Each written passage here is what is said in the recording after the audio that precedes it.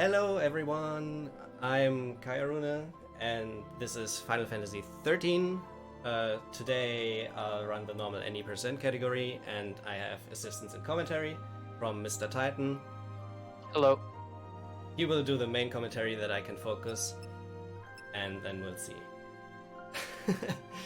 Alright, so time starts when I'm confirming here, which is in 5, 4, 3, 1, go. Good luck. Thank you. Good luck.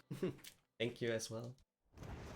We had some complications with the stream setup, so I'm sorry for that. Now it's working. Alright, so as I said, Titan will do main commentary, but I'll talk as well when I can and don't have to focus too much, which is the majority of early game. Because early game in this game is pretty easy, you can basically only attack enemies, and that's it. It's getting more exciting later on. The game doesn't really start until Chapter 3. Because that's when we unlock most of the combat. But we get a good preview of it here. The blue bar that you see filling up, that's the ATB gauge.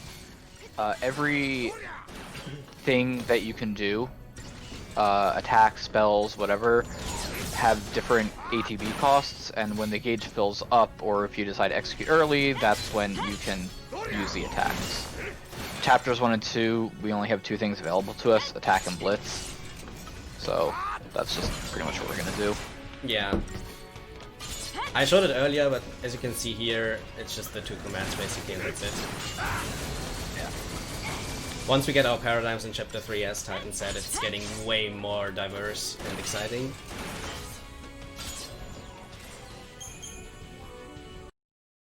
Oh wait, Alright. not bad. Yeah. So, one of the main things that makes this game way faster than a casual playthrough is that you actually have encounters in the overworld that you can see, and you can decide to dodge them if you want to not fight them, which is what I try to do for the majority of the run. We're basically fighting only one single fight in the whole run that is optional. The rest is only mandatory and boss fights. Well, optional without it blocking something, rather. Yeah. Because we fight a couple ones for chests, but Like as you only just one fight saw, that's completely optional. I dodge these encounters whenever I can. Some of these dodges are really tricky, some are also pretty easy. Whenever I fail one of the dodges, it's usually after Chapter 1, it's quicker to not fight them and retry and try the dodge again. Each one costs usually about like 15-ish seconds. Yeah, roughly, like failing a dodge is 10 to 15, fighting it after Chapter 1 is way longer than that. Not to mention, we can't actually do a lot of them reasonably. We're just not set up for it. Alright, so this dodge was a bit more tricky because it has dogs in them. Sometimes they block you, and since the dogs outspeed you, you can't dodge them, but that went well. The enemies that outspeed you in general are the aerial soldiers from what you saw one there, and you will see some later. Dogs and birds. Those encounters are the worst And to watch dodge. drones. Yeah, and like robotic watch drones that you'll see later. Yeah. Alright, so But we that- dodged yeah. everything. First fight, the most important tutorial in the game, it's the potion tutorial, and you actually don't use a potion at all in the run at this. Which is pretty Yeah, funny that it it's, wants to teach you to use potions in a fight where you don't need them. More than that, it's like, here, use a potion. Oh, you're at full HP? Eh, whatever, just use it anyways. Yeah. Yeah. And you actually notice there that he started attacking with the dog. He switched over to the soldier and just did one attack. Because for the most part, your ally characters only attack, target the same character that you're attacking. So we know that Saz, Exactly. who's the other character there, is gonna kill the soldier, so we can continue on the dog. But we're gonna be using that several times, where we're gonna target one thing, just manipulate the allies' AI. Because, in case you didn't notice, unlike a lot of other Final Fantasies, we only can control our main character. In this case, right now, it's Lightning. But we don't have ways of directly controlling the actions of what the other members of our party do. So a lot of the fights that we end up planning and doing in the run, we're taking steps to manipulate their AI to make them do what we want to do, because it's faster that way, really. Yeah. In this fight, it's also pretty straightforward. I just blitz and hope that I hit the small soldiers as well with it. Like as I said earlier, you only have those two choices of single target attack or AoE attack, and that's it.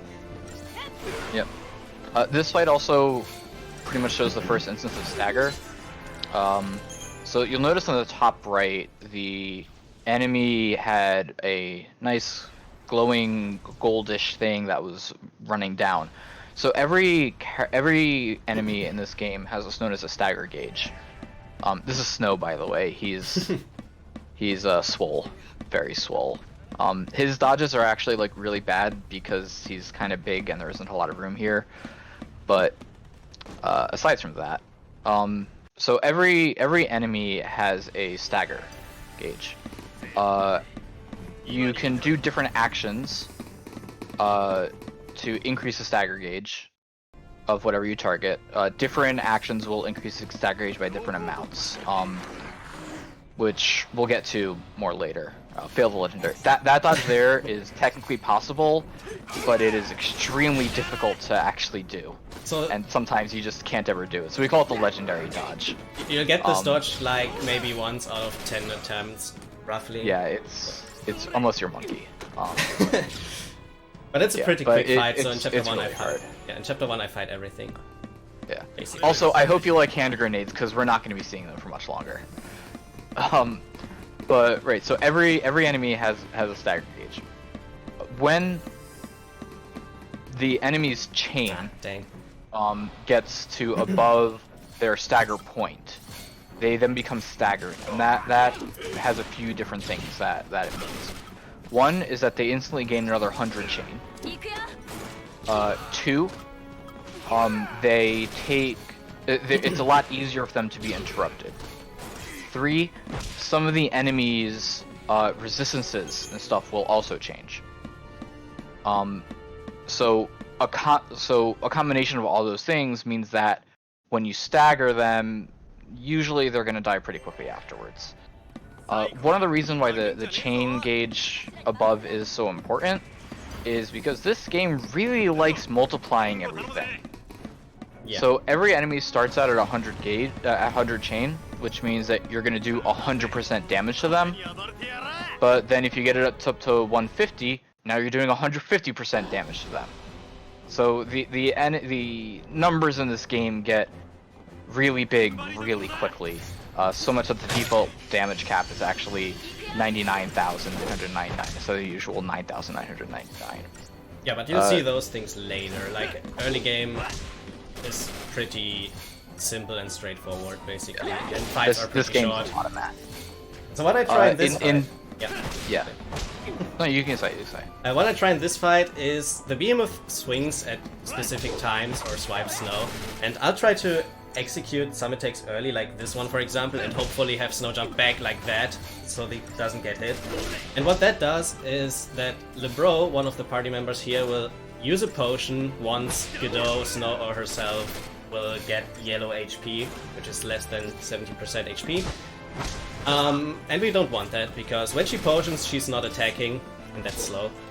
So we try to stay on full HP for the whole fight. Basically to have Lebro attack instead of potion. Pretty neat early game strategy. So. Yeah, if you fail 2 of the dodge swipes, then that's gonna cause Lebro to potion. Yeah, you can fail 1 dodge like I did at the end, but if you fail 2, she potions. Yeah, I hope you like Lebro, by the way, because that's the last time we're gonna see her. This is the Myrmidon. This one, again, is another fight where we're executing attacks at, like, various different points, because he likes to move around a lot, and Lightning doesn't entirely like following it very much. But yeah, you'll notice that now he's at 109%, and then instantly as soon as he staggers, instead of going to 110, he goes to 210%. And now we're just doing 2x the damage that we were doing before. So it really adds up a lot. Alright, it's Myrmidon.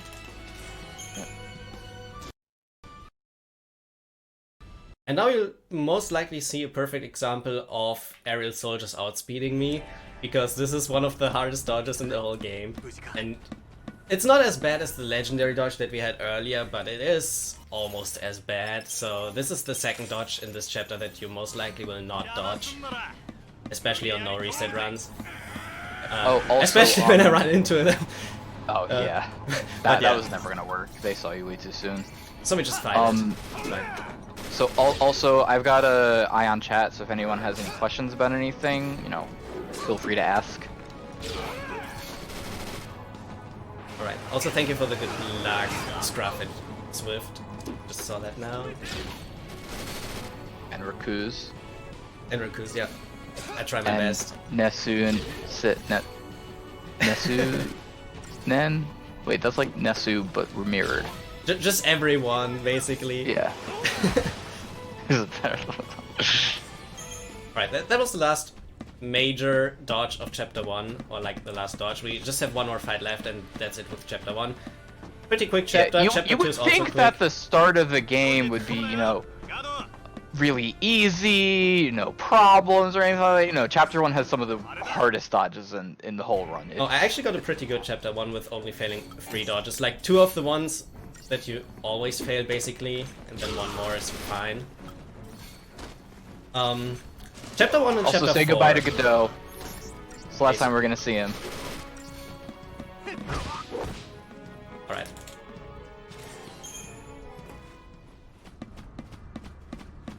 I got a PD there, that's pretty good. Yep. And then we're briefly gonna see 2 more characters of our party before the next chapter is actually gonna begin. Hope and Vanille.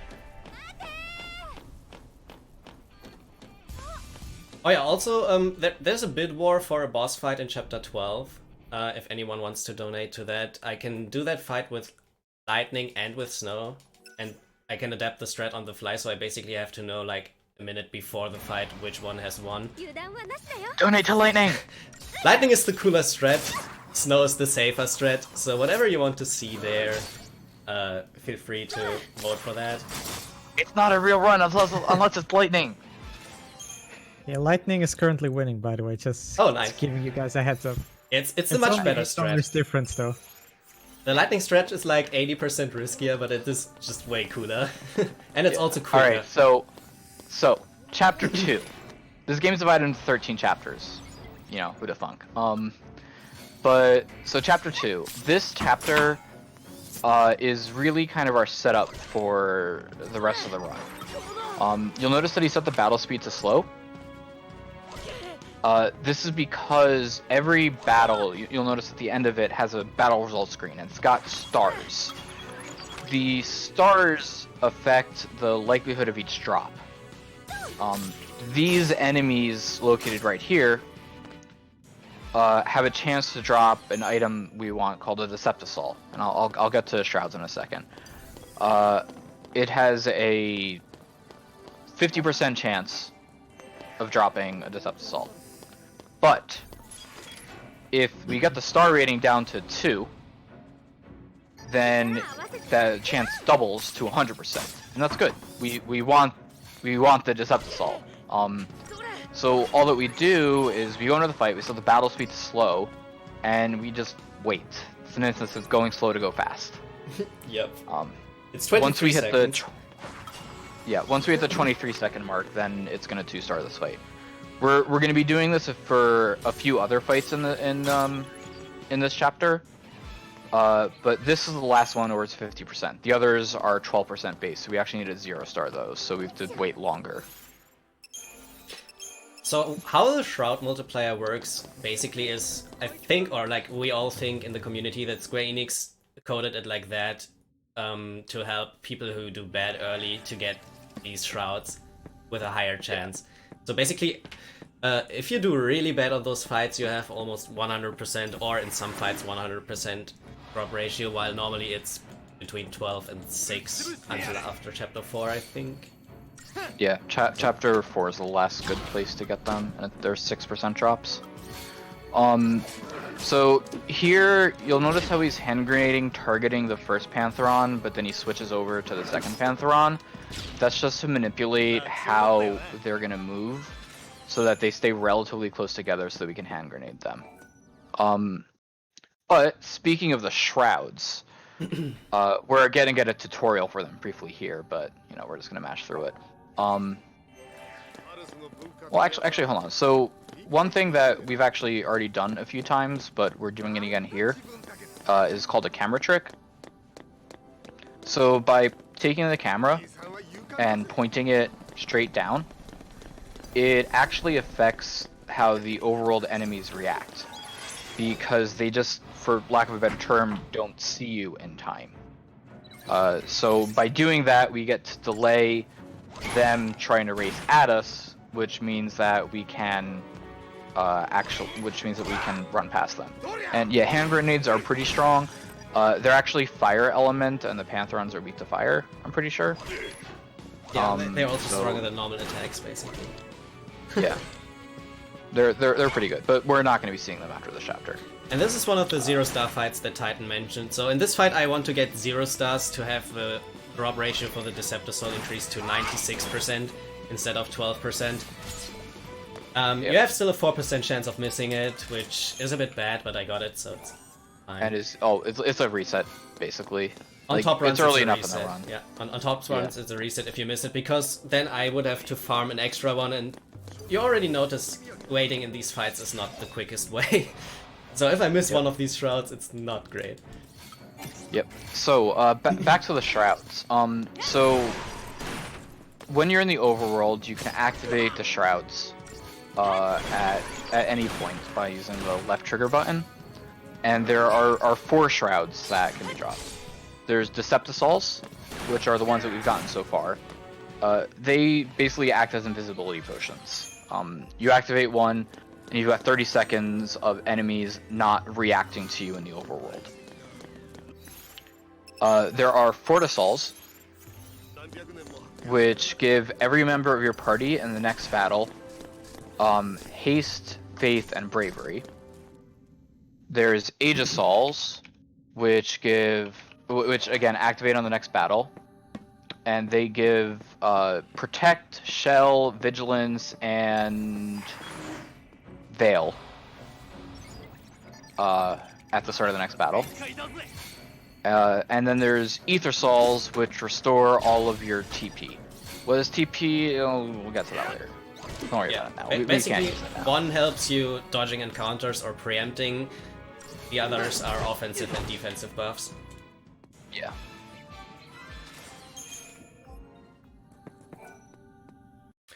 Unlucky. So all the fights in this chapter have like a 12% chance of dropping the shrouds. The route is routed for 3 Deceptisals and 2 Fortisals, and any extras that you get are just free time saves. But it's not worth trying to farm them. So this coming up here is the last of our farm fights.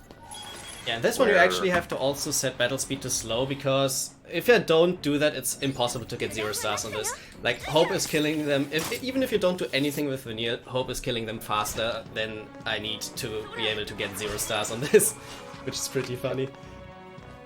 So we set it to slow as well here. 0 stars is for 32 seconds. Or people are curious. Yeah, I don't bother timing it, I just attack once and let Hope kill the rest of them. I've missed it too many times. Okay, she jumped back then. That's fine. Okay, Also, you'll notice how Vanille knows how to attack right now. She's gonna forget that rather soon. I also didn't fail a 4% drop, so it's fine. We got every shard that we need. Yep. These dogs are a bit tricky sometimes. I hope they don't chase me now. Yeah. That's bad. That's what I meant earlier with they outspeed you. So you should cross over. But yeah, some of these dodges are a bit trickier than others. Let's try again. This time it worked. Alright. We're almost at the end of this chapter. Actually, there's just 2 more fights. Yeah, from now on the fights are more exciting. Like, this is why we focused the commentary around some minor stuff now instead of explaining the fights, because fights are, as I said, pretty straightforward here. The final boss of this chapter is the first boss where I actually have to focus to not die. Because one thing that makes this game really hard compared to other Final Fantasy speedruns is that you actually have a really high chance of dying literally everywhere after this chapter. Yeah, so you'll notice that everyone's HP always goes back up to full. So the game becomes a lot less about like minimizing resource use and grinding and trying to conserve things until you get to the next heal point. Instead, because of that, all the fights individually can just be a lot harder because you're always going to be full healed right afterwards. Yep. So it makes it a much different experience than just like normal dungeon crawls. This dodge here is also actually really cool. So this one used to be almost impossible. But it turns out, if you just run forward a bit, he comes up, you go over to the side, and then he just backs away, and you just slip right past him. We actually figured that out half a year ago when Rooster, one of our runners, looked into that in depth, but people didn't know how to consistently dodge that one in like 4 years before, which is pretty funny. Yeah. This hallway here is also the if you miss any of the drops and you're just like doing a no reset or you want more things, each of those ghouls is 41 seconds. And there are also 96% chances for Fortifall, Deceptisol, Deceptisol, Fortisol, Fortisol. No, Fortisol, Deceptisol. Right. Damn. Yeah. So first real boss fight here, and quite funny that we actually already used one of the Fortisols to get the offensive buffs, but this is just way quicker when doing that compared to not using it, because we just have limited resources available for this boss fight, so we want to just kill it as fast as possible. Yep. Also, yeah, the 2 gas dodge at the end there can really troll you, but you know, we get past them. Alright. So what we're gonna do here, we're timing our blitzes to be after Snow's attacks, because you see Anima's swipe, that swipe's a counterattack. And we don't want Lightning to get hit by it, although unfortunately we have been a bit. So we wait for Snow to attack, it'll trigger Anima's counterattack, and then we blitz. He's got 2 of the arms, the manipulators. One of them's always going to be hit by our blitzes. Then we're just going to hit Anima until it's about 50% HP, kill the other manipulator, and then just kill Anima, and the rest of the fight's easy.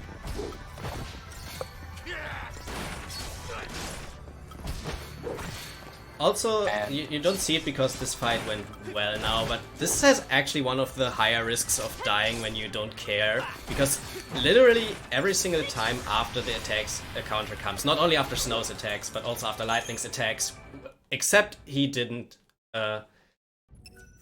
swipe before, basically. Yep. Like he's we got a doctor's code drop there. Yeah, sorry, yeah.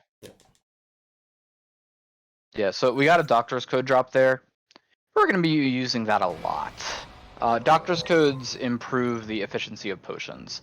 But here's where things start to get interesting. So we've finally become Lassie, which is like one of the major plot things of the game, but you know, who needs plot anyways.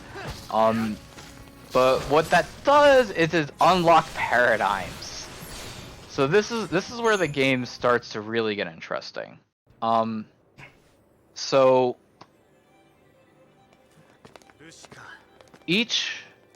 There's two aspects of this. The first, he's going to be doing a shop, he's going to get some accessories, just, we'll get to that in a bit. So the first is that each character has a set number of roles that they can access in the beginning. It's going to unlock a bit over time, but each character is going to have 3 primary roles. What are each of the roles? Well, there are 6 roles in the game. The first are commandos, which are basically just your general offensive damage dealers.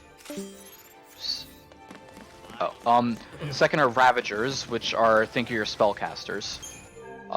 Ravagers will increase chain by a lot, but they won't do like as much damage as commandos. There's medics, which are the healers. There's synergists, which are the offensive buffs to your party.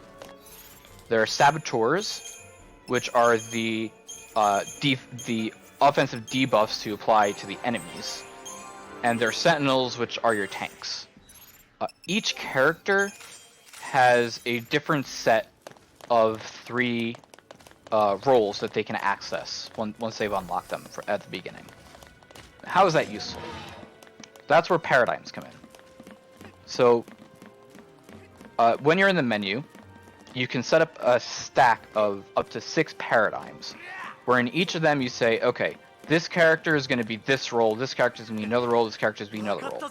And you can mix and match them however you want, whatever you got there, in all the paradigms. And then in battle, you can swap between all the different paradigms. That's essentially how you control your party's AI. Each paradigm is going to be doing a different set of actions.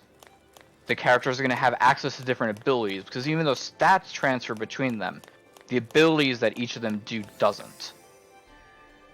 And because of that, everything's going to have different things that they do during the fights. Some of the common paradigms that you're going to see, yeah, that fight's super fast. You just blitz, you just auto battle, and then they die.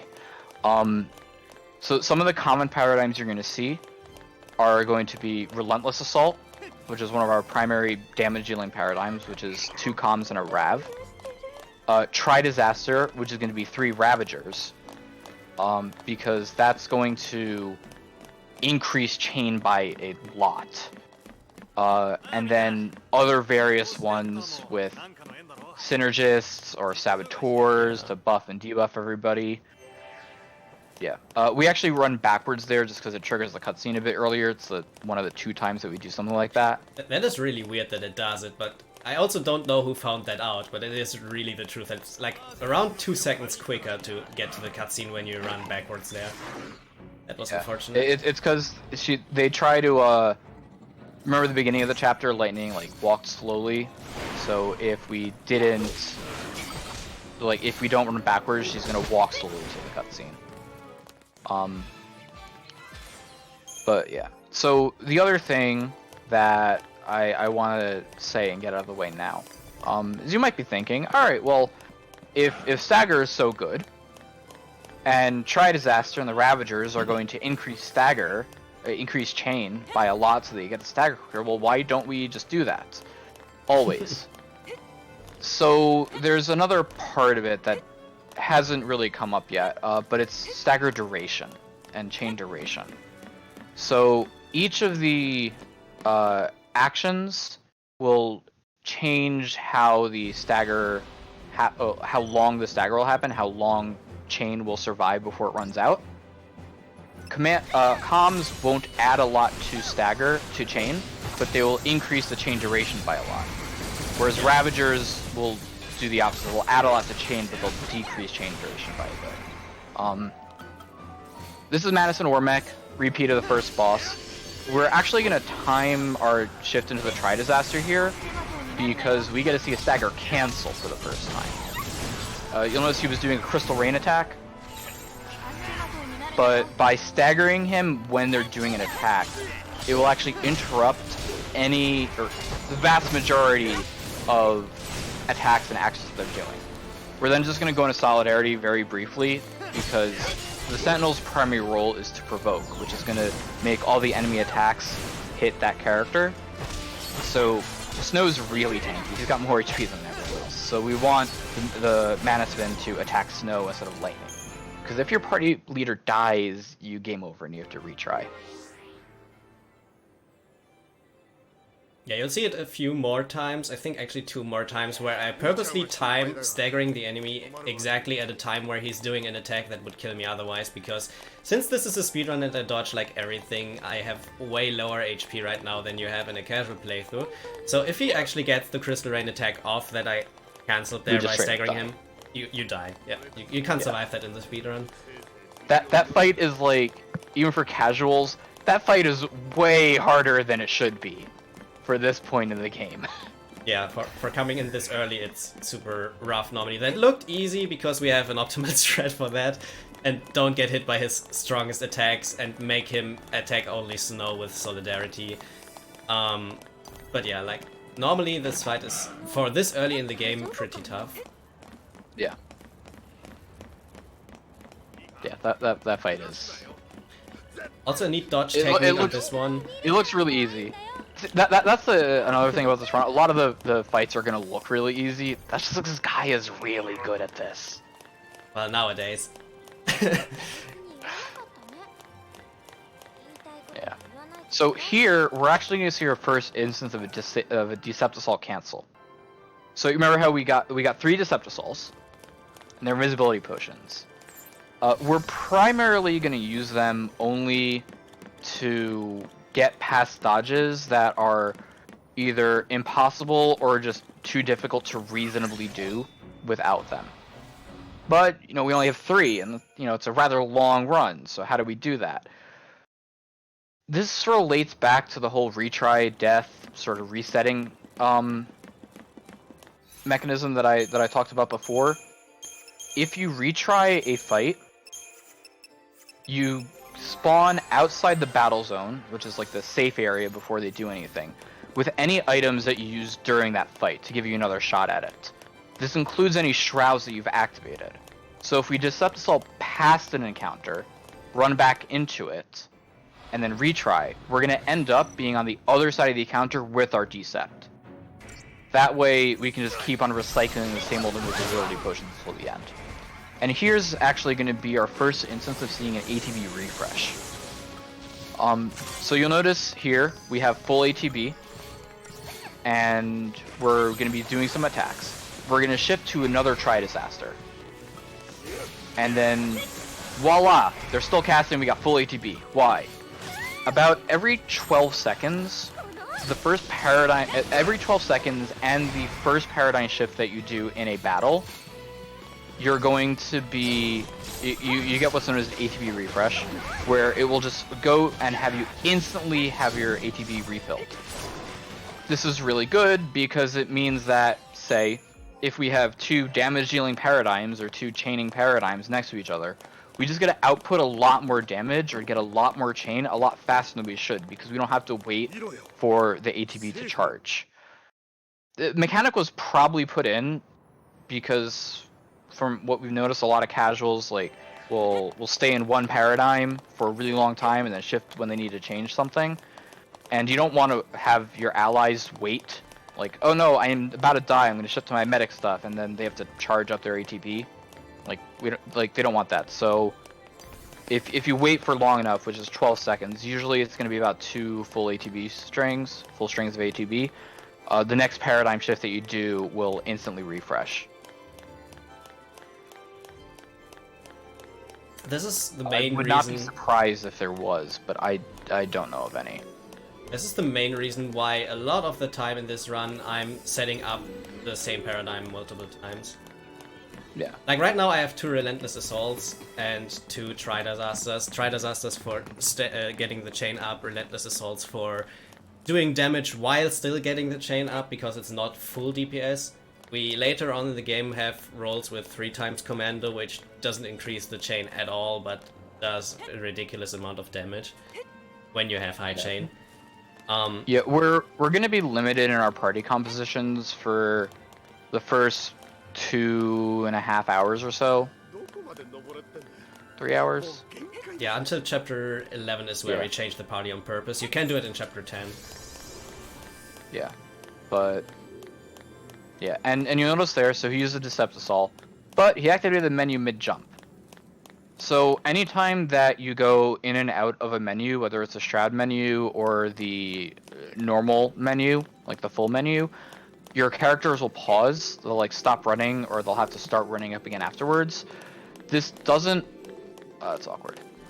This doesn't hold true if you open the menus during a jump. They just finish their animation.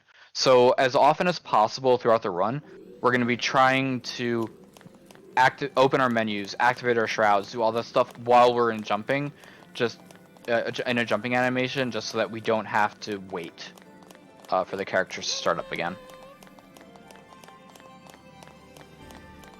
Right. You saw me Deceptisol cancelling again there. That's a technique, as Titan said earlier, that we'll use a lot in the run. Not on every dodge, because I have to run back into enemies for cancelling it and getting it back with the retrying fight. So we only use it on dodges that are really, really tough to do manually without it, basically. Or impossible. Or impossible. Yeah. There are 2 dodges I think that are completely impossible to do the first time without a Deceptisol. You can get lucky that you get past the battle zone and then you're outside of it.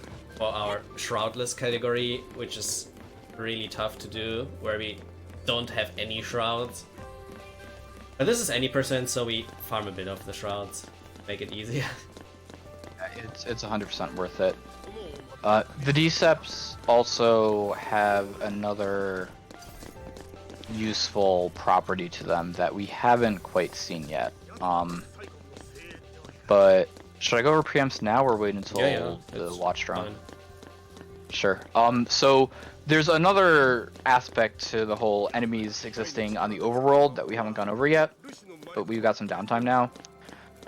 So a lot of the enemies seeing you, it has an actual impact. The reason is because if you run to an enemy and you start the battle without them seeing you, you get a preemptive.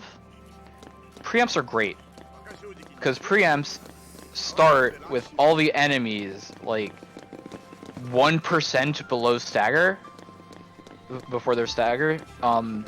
So a lot of times it just makes the fights a lot faster because we can just start the fight by instantly staggering them, and it boosts our damage by a lot. There are some enemies that this is really the only reasonable way to do them quickly at all, because otherwise, like, we'd take forever to stagger them. This is a Garuda. This is the first of a 2-part fight. You're gonna see him shifting at interesting times here, because we want to shuffle lightnings in the air. Why do we want to shuffle lightnings in the air? Glad you asked. So the first time that you do a paradigm shift in any battle, you're gonna get a long shift animation. Every time after that, it's gonna be a slow. It's gonna be a fast shift animation. We like fast shift animations. We don't like slow ones.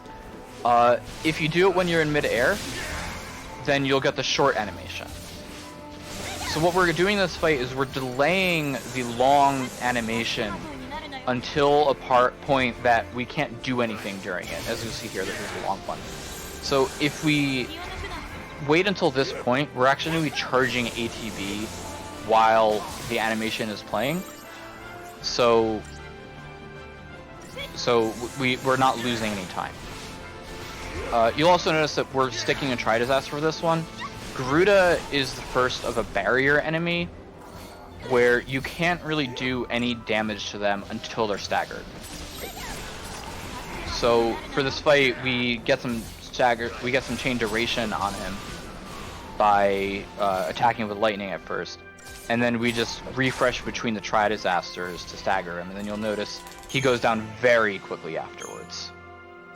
And that Silver Bangle there, we use that throughout the entire run. That's pretty funny, yeah. That early drop barely increases the HP, but it's one of our late game accessories that we keep on vanilla until final bosses. Yep. Alright, so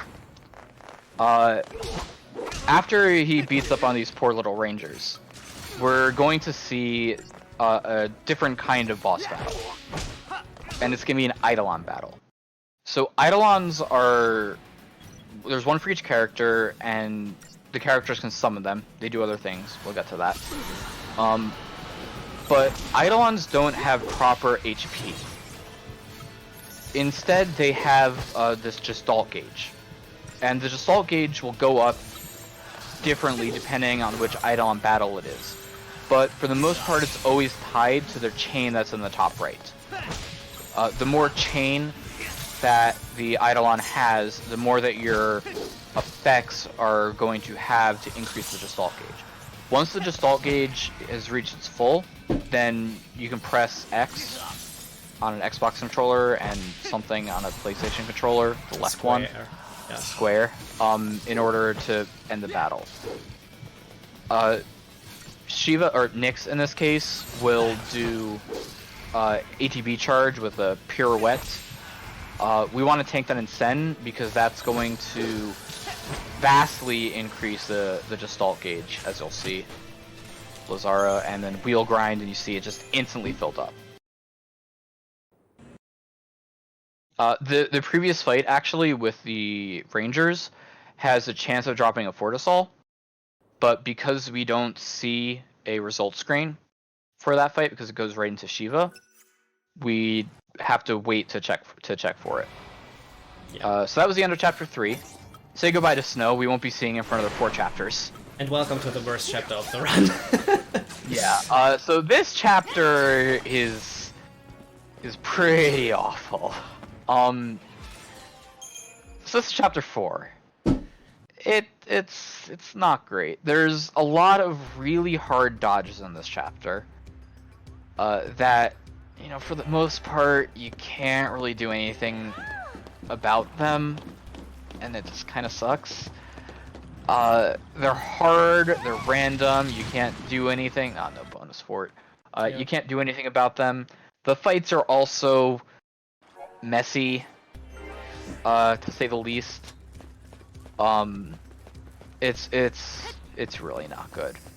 It's really not good. This chapter is Yeah. pretty bad. That was no chance. Yeah. Sad. So I'll actually use this a bit to talk about the summons in Libra, because we've used Libra a few times by now. I haven't actually explained it. So Libra operates the same that it does in all the other Final Fantasies. You get information about the target. The information will include like notes about what they're weak to, resistances, weaknesses, elemental and debuffs and stuff like that, HP. It's useful in a few ways, but the primary way is going to be just manipulating your allies' AIs. Because until they know about something, they're not going to do anything about it. So there could be an enemy that's immune to, say, Deprotect, but your allies' AI are still going to be using Deprotect until they realize that it's immune. If you Libra, they just get the information that it's not that it's immune to Deprotect, and they just won't cast Deprotect. So a lot of times you're going to be Libraing to manipulate the allies' AIs. We also picked them an item right before the Garuda, which are Libra scopes, which are the same Libras, only it does it for every enemy instead of just one. The Libra and Summon use a different resource system known as TP. They're both or technique points. TP recharges after every battle, depending, and you have up to a max of 5. Ether Souls restore TP. So you'll see here, he's going to use Libra, hover over the Pulsework Soldier, but then actually Libra the Watch Drone. The hovering over makes Vanille cast D-Shell onto the Pulsework Soldier, but then we actually want to kill the Watch Drones first.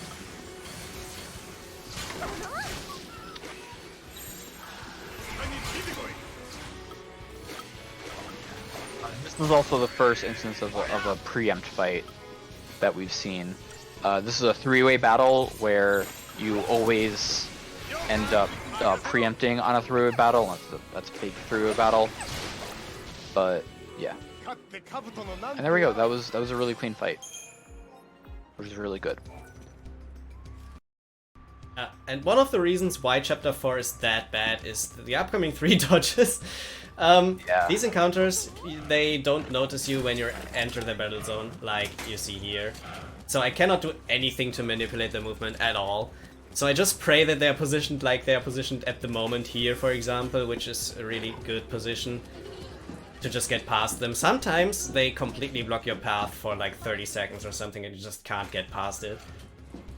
Yeah, so and you literally can't do anything about it. Alright, so I got super lucky here. Oh my god. That's actually really insane. Yeah. Like they made me perfect space on like all 3 dodges. That's really rare that this happens. Normally you have a lot of trouble dodging the second and the third one. Yeah, basically there's one consistent fight time-wise in this chapter. And that's it. Like all other fights have RNG in them. Every single dodge has RNG in it. It's just like the most disliked chapter of the whole run by like literally every runner. Yeah. In terms of consistency.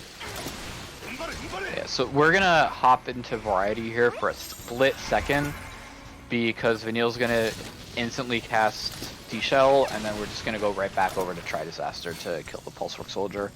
We don't technically have to fight this one, but we want the chest that he's guarding because we need that item to sell for Gil. Sell other things for Gil, basically. Yeah, the Ninurta here is a weapon for Hope. We equip it on Hope at the moment, but later on it's just Gil. Because in this Final Fantasy you don't get Gil in fights, which is really You weird. have to sell everything. Yeah, like in most there Final are Fantasies... going to be certain drops that are known as premium drops that sell for a large amount of Gil. These are birds, by the way. Birds are awful. They're really fast.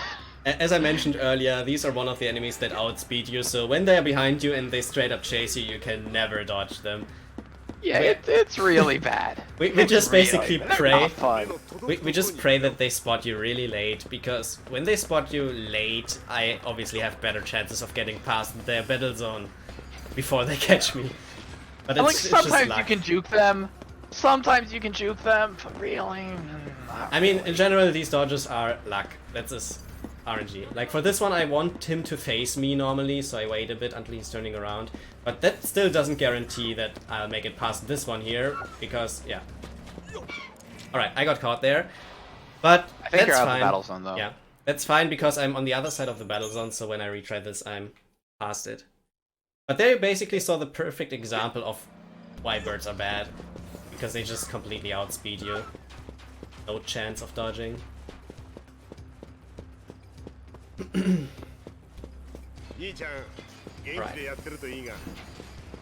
So what I wanted to say earlier is that like most Final Fantasies give you Gil in each fight, this doesn't. So all of our Gil is basically stuff that we sell. Yep. So we're gonna pick up Lightning again. And here actually we're gonna start seeing the first effects of buffs and debuffs. So buffs and debuffs are fantastic. They're really good, because they're huge force multipliers essentially. Saz gets access to Bravery and Faith, which boost attack and magic respectively, by 40%, which is amazing. Vanille gets access to D-Protect and D-Shell, which decrease enemy physical and magic resistance by 89%.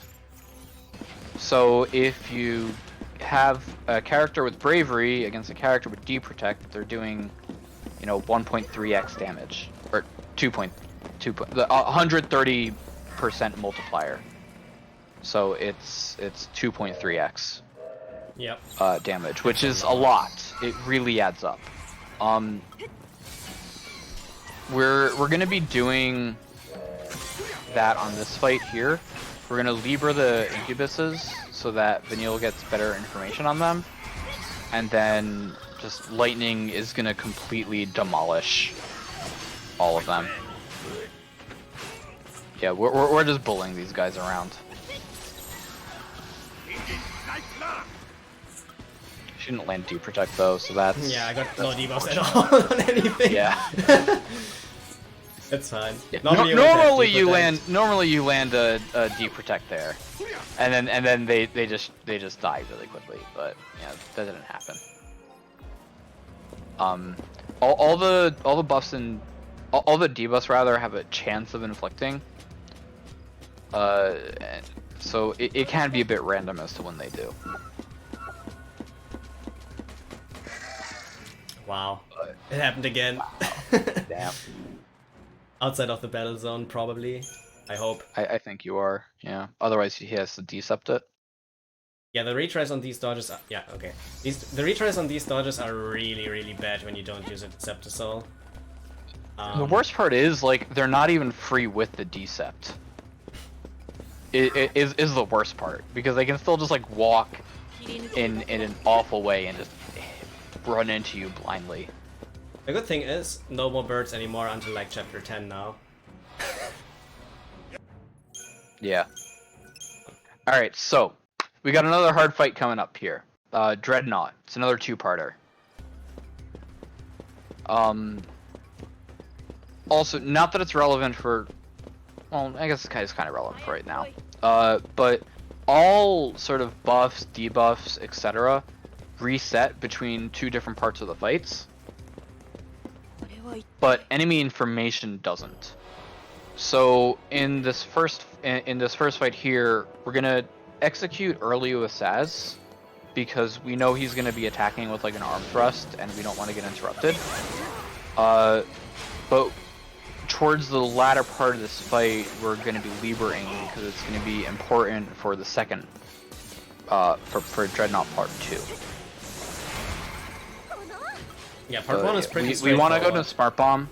For a large portion of this run, we're gonna want Vanille to land Deep Protect because again, it's a massive damage boost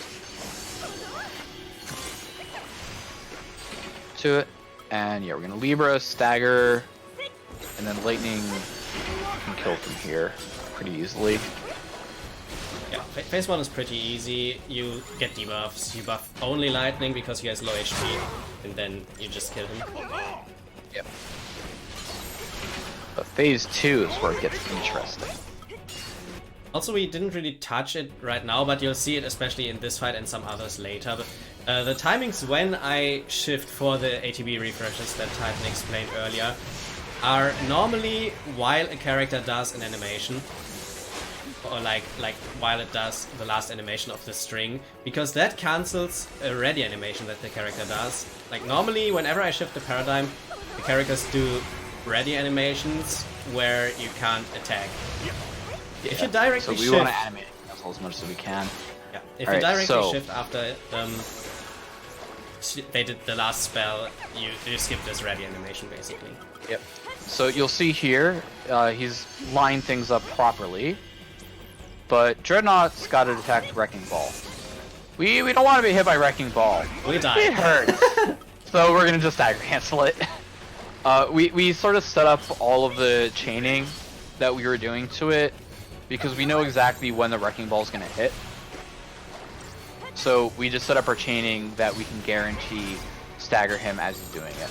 He's got this attack Steam Clean that's going to remove a debuff. So we're just going to hop into Bully quickly so that Vanille can reapply the debuff while Lightning's still attacking, and then we're just going to kill him from the rest of it. Because even though for the most part, like D-Shell isn't as important, because we do have 2 Ravagers and it's this early in the game, it does add a lot of damage. We've also just unlocked upgrading, which I'll describe later, because we're not quite doing it yet. It's not as important yet. Yeah. Upgrading is the main reason why we still do enough damage later, by the way, even with skipping all non-boss fights. Yeah. So we put like everything into strength. We'll touch on that later. Yeah, we'll put everything into strength later, and that equals it out, kind of. You'll see it. Yeah. This next part's gonna be pretty chill. We've moved over to Lightning and Hope, with controlling Lightning. But these fights there's nothing really to them. Yeah, on this one, for example, I just get Protect at the start on both, because the soldier's hurt. You can actually realistically die in this fight. This one should not be underestimated. Like, if all of them decide to target Lightning, for example... I have definitely died on this fight before. Oh, I have died on this. It's not pleasant. It's really not pleasant. Because you end up back before Soul controlling Saz. You have to do the cutscene skips again, and then it opens up a menu, and it's just so awful. It's so bad. Pretty decent fight. Yeah. Okay, but as Hatton said, we have some downtime right now. There's nothing important here, except that I fight like two soldier fights and a mini game. That's the only mini game that we have to do in the run. I don't know if it's the only mini game in the game. Is there something post game? I mean, chocobo hunting technically. I think this is the only mini game with like its own set of rules. I mean, feel free to talk about the incentive again, so I don't have to. Oh yeah, klar. Sure. Yeah. So there's an incentive for a boss fight in Chapter 12, but really there's only one true answer for what the incentive outcome should be, and that's Lightning lead. Don't be biased. Snow is also cool. I'm totally being biased. But she's currently winning, and we want to raise some money for charity. So donate more so that she stays winning. Yeah, seriously, it's a Make great it so that it's impossible for Snow to catch up. It's a great cause. Donate for the fight that you want to see. The Lightning fight is cooler for most of us because it just looks better and Lightning is less developed, so it's a bit harder. Oh, it's so much riskier, but it's so much cooler. So you said Lightning's still winning at the moment? Lightning's still winning, yep. Okay. $8. Yeah, exactly, yeah. Yep. But that doesn't mean that you shouldn't donate for Snow if you want to see that, though. The Snow strat is also neat. Take all the money you would donate to Snow and slide it right into Lightning's donation. Well, you heard him, chat. Make it happen. So this is the Dreadnought minigame. I actually kind of wish that we had this more, because I like the idea of just shoving enemies off into the sunset and not needing to fight them. We need to kill 25 of these, because for some reason, I don't know why, but for some reason, it affects the contents of two chests that we're gonna see right after. We're only getting one of them, but it's like. Yeah, we're only getting the one on the left. It's gonna give us 20 thickened hides, but it's like, it's a mini game towards the beginning of a game that affects the contents of chests, like nothing else, just the contents of chests. And if you play this game again, and you do the mini game again, and you get a different result, are you really gonna remember what the contents of the chests were the first time? I don't know. Oh god, they don't want to. Oh man, these guys are not being nice. Yep. That's not how you dodge them normally, but they just didn't. Yeah, normally you can just run right through them, but that makes this one a bit harder. We're fine. Yep. So here we're setting up for the next fight as well. Putting the Doctor's Code on because we need that increased potion heal, because the next fight is going to be Lightning's Eidolon battle. It's gonna be Odin. Odin hurts a lot. Yeah. I'll basically what we're gonna do for the fight. We're starting off in Super Soldier so that Hope can put a Protect onto Lightning, because again, Odin hurts. There's another reason, but primarily Odin hurts. We're also gonna not be doing full strengths with lightning. We're going to be doing just 2 attacks and then 2 attacks because we want to separate lightning and hopes positionings. Because Odin has an attack, Skyward Sword Strike, Seismic Strike, something like that. That knocks everybody up, and that's really slow and it's really bad. But this is actually a really good fight for showing how the chain gauge of Skyward Swing, that's what it is. How the chain gauge affects Gestalt.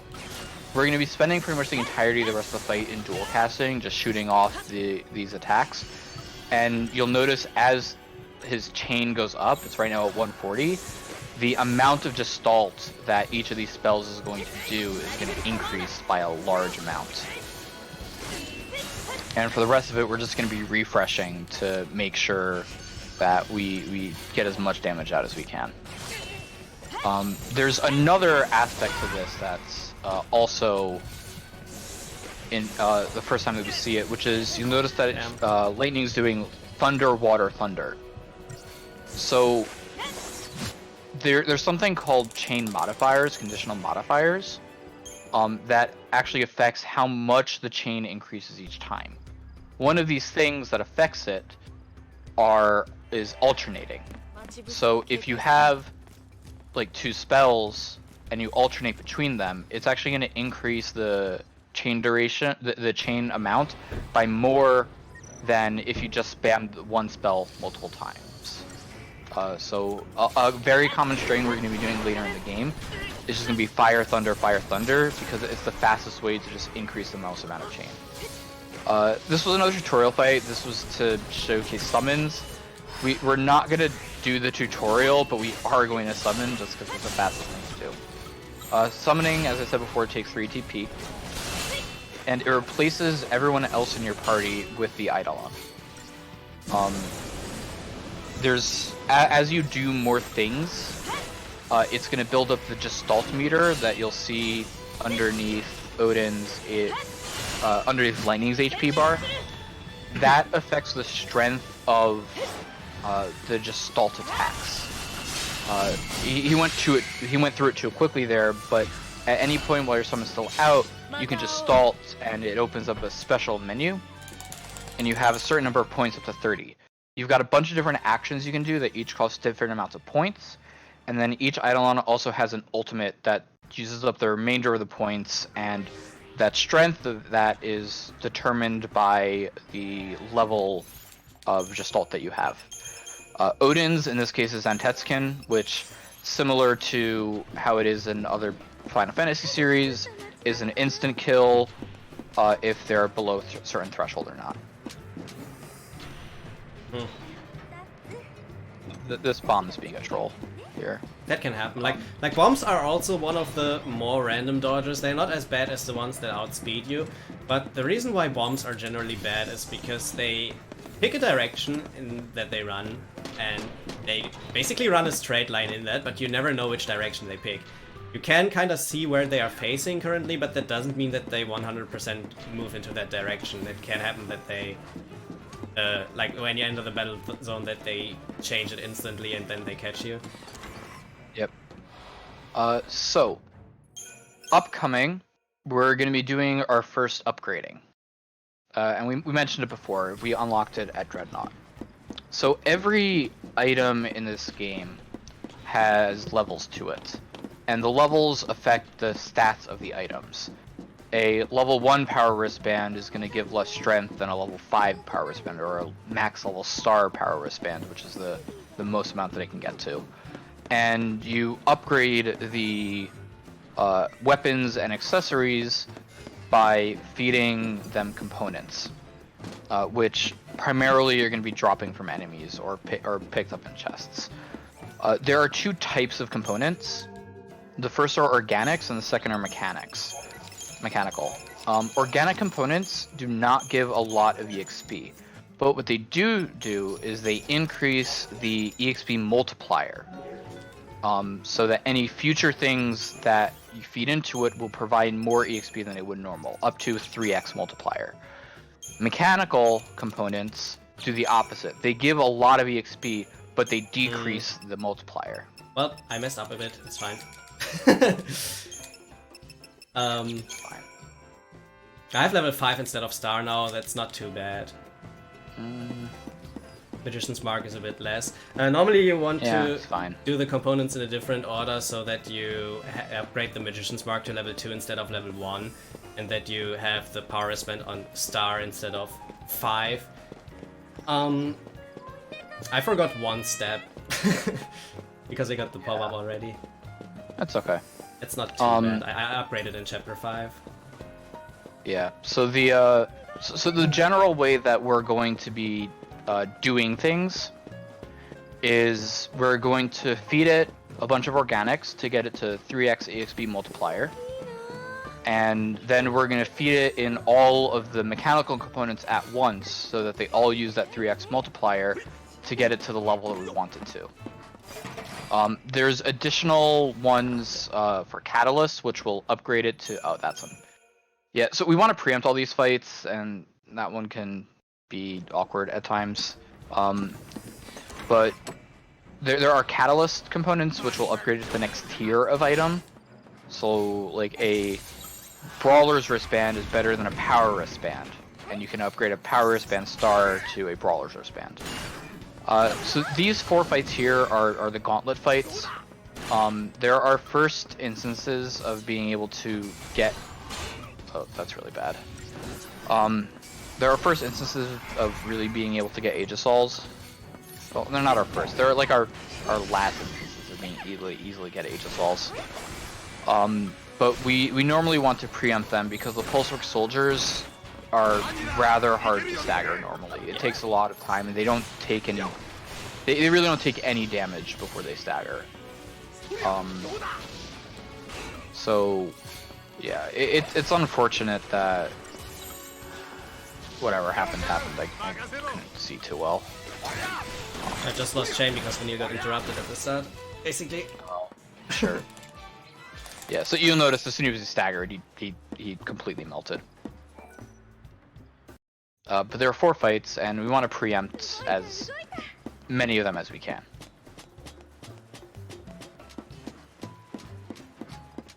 Let's see. Do they want to hug each other today?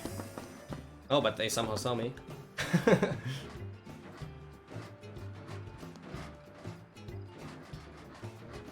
We have to wait for this guy. For this fight here, we're going to be messing with the targeting again. We're gonna let Vanille stagger one while we make sure that chain keeps up on the other. Because that's another interesting thing about the Saboteur rule that we didn't go over before. Unlike Com and Rav, Sab does a bit of both worlds in that it will increase the chain as well as increase the chain duration.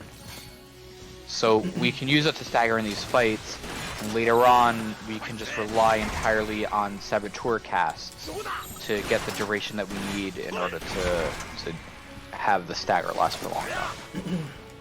Yeah, with the Power Wristband star they would have died to that hit, and I didn't need an extra one, so it makes a tiny difference. Yeah. So looking in chapter 5, I'm lacking 8 strength and 8 magic right now. That's not too much. That can happen, like if you mess up upgrades in this game, since upgrades are routed really optimally, it's making a lot of difference time-wise, even if you lack a tiny bit of strats. The good thing is, messing up this one is not as bad as messing up one of the later ones where it gets really crucial with your damage. Yeah, so the equipment upgrades for both our weapons and our accessories are really the only things that actually manage to keep us in the game later on. Because we essentially do this entire game completely and utterly underleveled. Like, no stats, we don't get most abilities, like we just don't have it. So this fight here, the 2 bombs, because he didn't get the preempt, he's got a chance of dying, but you know, it should still be fine. Oh, nope, he's gonna die. No, maybe not. I'm far enough away. Yeah. Woohoo! So when both self-destruct at the same time as you saw there and Saz gets hit, you're dead. It's like random. Yeah. You're good on CP though, because you got an extra fight in Chapter 3. Yeah, I mean... It actually used to be that missing those 2 bombs was really bad. Because our CP, the Crystarium points, was routed like very precisely. It's still pretty precise, but we have a bit more leeway now. It's more important to not die to it. Yeah. Yeah, I think you should get the 300 gil chest. I need that. Yeah. I also need them to make space because here's not enough. Oh god. Okay. Yeah, sure. I mean, sure. That worked, I guess. How much is a is the what's it called? How much more XP do you need? No, how much is a polymer? You get 34 of them for 2,900. So they're like 300-ish. Because I need 7 polymers for Magician's Mark, I think it's more important to upgrade the Magician's Mark and not the wristband. I don't think so. I think you need the PW for Proto too much. We'll see. Polymer emulsion is... Why does this not say the cost? 200 gil. Alright. Fine. Yeah. Normally we skip the 300 gil chest, but because of the equipment mess up, it's just safer to get that.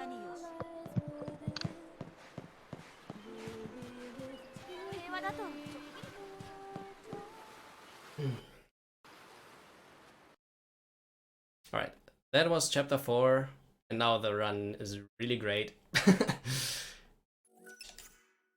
We endured this chapter. From now on, it's also really fun. Like the first 4 chapters. What level is it right now? Level 5? Yeah. I still think the strength is more important. This is chapter 5. It's like a bioweapons facility of sorts. But we're gonna be leading with Hope for the first half of the chapter, and then Lightning with the second half. The awkward thing about Hope lead is that he runs at 93% speed of every other character. Oof, that was close. So he's just randomly slower, probably because he's a teenager and smaller character models. But who knows? Like, we just have to deal with it.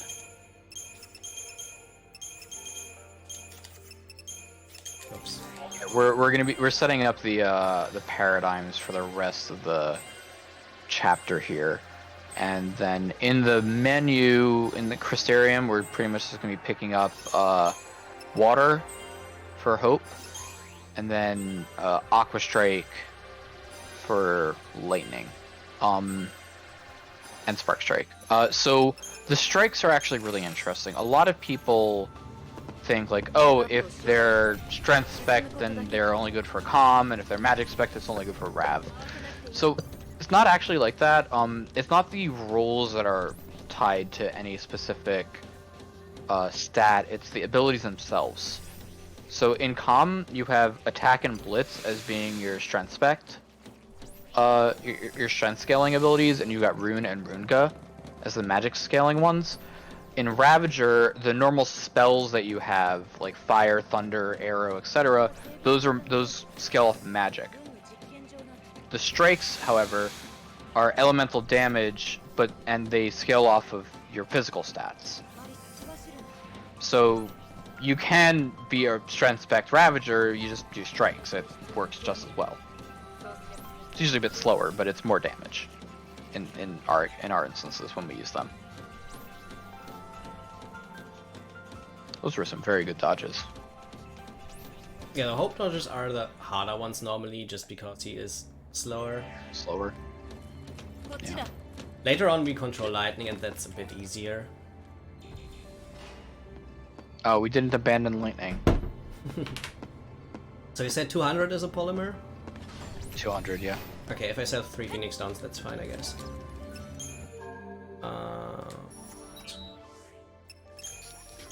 I have 3 Phoenix Downs. Nice. Alright. This is a menu that you normally don't have to do, but since I messed up earlier, I'll do it.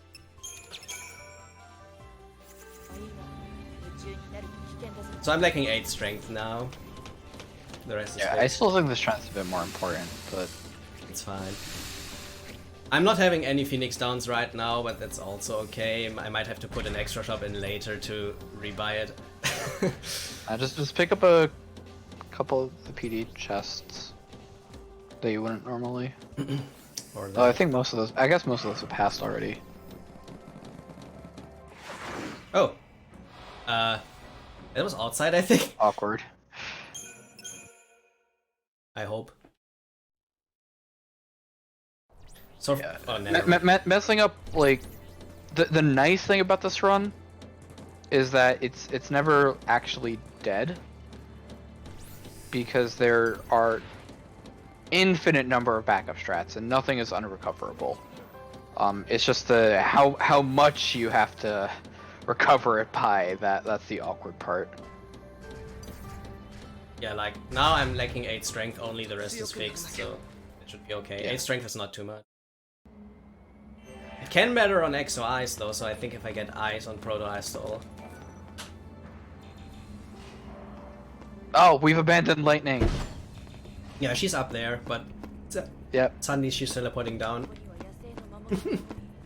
Yeah, we've got a series of fights that we have to do here because we're like trapped in the enclosures until we kill all the animals within. I guess. Something like that. Okay. Yes, the one time that we want to fight them, they're like, no, we're gonna run away. It's okay. You'll also notice that Lightning for a while has been dealing with Power Chain.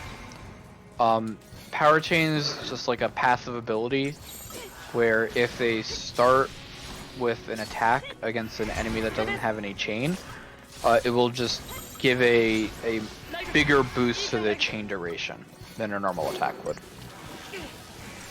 It's useful in a few things.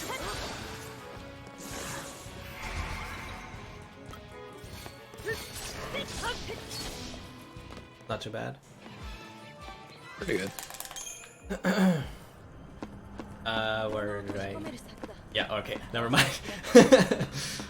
Yeah, right. They're trying to dodge us.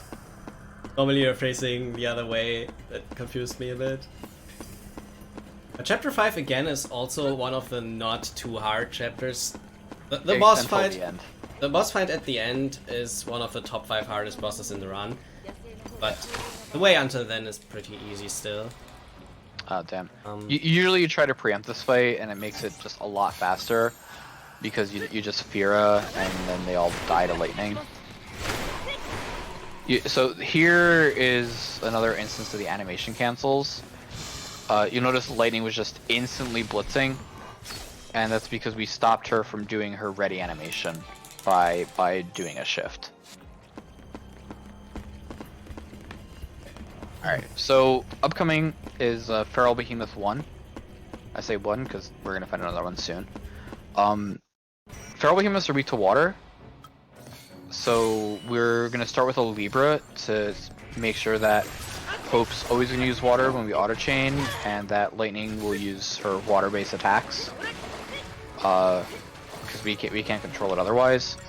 The other really nice thing is that when it's staggered, we can early execute our abilities, and it will interrupt the Feral Behemoth. So this fight, unless you mess up, is actually super safe, even though Lightning's got so few HP, so little HP left.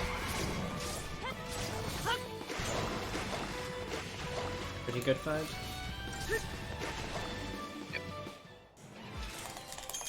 You see, the Feral Behemoth just didn't do anything.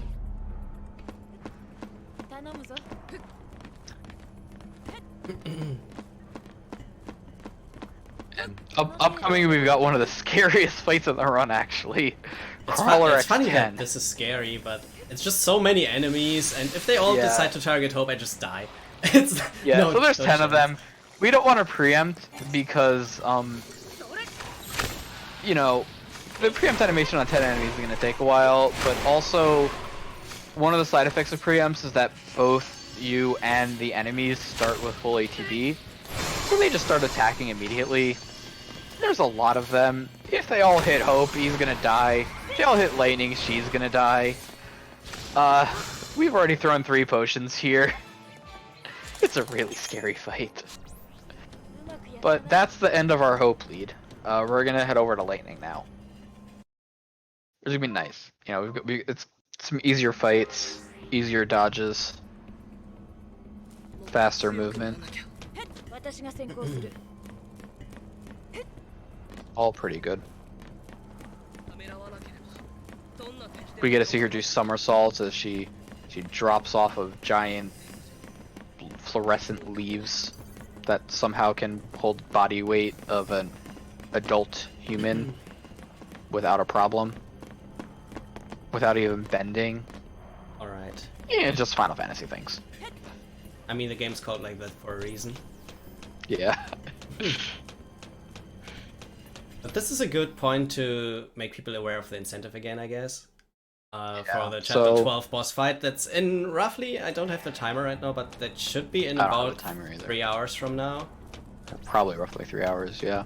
So, yeah, so we got a boss fight in Chapter 12. We can do 2 ways.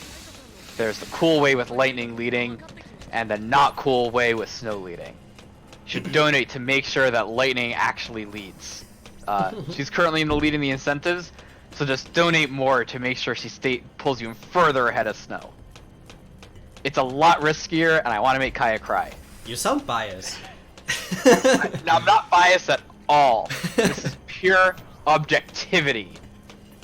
Like the main reason about which is the better strat to do. The main reason why Lightning is much scarier is because we don't develop Lightning anymore after Chapter 9, and then we suddenly pull her out in Chapter 12.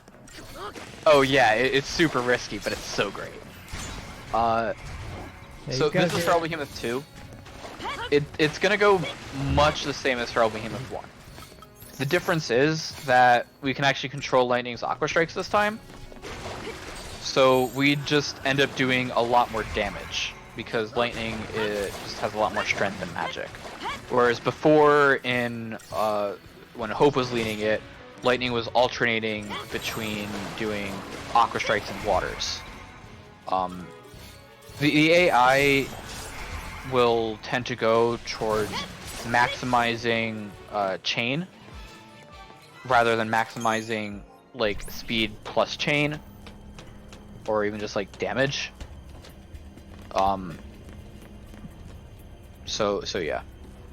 You can also see that with the way that the auto battle works here. It doesn't usually go for like maximizing damage. It'll go for a mix of like maximizing chain. So a lot of times before you Libra, characters' auto battles will do like rune attack, because that just gives some more chain. Or they'll do like 4 different spells in Ravager, because it maximizes the chain, even if like that's not the like best way to do it, or even like the fastest input way. This dodge here is actually really cool. So you notice he's moved Lightning to the corner of the elevator. There's going to be 4 dogs that are right after this elevator. And by moving to the corner there, it points the dog that was all the way on the right towards where Lightning is. And that means that when he actually, quote-unquote, sees Lightning when she enters the battle zone, he just zooms straight up. And we just kind of go behind him. We're going to be picking up our first Ether Soul from a chest here. Ether Souls are pretty important because they give us full TP back, which is, we're going to use one after this upcoming fight, but it's a lot more important later in the game when there's just a lot of fights in a row where we need full TP. TP are we're gonna basically the resources for summoning and Libra. Yeah. We're retrying this fight. We do have a Decepticel strat for it, and it's a pretty good strat, but we don't have a bonus one, and we need the Decept for other things later. And we're okay auto chaining here because we know that it's gonna do strikes. Our purpose here is we're just gonna keep on striking the Vel cycle until it gets to 426 chain. I do a bit more because I have less strength right now. Sure, so do like 436 and that should be fine. And then we're gonna just ult and Zentet and then we have Aster Protoflan, who is one of the honestly one of the hardest fights in the whole run, to learn and to execute well. Aster, we're going to be doing a menu to get Lightning's Fire and Hope's Fear Siphon, which will increase chain upon attacking a staggered target, and we're also going to use a 4 to solve it. So Aster Protoflan is a giant Bulbasaur that has a lot of attacks that hurt, including a giant spinning attack called Efflorescence that we will die to unless we have Protect and are at basically full HP. So we're going to be like, we're starting off in... We're going to start off by sending some runes over and then going into Archmage so that we can get Protect. And Libra, and then it's going to Efflorescence, and you're going to see how much damage it does. Yeah, that damage is with Protect. Like, without we die. Yeah, we would straight up die. So, the reason that we have to Libra... After a bit, Protoflorian is going to... Yeah, see, we almost died. Protoflorian's going to do one of 4 different exo-proofings. Either ice, water, lightning, or fire. Each of those has a different elemental weakness to it, and a different elemental strength. Okay. So, like Exo Fire will absorb fire. I should have led with Exo Fire. Will absorb fire and is weak to blizzard. Unfortunately, we don't actually have blizzard, so we can't do a lot of damage to it. We can't we can't stagger it very effectively. So what we're actually going to do for this exo-proofing is we're just going to stall in War and Peace, which is our comm med, until he shifts exos. Each of the different exos has its own strat to it, and you have to, you know, remember which one to do, figure it out on the fly, and adjust. And executing in the post stagger is Fire Ice. So Fire Ice is the worst one to get. It's the by far the slowest combination. But we're gonna fire, and we're going to keep Protoflorian interrupted with doing fires, and we're gonna try to max the chain up as high as we can. It's about about 600 or so here. And from now on, we're gonna send off attacks, keeping it interrupted. 10 attacks, and then we're gonna refresh. Roughly. He is way too close, by the way. Yeah. This is gonna be tight. Okay, that's good range. Then... Yeah. We're gonna summon, and then instantly send head scan. And then this should kill. The different exos have different strategies to them. If we just got ice immediately, it would have gone much the same, only we'd have been chaining a lot higher to begin with. Yeah, 216 is about average for fire ice. Usually in that fight you're aiming for like a 146-ish or so. For Exo, Lightning, and Water, we would actually be doing strikes and dual casting, which is our Rab paradigm, and keeping us stun locked, doing a lot of damage with that, and we essentially just kill him with strikes throughout like until the end of the fight. But you know, unfortunately, you can't do anything about that. It's just time loss if you get fire ice, and there's nothing you can do. Just like 40 seconds gone, because each exo takes about 30 seconds to get through. Right, this chapter here is pretty chill because we only have one fight in it, and that's the boss fight. So there are a bunch of dodges. Say bye to Lightning and Hope. We got Vanille and Saz now. A bunch of dodges, one menu, and like in around 10 minutes there's the boss fight. Yep. So yeah, we're gonna be picking up another Doctor's Code soon. The Doctor's Code's important because not only do we use it a lot, like you've seen the one from Anima, but Doctor's Code stars actually disassemble into a Fortisol, an Aegisol, an Aethersol, and an Elixir.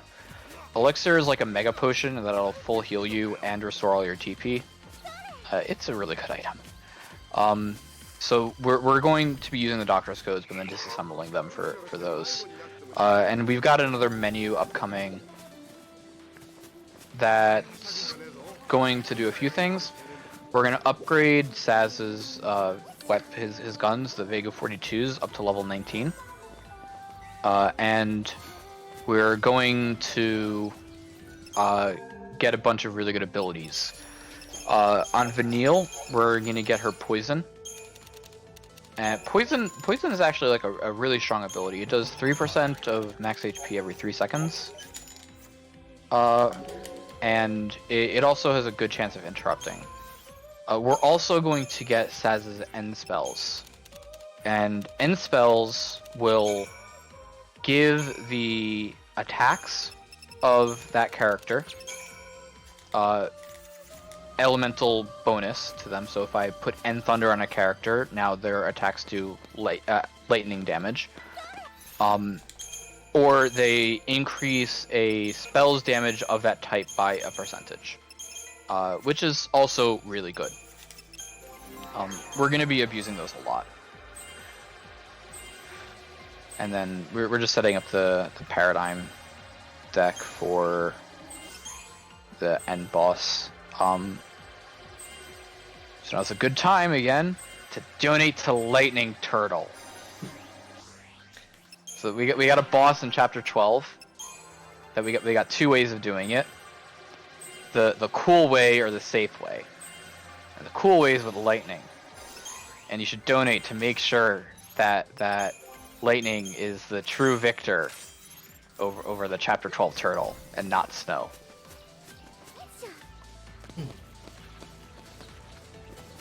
Nothing. And I'm not biased at all. Not biased at all.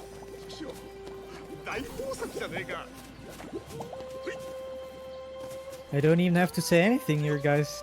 I'm like doing my entire job, so I can just chill and watch it run. It's great. I mean, we and Titan as a main commentator talks a lot, but there's like a lot to say to make it understandable. I don't know. This is part of the reason why I didn't want to do this solo while playing as a commentary. So. Yeah, there are like there are like random times of downtime in here, like this part here where it's pretty much dodges. Not that the dodges are free, right? Like they're hard to do. You have to do a lot of them, but you know it's also not much actually happening. The fights take a lot of focus as well, so it's really hard to talk during the fights and explain everything that's happening. At least from now on. Like, early game is okay, but like the last boss, the Proto-Florian, is the first boss where you really have to focus. I almost died there. Like, it's basically when, like we said earlier, when we game over, when the party leader dies. But in the Protoflorian fight, it's actually also crucial to have Hope survive. Like, if Hope dies as well, he's losing haste, and without haste I can't kill before I die. Yeah. Because, like, if the stagger runs out on that guy, he's spamming a Seed Burst attack that deals like 250 damage, and when it hits both, it's obviously AoE as well. And Yeah, since he's it's spamming really that, bad. yeah. Yeah, you can't, like, on Fire Ice, you technically can go for it if Hope dies early in the stagger, because then you just summon Odin and you go through it like that. But if Hope dies before then, you're kind of screwed. Especially because we do try to keep him stun locked for the vast majority of the stagger, and we can't do that with Lightning alone, and Odin does not do a good job of it at all.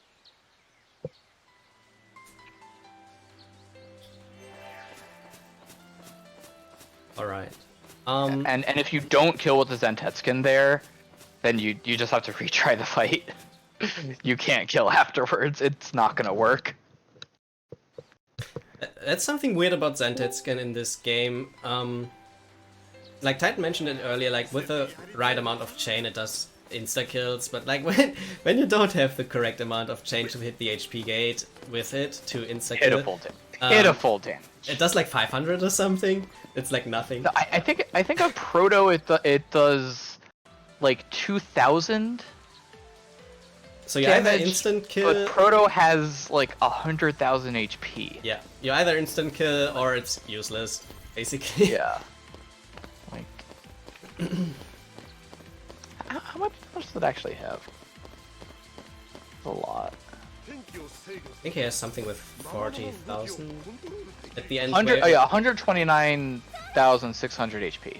Yeah, but the HP you want to have is like 45,000 or 44,000. Yeah. Until and if you don't get the instant kill, then Zentetskin does like 2,000 damage, and he's left at like 38,000, and you just can't do anything about it. But also, how many of you guys were expecting, you know, pretty much still an early game boss to have 100,000 HP, 129,000? The scaling in this game is also pretty funny, yeah. Yeah, like that, because everything's with multipliers, like multiplying big numbers together, and things get massive. We have random mobs in this game that have more HP than final bosses of like other series. Like it's insane. It's insane. But we're almost at the chapter bosses, and I say bosses because there's two of them. Sadly. Enki and Enlil. So Enki and Enlil are interesting because they each are immune and weak to the other's things. So the first one that we fight is weak to thunder and is immune to water, and the other one is the opposite. So what we're gonna do is we start off with a leverscope so that Saz gets this information, and then we're gonna be hopping between the different tide turners until Saz buffs up all the way, because buffs are really important. The debuffs are also really important. There's two that we want to land onto each of them as we kill them, and it's Deprotect and Poison. The other nice thing about this fight is that usually they attack different people. If they attack the same person because they inflict Deprotect on us, we just have to reset. This is also another instance. This is our first real instance of showing that you can get a lot of chain and a lot of chain duration just by using Saboteur, because that's what we do for the entirety of this fight. After we stagger, we're trying to stun lock them, and we do that by letting Saz attack, inflicting poison again. Each of the poisons is going to interrupt. Each of the poison ticks is going to interrupt, and Saz didn't attack in time. So usually that's a refresh. Yeah.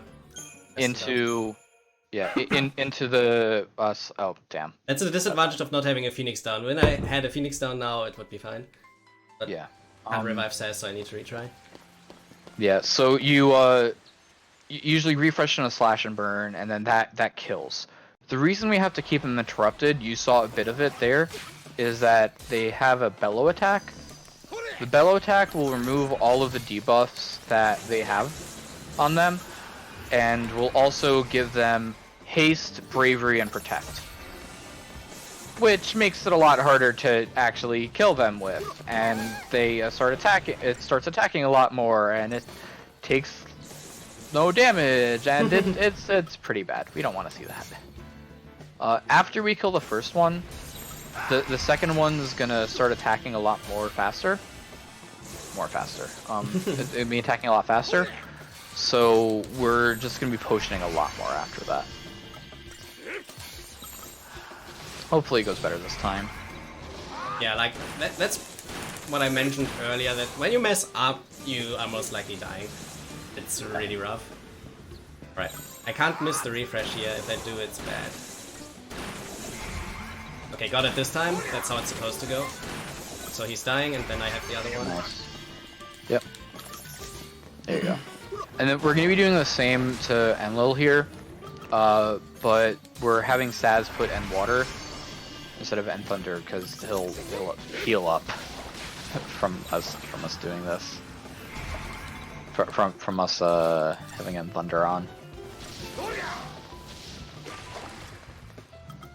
I hope that goes off in time.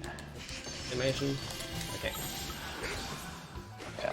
It's like a bit risky to go into dual casting without having landed poison first, because there is a small chance that you don't land poison here, and if that doesn't happen, which it didn't happen. Okay, it happened on the last hit. That's really scary. That was a clean honestly. fight. It's okay. Yeah, second one was pretty clean. Wait, I mean, sorry. The first time that you did that was easy. First time, every time. Never didn't have it.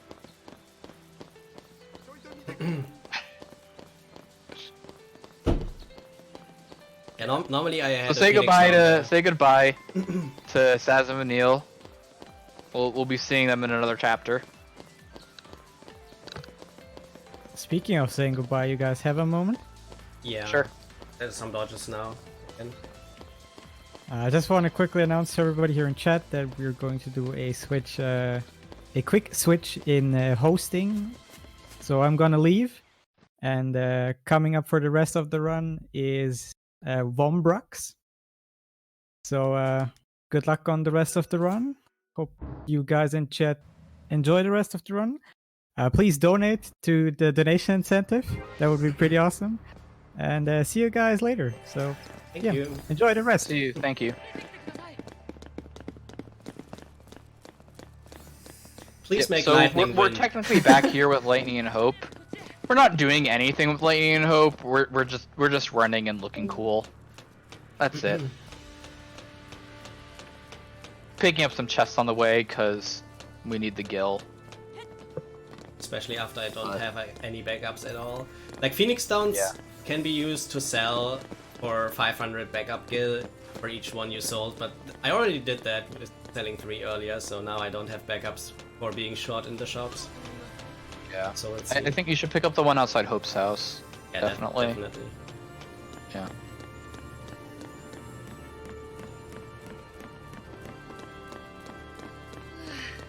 In Chapter 7 I normally don't need a Phoenix down. Maybe on Sky Tank if somebody dies there. Ugh. Please let not happen what happened the previous run. It's rare. It is pretty rare, but yeah, this part's pretty chill. This part's pretty chill. We got, it's like 4.5 minutes of just straight dodges. Oh yeah, we also have these switches. You can't skip these cutscenes. Don't ask me why. You just can't skip them.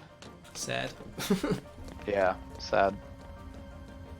This place is actually like looks really cool, honestly, even if there's a stunning lack of OSHA requirements for, you know, most of these things. Why are there no railings on the giant moving flying platforms? I don't know. But there aren't.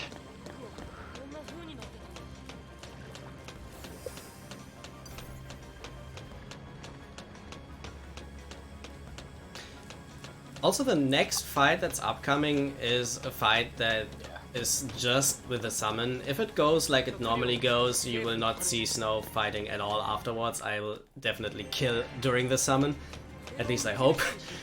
The only way it fails to kill with the summon is when one of the damage dealing hits misses. But as long as every of the attacks hits, he should die with the summon finisher, which looks pretty neat if we've never seen it. Because a lot of people lose chain on that fight and then don't kill.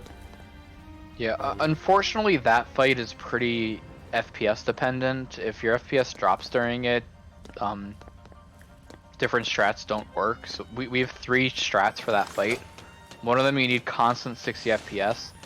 The other one you can have it drop a bit, and the other one's for console. I don't actually remember what the console strat is, I just know it's different. The reason the console strat is different just because, as Titan said, it's FPS dependent, like how quickly you lose chain in the fight. And if you... Oh, wow.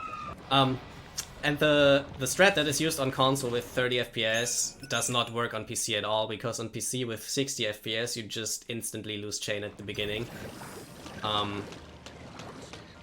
So we had to work around that when the game got ported and find a different strat for PC that doesn't lose chain.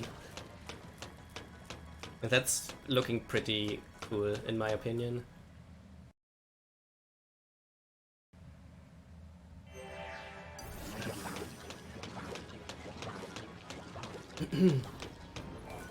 Yep. This is the second of the switches we need to activate, just because it's a tad faster watching this cutscene than waiting for that thing to come to us. But say goodbye to the lightning section of this chapter. I hope you had fun. We swap characters around a lot. Yeah. Yeah.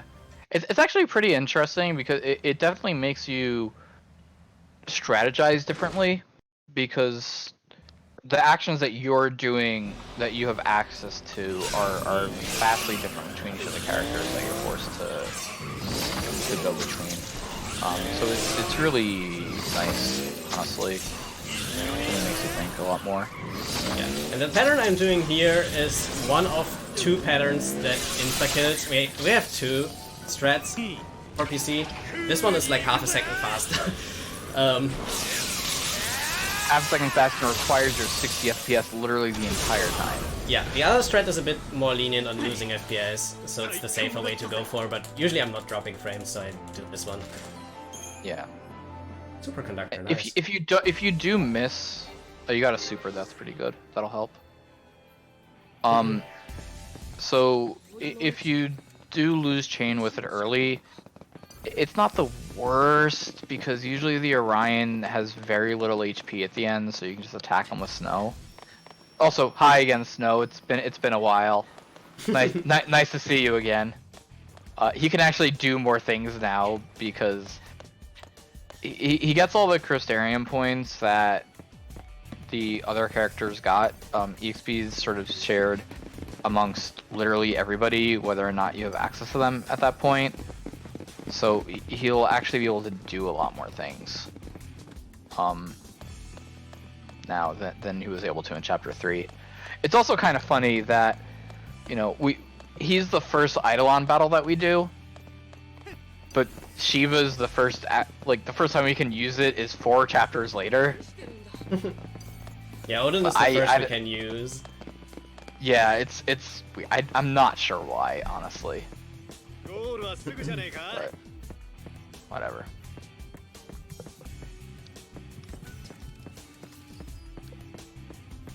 Alright.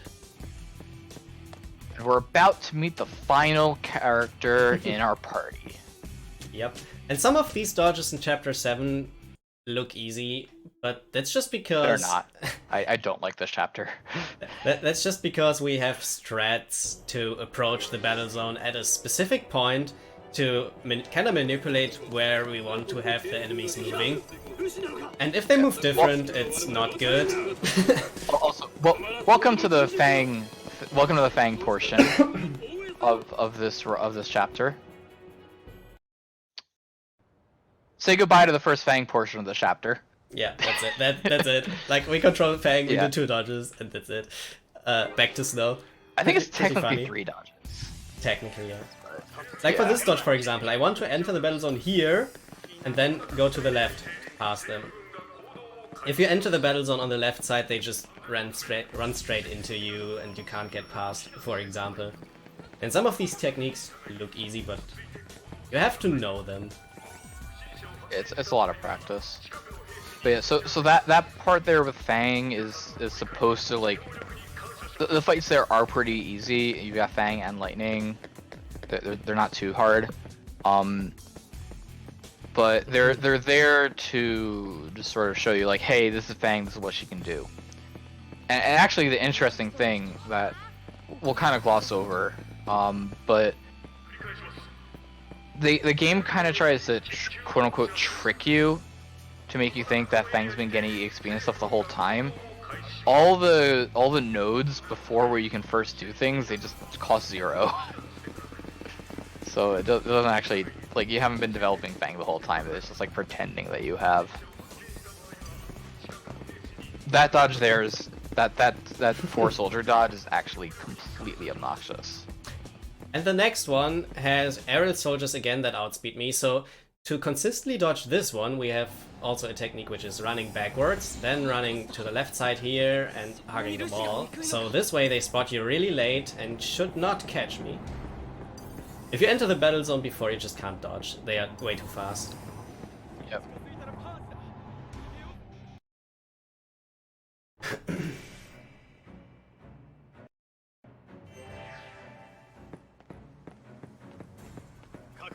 We got a bunch more dodges here. This is one of the longest sections in terms of dodging. I mean, the chapter 6 one, this one, and then there's one in chapter 11 where you just basically dodge for 10 minutes. Roughly, yeah.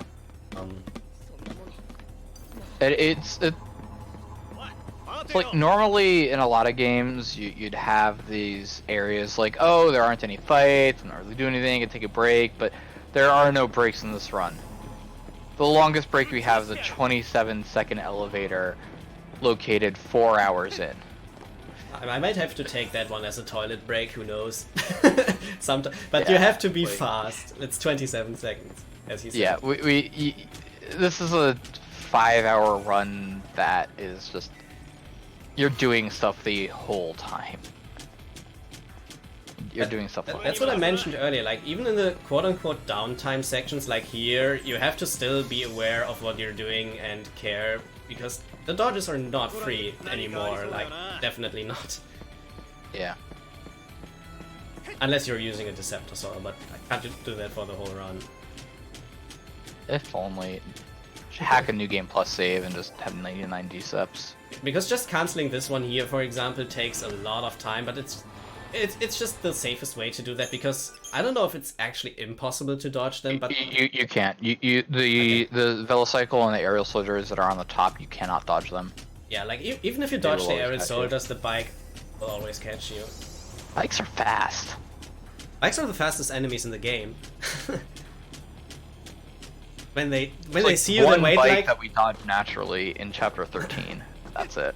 when they see you, they need like 3 or 4 seconds until they start moving, but if they start moving, then you still don't make it past their battle zone. They are just instantly catching you. Oh, sorry, no. There are two bikes that we dodge naturally. Yeah, this one is One of them we already did, and the other one's in chapter 13. Yeah, we're going to be doing another upgrade menu here. We're going to be upgrading Snow's and Lightning's weapons. This is the first shop that has a chance of being short. But you'll also notice that we've got those 5 sturdy bones there. Most of the time when we get sturdy bones, we're going to be getting them in multiples of 36, because that's how many you need to get a piece of equipment up to 3x multiplier. But because of input efficiency, we bought 41 of them in the chapter 6 shop, and then we have the extra 5 that we're going to use here. We're actually upgrading the Blazefire Saber in a odd way just because this minimizes the number of prompts that pop up, Oops. which is good. That's fine. You get an extra prompt there. Yeah. So we just upgraded Lightning's weapon to level 20 and Snow's to 21. That's it. Yep. And then we're gonna be setting up for this next fight, Ushu 1, Ushu Mongol Subjugator 1. But the ability that we're actually getting is Snow's Crystarium here. There's two of them that are really important: Launch and Adrenaline. So Adrenaline, as long as you're in green HP, which is above 70% HP, it'll increase your stats, strength and magic, which is or just strength? I think it's just strength. It increases it by a lot. It buffs the damage, basically. Great. Yeah, it increases our damage. The second one is Launch, which we're not going to see here. But Launch on a staggered enemy has a chance to knock them up into the air and they can't do anything, which is great. So this is Ushu Mongol Subjugator 1. We're going to be seeing this kind of enemy several times throughout. We're doing the same thing that we did before, where we're switching between paradigms while in the air to avoid the long shift animations. And then we're going to summon. He's got an attack Tailhammer that hopefully he'll throw off sometime soon. He normally would have done it already. This is why I'm waiting. Yeah. Okay, there it is. Yeah. Tailhammer will launch us, and we don't want to be launched, so we summon Cancel in order to dodge, basically. Because when you're in a summon animation, oh damn, yeah, when you're in a summon animation, you can't get hit by abilities. After that, he uses Overdrive, which is gonna inflict Protect and D-Shout on himself. And then we're just gonna stagger and kill. We're not gonna kill before the summons go away, but that's fine because we should not be able to die afterwards.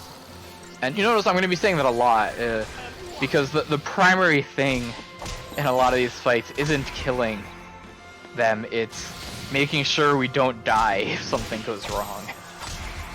Yeah, this is not the best fight. Things will go wrong. It's fine. Yeah. Okay, now. On the second Tailhammer, you can throw a potion, and that will stop you from getting launched.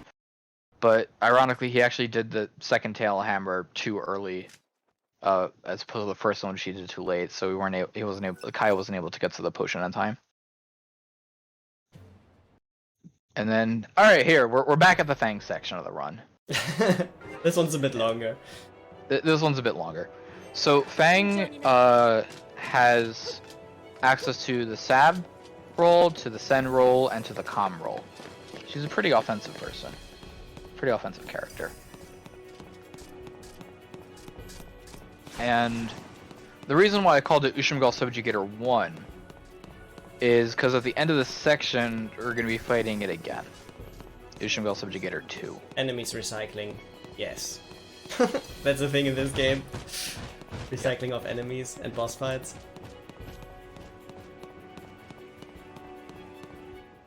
Also, this dodge is one where we used to use a Deceptisol for a long time on PC because the drones that appear after these soldiers are just fast, really fast.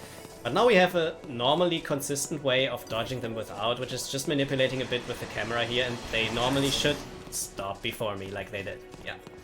It's really weird that it works, but for some reason, when you turn it. Yeah, when you turn the camera slightly to the left while they are behind you, they just stop before they catch you. Nobody knows why. Also, we just had a party of Fang and Lightning, and then we went through a cutscene, and hey, we still have a party of Fang and Lightning. So, yeah. I'm not entirely sure where that happens, but...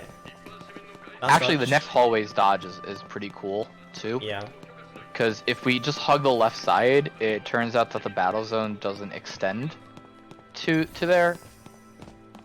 So we just keep on like ducking into it, and they just don't hit us ever. It's great. So, all right, here we go. Ushu Mongol Subjugator 2. What's our strat? Well, we're gonna send Hope out against a giant mechanical robot. And try to beat it. Alright, so we gotta figure out how weak it is. What is weak to? We're gonna Libra.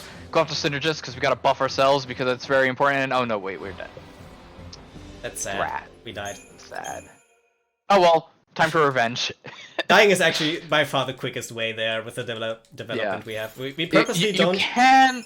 The fight will end in two ways, either by Hope dying or by you dealing 1% damage. It's a lot faster to die. Especially with the development we have on Hope. We purposely don't develop much HP on Hope just for this. Yeah. Which is really funny. So we're going to be doing some more development. The important things here are we need Thundara on Lightning and Hope, and we just need some more stats onto Fang. Fang's only got one Saboteur ability and Slow right now. It's really important.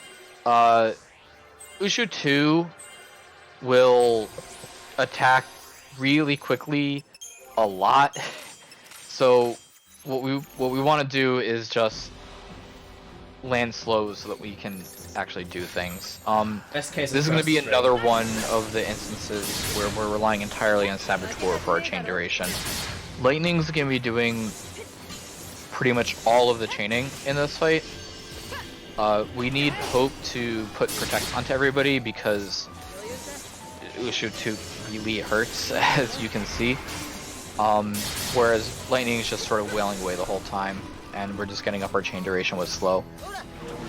We really want Fang to be in green HP because Fang does have Adrenaline like Snow did. And then once we stagger, we're gonna hop between the Relentless Assaults, keep Ushu 2 launched in the air with Fang, and we're aiming to refresh Lightning's Thundaras. She's gonna do 6 Thundaras, and then we're gonna switch to another Relentless Assault, and then she's just gonna instantly Thundara again.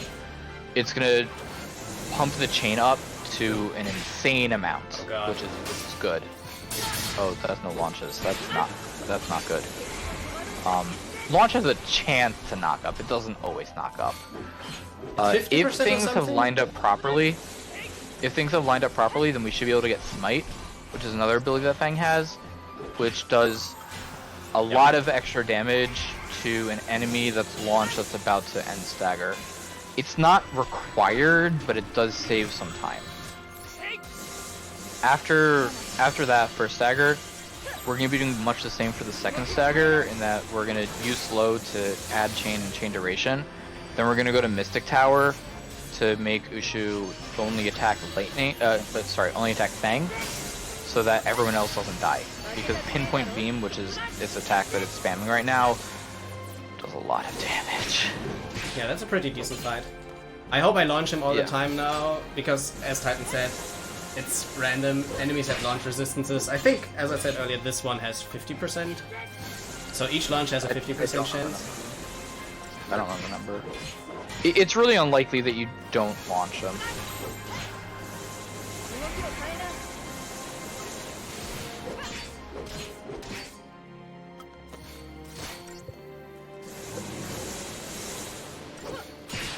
Alright, he should be dead in the next string.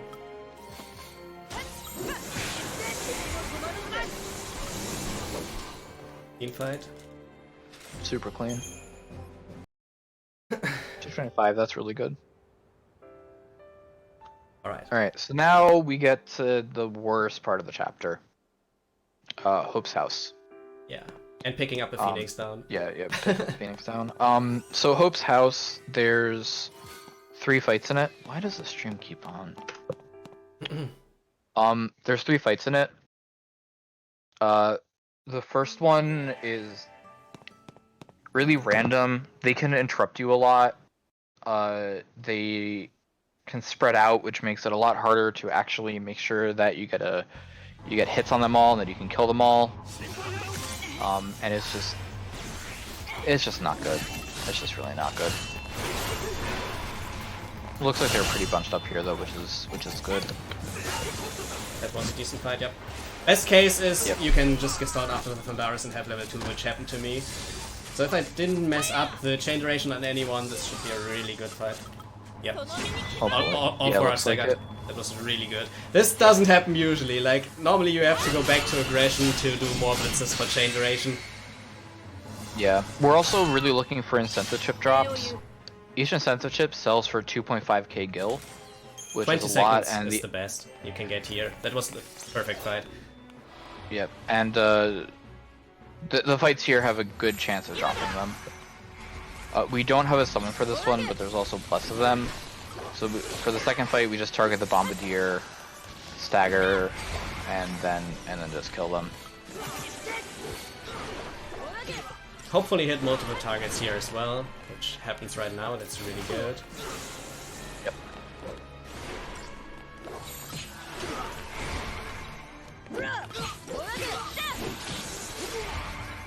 That was a good fight as well.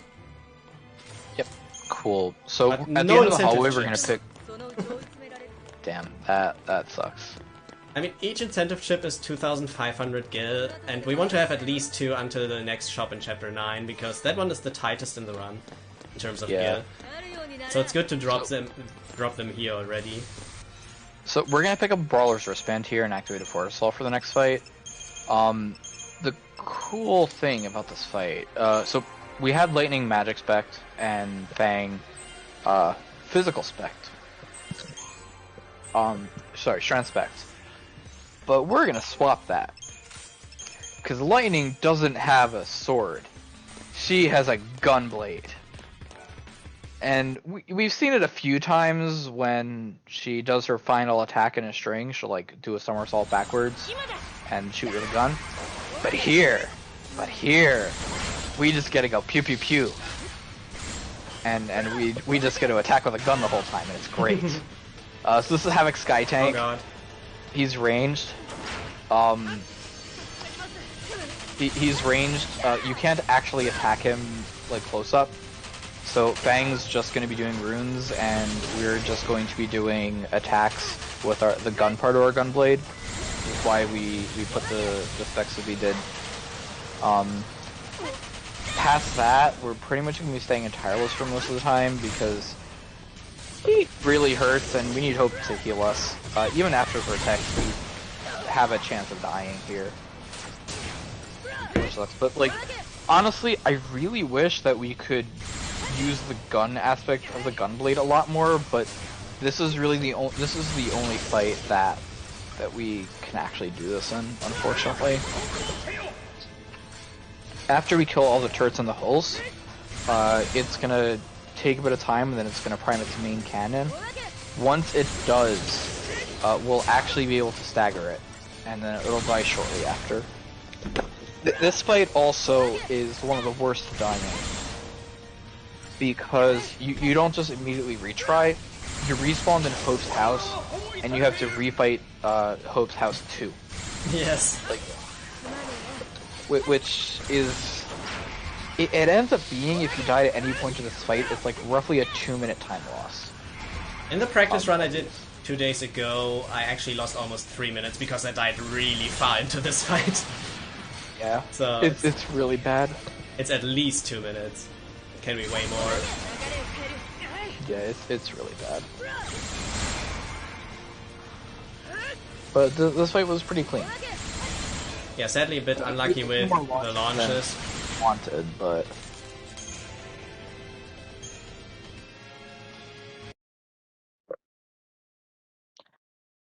Alright.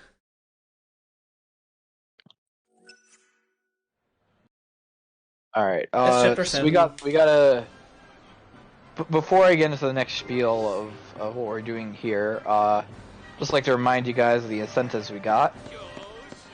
So in chapter 12, we've got a boss fight that we can do one of 2 ways. You can do it the like safe, standard, boring way and have Snow lead, or you can do it the cool, swag, hit, risky way of leading with Lightning, who we haven't done any development with for at least 3 chapters by that point, and is severely underleveled even compared to the rest of our underleveled parties. So you know which one you want to see. So donate to make sure that happens.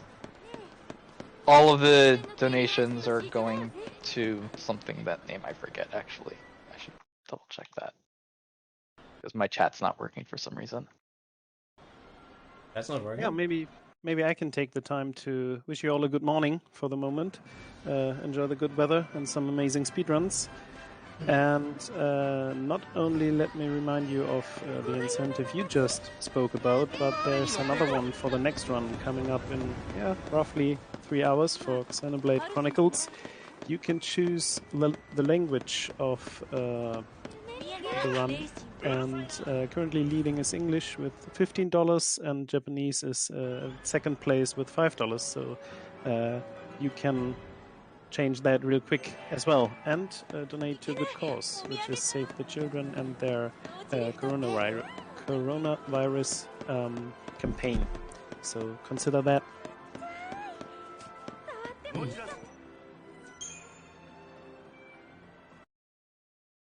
Chapter 8 is the last chapter in which you have a lot of walking until like chapter 11, I think. There you have like another 10 minutes. Yeah, this is the most amount of downtime we have for a while.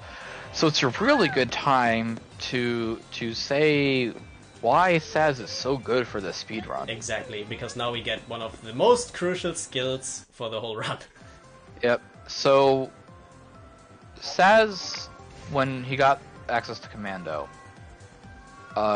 gained access to the ability Blitz. We haven't learned it yet. We're going to learn it in the next mini that we do.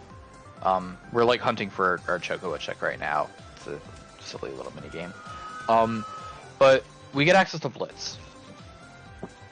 Blitz is the physical AoE attack. Each character has a different way of doing it. We've seen Lightning's Blitz, where she sort of swings her sword around her. But Saz's Blitz, he strafes with his bullets.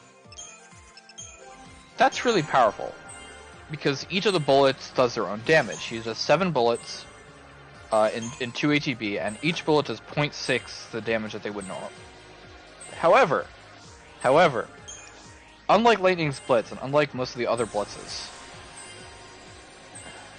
Yes, I did do that. Yes, thank you. Yeah, I wrote the notes for this game, which was mentioned in chat. Or the current set of notes, at least. Based off of a lot of hard work that other people have done. Including Rusta and Dude and Kaya, etc. But, so, unlike Lightning's Blitz, Saz's Blitz can hit the same target multiple times. So, if the enemy is large enough, which most of the bosses are, or if the enemy is close enough, which most of the other things will be, you end up hitting the single enemy with all the Blitz bullets. So that's 7 times 0.6, which is 4.2 times the damage for 2 ATB than you would do. So for each ATB, you do 2.1 times the damage that just a normal attack would do, which is fantastic. That's really good. And it ends up being just so much more damage than what you would normally be able to do. Yeah, you normally only can do the 2 attacks. Yeah. The other reason why Saz is so good is the 3 things he has access to that we've already seen are Calm, which is the best roll for doing damage, Rav, which is the best for chaining, and Synergist, which is the best for buff. Well, I mean, it's the only one for buffing, really. But buffs are really good, as we've discussed before. In-game stream meant to be 144p. No, it's not.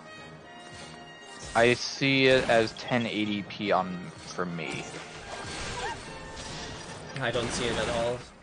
But I definitely... As in same here for you, it's 144p?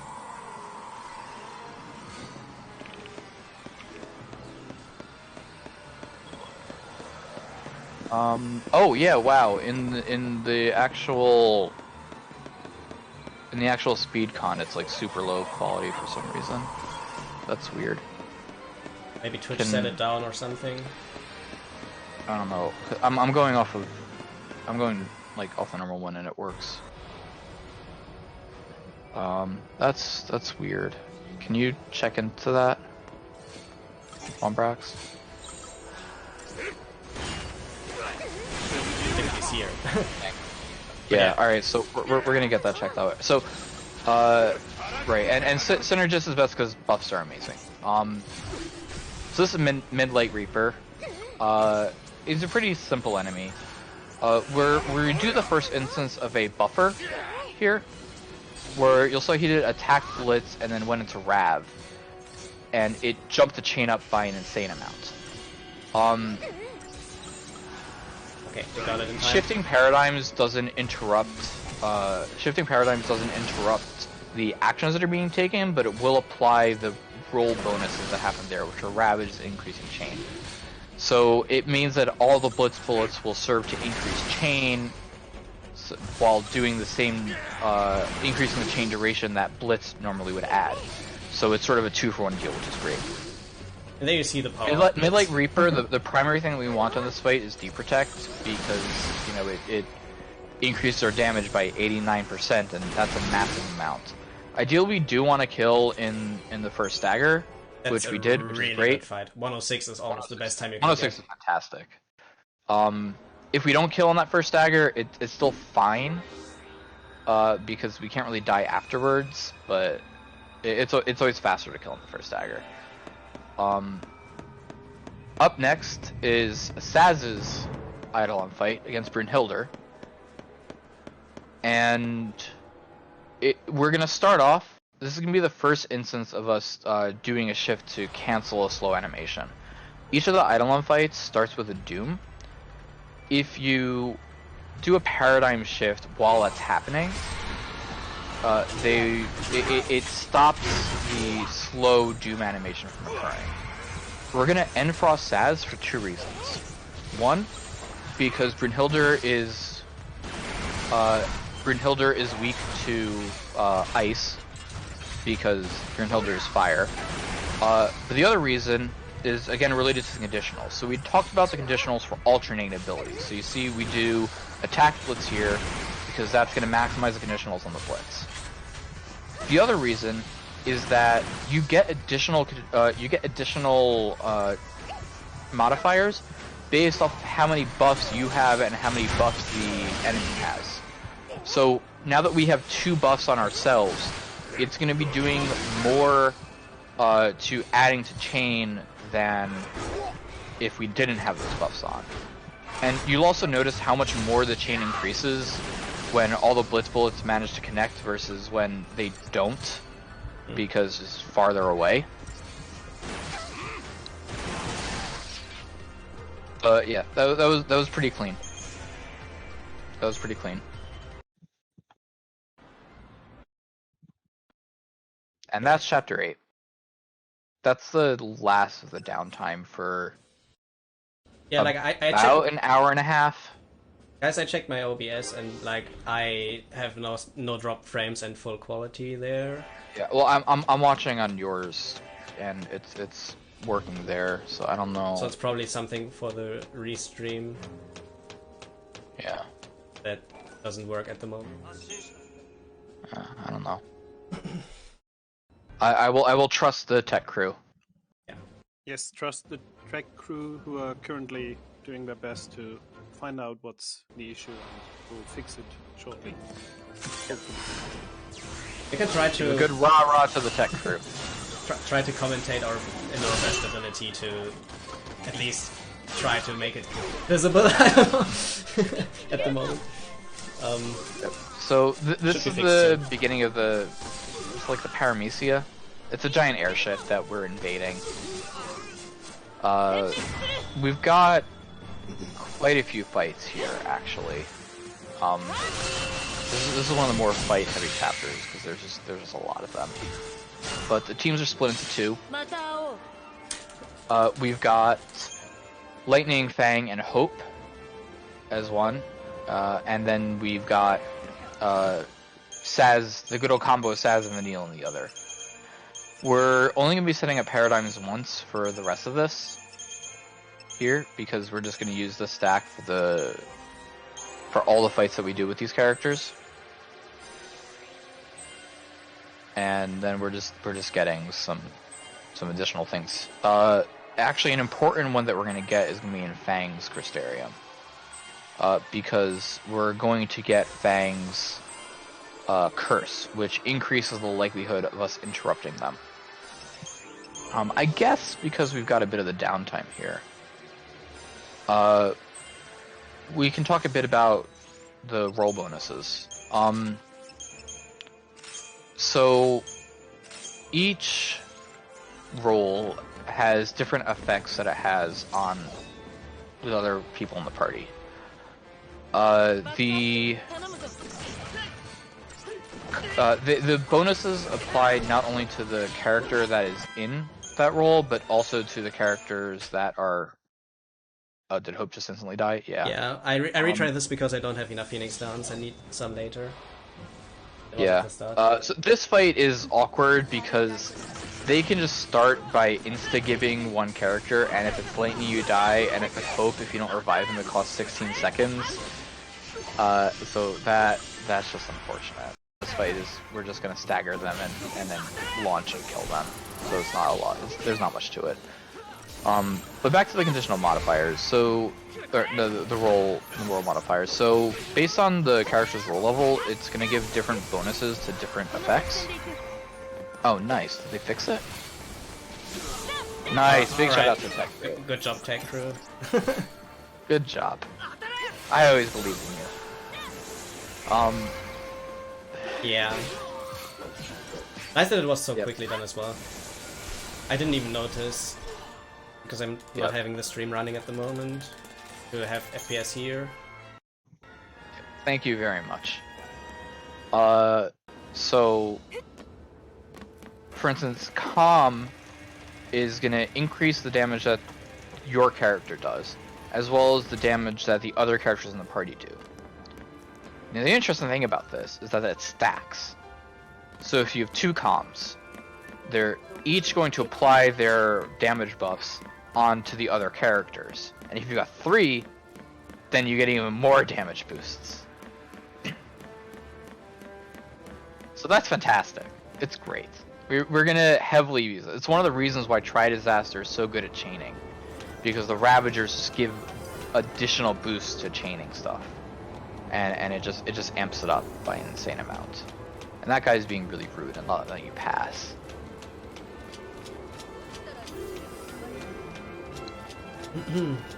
So now we're on the outside of the airship, which for some reason only has railings between the different wings and not on the wings themselves. Because that seems safe. Yeah, that's a design decision. Probably.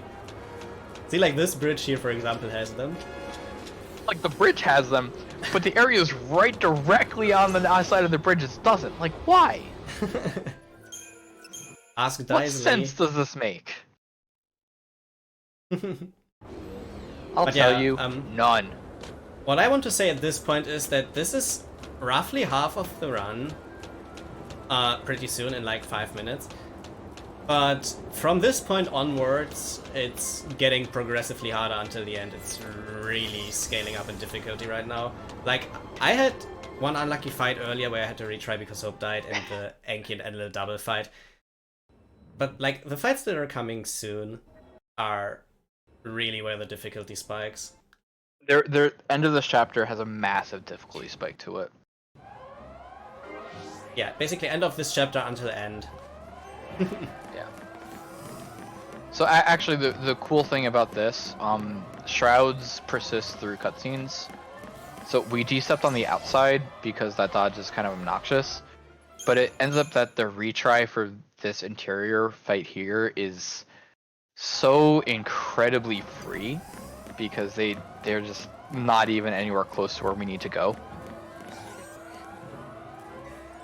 So it's really nice. Makes it a lot easier. We're gonna pick up a bunch of chests here, just for money safety. I muscle memory there. I wasn't gonna say anything. You can dodge that one on the left. You don't have to run all the way around. But I'm always doing it on the right. Yeah. Just feels more natural. Like, I wasn't gonna say anything, but since you so graciously brought it up yourself. Yeah, you can do that just by hugging the left wall, and you're never caught by it. Ooh, they are fast. Yeah, this hallway is actually like kind of scary to go down, because most of the time it's completely free, but sometimes they just really like to throw a wrench in the plans. Yeah, which is why I'm mainly trying to run in their backs for the majority of them. Yeah. Well, yeah, that's a thing that can happen. I've honestly never seen that dodge work on the right side. I always do it on the left. Yeah. I normally always do that as well, because for this one you have to be on the left. Yeah. Some of these dodges Oh yeah, tricky. also, the previous chest that he got, the one that had the Ember Ring before this one, that's an optional one, but partially for marathon safety, partially because we haven't gotten incentive shift drops, really. It's just kind of better to get it. It's 1,000 gil. Yeah. So here's gonna be the final reason why Saz is great for this run, for the speed run. He gets haste. Haste increases the rate of your ATB recharging, and it's really good, as it turns out, because if you can do more things faster, you can kill them faster. It's a surprising leap of logic there, but I swear it checks out. So it's honestly just really cool how everything of Saz's just kind of lines up perfectly. He has damage. He's got all the relevant buffs in all the offensive ones with the end spells, bravery, faith, haste. He's got chaining. It works out basically perfectly that he's just an all-in-one package. Did she immediately protect? Probably. Yeah. Okay. Normally that one was supposed to be staggered as well. Yeah. That fight, it's faster if you get the preempt on it, but it's just as safe if you don't get it. Which is fine. We have to fight that one, otherwise we can't open the door. But we're not going to fight any of these other ones. Yeah, Saz is really MVP. You can technically do a run without Saz, but it's a lot slower. Like, the combination of Blitz plus all the abilities that he gets on the rather small amount of development that we do, we just get by far the most bang for the buck with Saz. Also, one of the most random dodges in the run is the next one. There are 3 Vikings that work the same as the other drone type enemies that we had. So based on where they face, it's not that easy to dodge them consistently. That is not as good right now because this one is... Yeah. Okay. I had to improvise there because that one was facing the direction where I had to pass him. So when he starts to run instantly, you get caught there then. Alright. And the next dodge that I do has also a good technique to get past it. Wait. Oh, I want to do my spiel for it again. I like that. Okay, do I like it. that one. Do it. Yeah, when we get to it. Well, not this one. Oh, well, yeah, we're not talking about this dodge. That shouldn't have happened. The next one. Yeah. This one there. You All see, right. I have no way to So- get around it. So... Yep. So we got the Thermodon there. Thermodon's a real tough cookie. He doesn't want to let us pass. He's like I'm blocking the way. So we're like, all right, fine. You want to tango? We'll tango. Come out and fight me. And then he comes out. We give him the good old stare down, and he's like, nope, I don't want any of this. And he just backs up and let us go right through. At least that's what you want to see. Sometimes he's not backing up. Yeah, sometimes he just kind of stays there, and you have to go around him again. But so this is the Thermodon invested soldier fight. This one actually can be kind of scary, because the Thermodon has an attack photon burst that can target either Saz or Vanille, and does a lot of damage and can knock you up. If it targets Saz and Vanille doesn't land, you protect onto the Vespid soldier. then the Vespa Soldier has a chance to throw off an Aroga, which can do a lot of damage and knock everybody up, which is really not what you want. This has been going pretty well so far, though, which is good. So yeah, we have the 1 photon burst, target of Vanille. We should be able to cancel the second one with the dual casting, and then we want him to run up to us. The Thermodon's another one of the barrier enemies. We want him to run up to us, so we go into War and Peace so that Vanille won't interrupt him when he's far away. And we just blitz when he's close, and then he dies in short order. And there we go. Nice clean fight. Okay.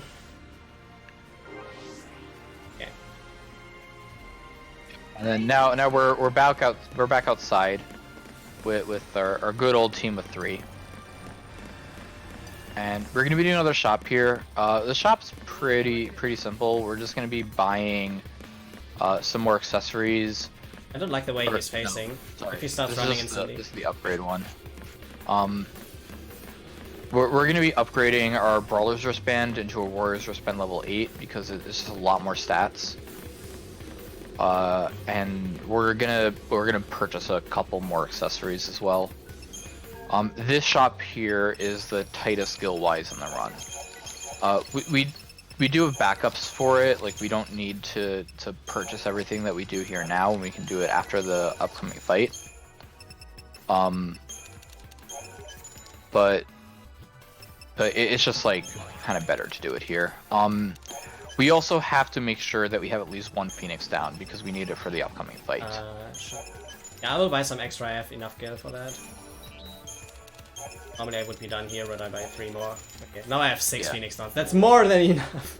Yeah, that's more than enough. And yeah, those 31 potions are also the last potions that we're gonna buy for the whole run, which is really cool, honestly.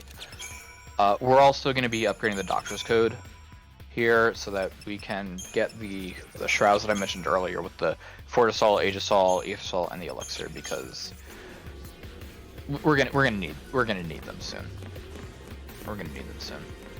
Okay, this dodge depends on how they move. This looks okay. Oh my god. Okay. We made it. Watch drones are bad. Feet there. Fancy feet there. Yeah, watch drones are some of the other fastest enemies in the game. They can be really awkward to dodge. Also, the reason I camera trick here is just for the aerial enemies, because that way they see me way later than they're supposed to, and I can just get past them like that. They don't see me at all sometimes. Yep. So we got another 2-part fight here. Similar to the Garuda at the end of Chapter 3, we've got the Kalavinka Striker. So Kalavinka Striker absorbs lightning.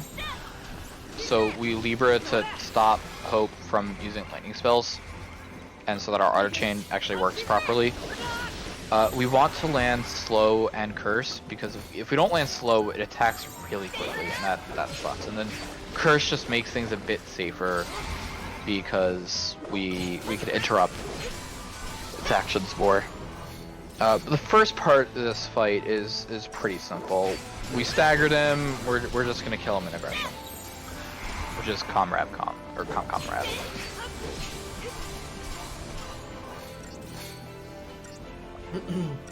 Yeah, the second part of the fight is where chaining things get interesting. while lightning and tank the damage, basically. Yep. The second part of the fight is the more interesting one.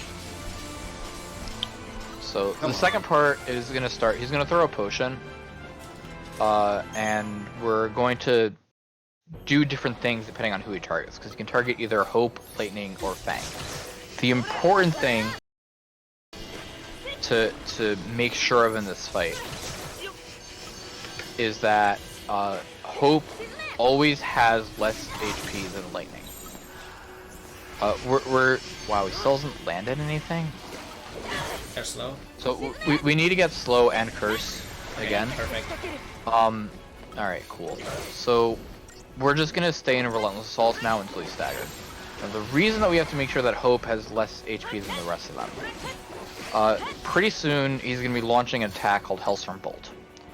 Hellstorm Bolt will always target the character that has least amount of HP. If it targets Lightning, Lightning will die. We don't want lightning to die.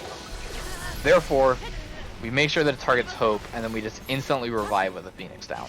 So it costs 1,000 gil, but it is 100% worth it.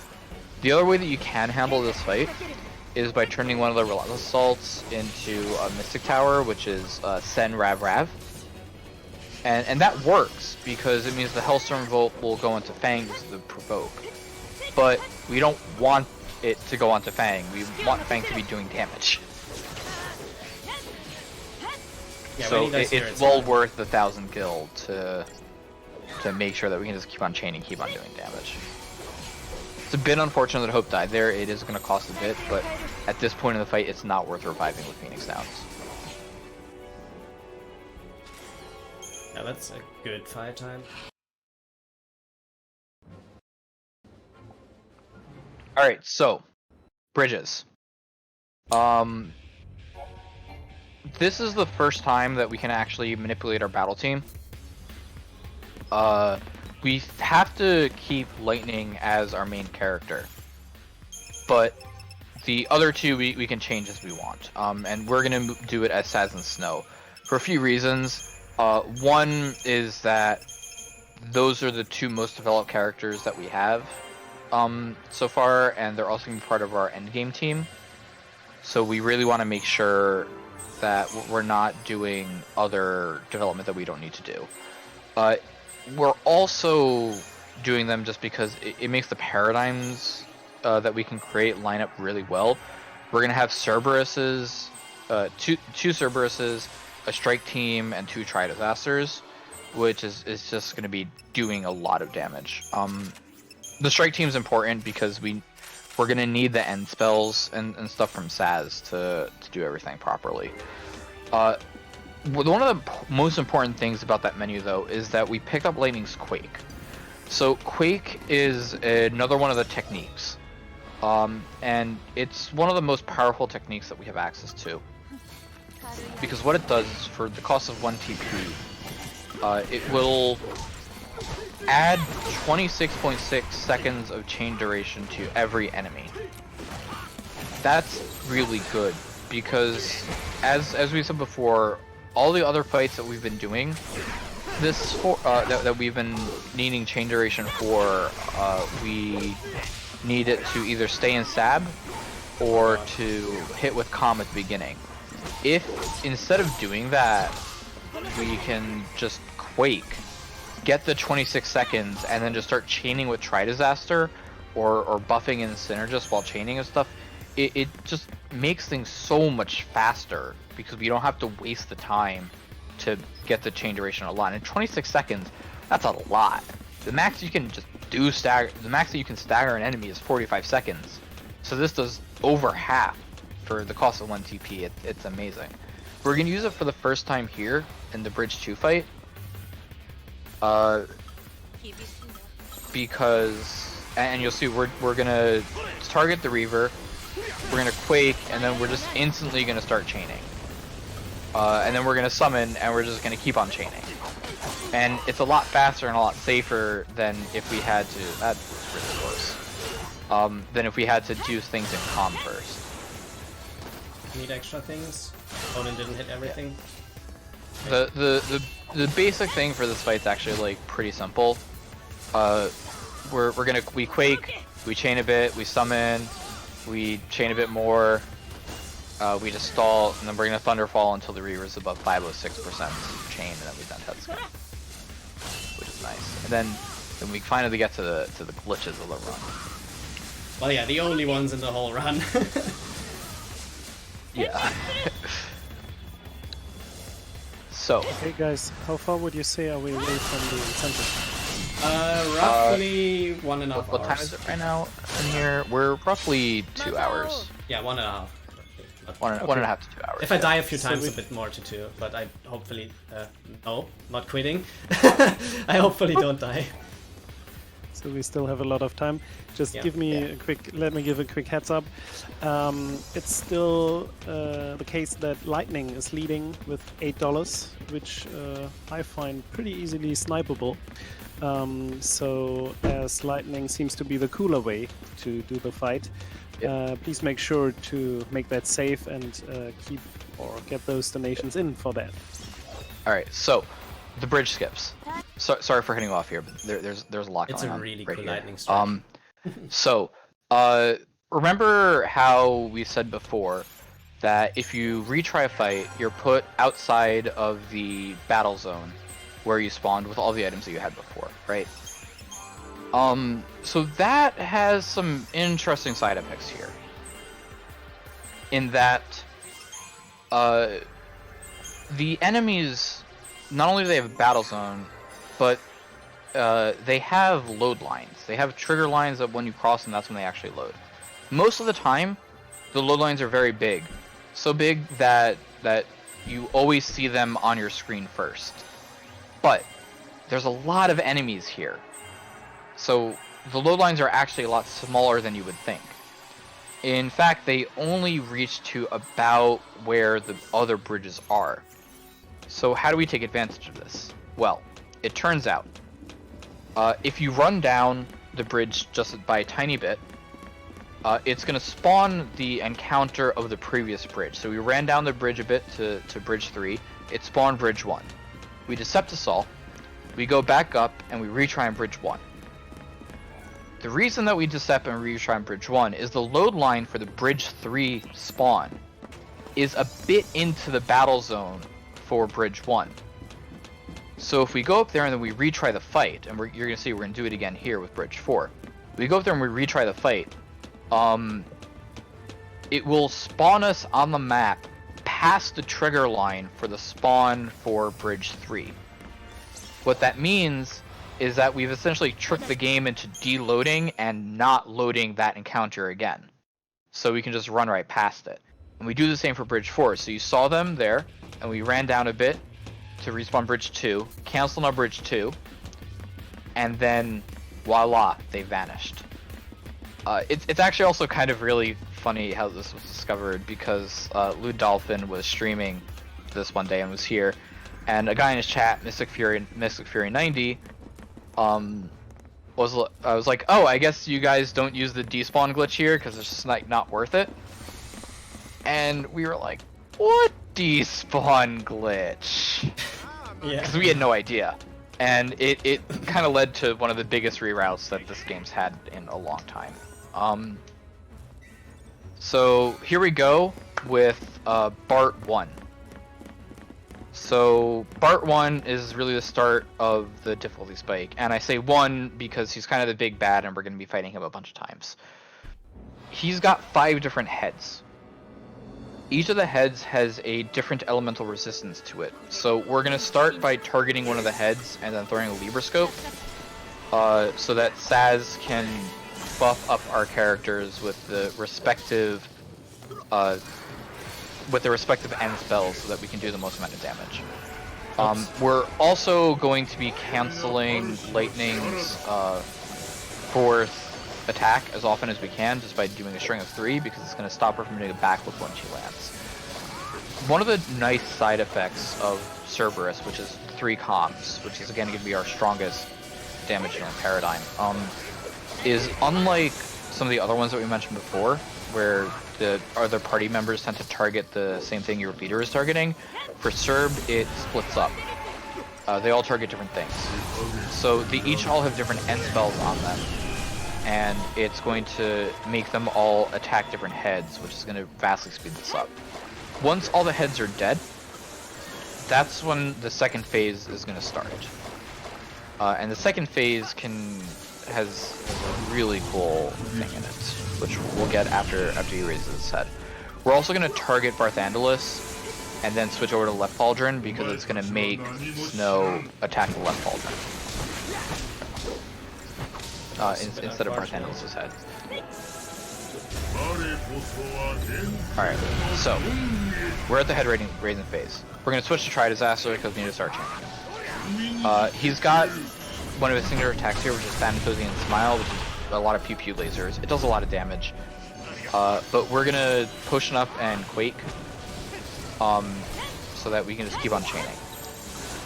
Our aim here is to, after Stagger, chain him to about 650 to 700% chain. If we get launched by Runga, it's actually really bad because the timing for this is pretty precise. Alright, we didn't get launched, so that's good. Once we get him to this chain, we're gonna go to Cerberus, and what we're trying to do here is keep him stun locked. When he's got this high of a chain, all of the attacks that we're doing are going to interrupt him. And if we stagger Snow's, Saz's, and Lightning's attacks, it will keep him interrupted, and he won't use an attack called Destrudo. So this is called Destrudo Skip. We really don't want to see Destrudo because Destrudo is going to completely reset his chain and has a chance of killing us. That was a really good fight. Yeah, the head phase was It was a bit awkward in head phase, but that Destrudo Skip was perfect. And Destrudo Skip is really hard to do.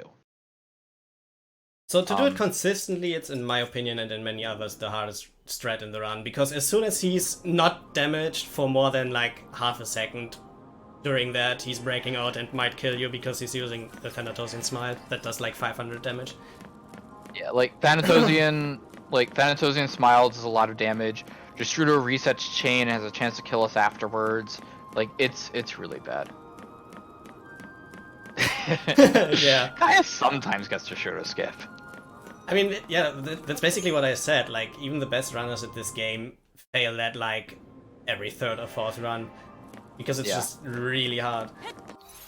Yep. So, we're gonna do another fight here. Pulsework Knights. The fight can be kind of scary, actually, because they do a lot of damage. And we can't damage them at all until we stagger them. But that's not the really important thing with this fight. The important thing with this fight is that it unlocks options. After this fight, we gain access to two things.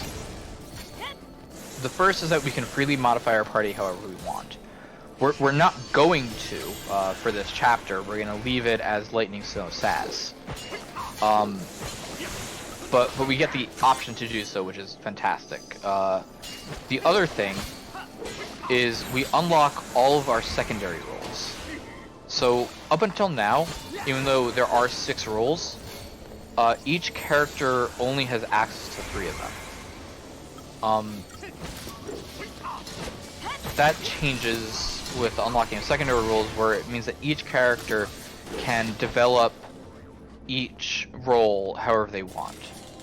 That being said, secondary roles are extremely expensive. So much so that for any percent, we're only going to be getting 2 secondary roles throughout the whole run, and we get them very much later in the game because they're extremely expensive. So the more important thing is that we just get to unlock all of our options for team building and who's leader and stuff. We're not tied to Lightning being there. That being said, there really isn't much else to do right now in this chapter. It's another one of the longer downtimes that we have, but there's a lot of really hard dodges here. So that being said, with that, another reminder, I guess, because we got some more downtime. Donate to Lightning to make sure that Snow doesn't get into the lead. This Make one, for the gap example, even larger. is way harder than it looks. Because you don't know, like, usually those little plant thingies, I have no idea how they are called, they jump up usually, but not all the time, and you expect them to jump. And when they don't jump, then you can fail that dodge, for example. And also there's a Xenoblade Chronicles donation incentive for the language. English is ahead, $15 to 5 over Japanese, but we all know the Japanese voice acting is going to be better, so you should donate to make sure that you hear that. Fun fact, I'm totally not biased for any of these things, by the way. I'm normally playing this in English as well, but, well, Japanese now. But since we skip cutscenes, it's like basically only battle quotes. Yeah. I mean, I think Japanese is better as far as it's only at $5. When it leads, I might change to preferring English, but we'll come to that when it's at that point. Yeah. Like in general, in my opinion, even though I don't understand the language, I just think in Japanese games that a lot of the times the Japanese dub is also a bit better. But not every time. There are... I really like the Japanese voice acting for 13, actually. There's a couple things that are done better in English.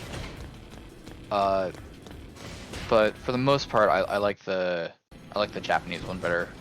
But I mean, we do lack the steel guard of Snow. That's pretty good. Also, we are not Other than fighting that- these things, even though they give a lot of CP. No. Those things are hard to kill. Yeah, they're actually harder than the next boss for some reason. Yeah. It's really weird. Also this line here, that's what we call foreshadowing.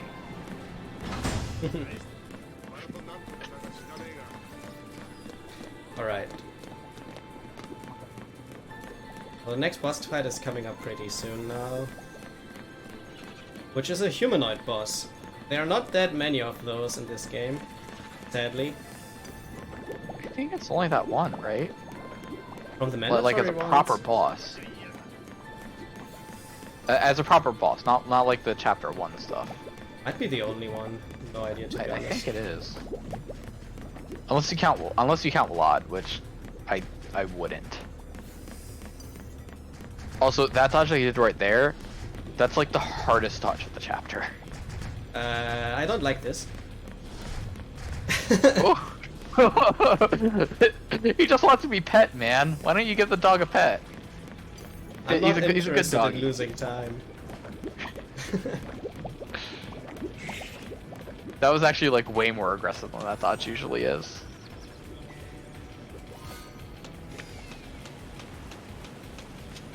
We're just picking more things up to... The vast majority of the time, I mean, you've been seeing it, but most of the time we're just picking stuff up in the chest to sell. So as far Alright. Gil is power. Kind of like Persona, I guess. Right, so we're just about at the next boss. His name is Sid.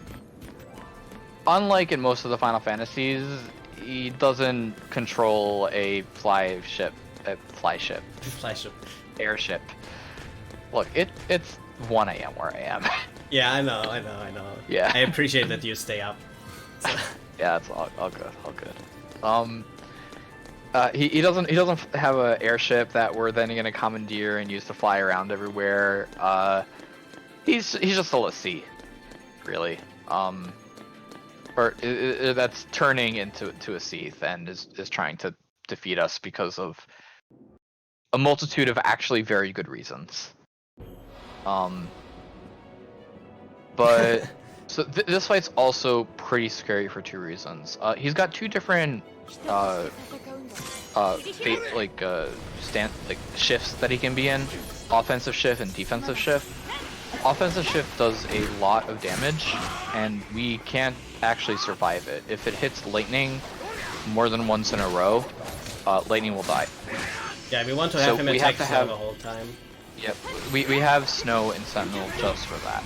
We're doing Fire, Water because it will slightly interrupt Sid, which is going to delay his shifts by a good amount, which is really nice. We want to delay them just because it's better to do so. For the next good portion of this fight, we're just going to be chaining and Try Disaster and then shifting back into Mystic Tower so that we don't die when he goes into his offensive shift. After that, though, when we stagger him, we have one job and one job only, and that's to make sure that he doesn't ever do anything again. he has an HP threshold that will trigger a metamorphosis, which will change his form. That metamorphosis is really scary, and it will kill us. He's got attacks like Seraphic Ray, which do a lot of damage and removes all the buffs, and we like our buffs. We worked hard for those buffs. And he just like does a lot more damage and all that sort of stuff. So luckily for us though, both Snow and Lightning have launch. So we can just keep him juggled in the air like this. And we're not ever in danger of him breaking out and doing Metamorphosis. Which is good, because that would be really bad. And yeah, there we go. That was a very, very clean fight. That was a very good fight. 149 is a bit slower than what you'd usually want. You usually aim for like a 135 or so. But it's still a good fight. Then we're gonna be doing an equipment shuffle here, just setting up for a lot of the fights that we're gonna end up having.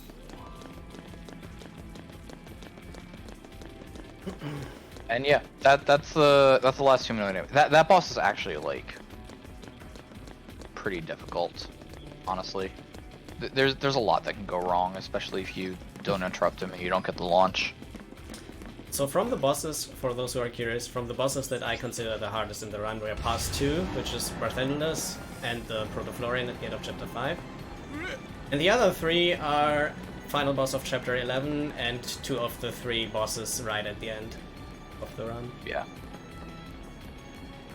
This elevator's fun. You just kind of play Ring Around the Rosie of the bombs the whole time. If you get caught by them, it's not the worst. Like, you just summon and instantly Zantet skin. And it does cost time, but you don't want to retry it because it's going to put you all the way back up the elevator and you got to go down it all again, and that's slow. We don't want to be slow. So we just kill them. And then... Uh-oh. Oh, these guys are not in a great spot. I had to risk it. Yeah, the dodges in Chapter 10 can be kind of trolly. There's not a lot of room to do them in. It should work. They can move really quickly.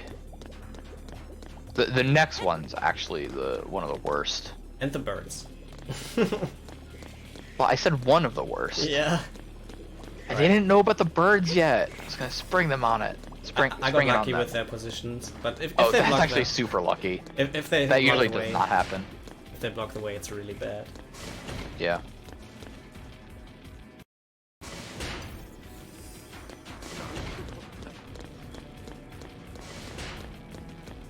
Alright.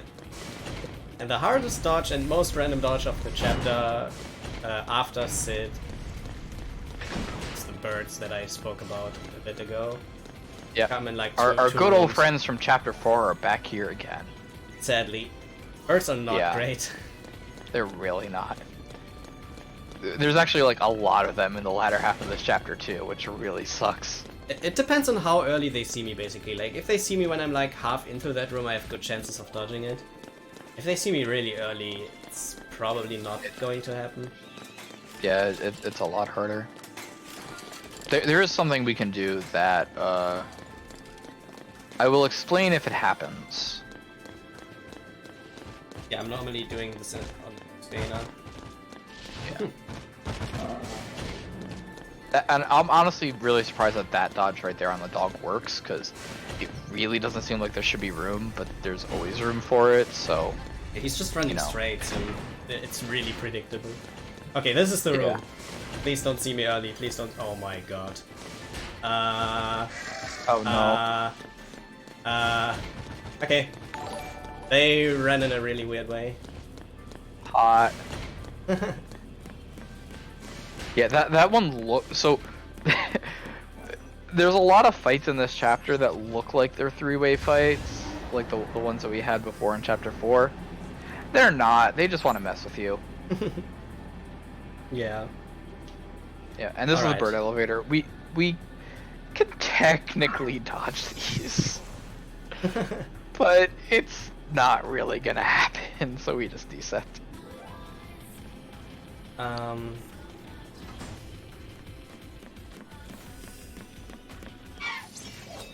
I'd say this is like a 50-50, this elevator. It's the same as the room, because when they see you late, you have a good chance of dodging this.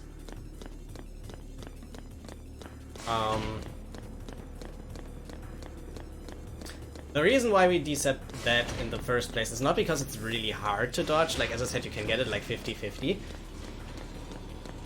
But yeah, you go all the way back up to the start of the elevator when you fail that. Yeah, similar to the bombs. And that is a lot of time lost then. So for that one, it's a routed decept. How did they see me so early? Never mind. You decepted super late. I always decept here when they jump up. Never mind. That was... But these as well here... Funnily enough, Roosta, who's one of the main routers for this and a lot of other Final Fantasy games, the first time that he did this, he did not realize that you were supposed to decept this, so he just did it manually. This is a very hard one to do manually. A very hard one. I mean, you basically saw it the first time where I didn't activate the Deceptisol in time. Yeah. How fast they are. Upcoming, we've got another Eidolon battle. This one is going to be Fangs, and it's Bahamut. Unfortunately, unlike in Final Fantasy X, we're never going to use Bahamut. So, yeah. This is also a pretty bad fight. This fight's actually, like, really RNG. It's got a lot of it. The thing is that he attacks really quickly, so we're again gonna do the Doom cancel by going into Ruthless, and we want to land slow. If we don't land slow, the fight becomes a lot harder because he attacks super quickly. The fight becomes a lot harder because he just attacks super quickly. But the good thing is that he does have very consistent attack patterns. He'll either lead with 2 physicals into Whirlwind. Okay, just I'm probably either dead. 2 physicals into Whirlwind. You might be dead. Woo! Okay. Hey. Or he just leads immediately with Whirlwind into all the stuff that you just saw there. We want him to lead with 2 physicals because we can just throw a potion to Whirlwind and then we don't get launched and we're not in danger of dying. If he does lead with Whirlwind, if he launches everybody, that's really bad because then we can just die depending on who he ended up targeting. That's what happened. He launched all 3.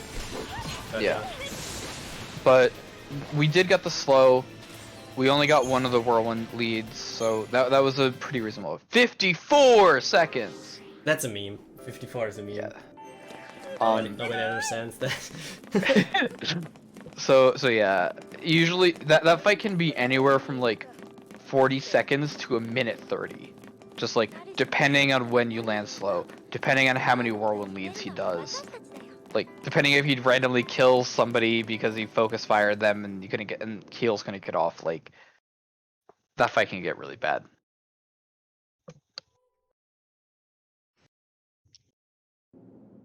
Okay, that's chapter 10, and now for the longest chapter in the run, and the one where the difficulty is really hard now. Like, as I said earlier, the difficulty starts spiking, but it's progressively. Like, chapter 11 is hard, chapter 12 is even harder, and chapter 13 is, like, 6 fights, but you can die to all of them. So... 5 fights, isn't it? 3 final bosses, Tiamat, B&J. Oh, I'm counting that as, like, one thing. So it's like... It's 4 bosses and then the final boss. But we'll get to that later. This chapter lasts roughly an hour. It's quite long. Yep. But we gotta start off with another Eidolon battle. This time for Hope. But I'll get to more of that when we get a bit closer. There's a few dodges that we have to do first. And all of them are bad? Okay, for this yeah, these aren't great. There's just like not a lot of room to do the dodges in, unfortunately.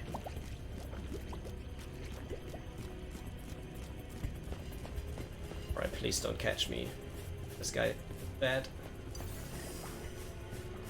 Huh? Okay. Nice, nice.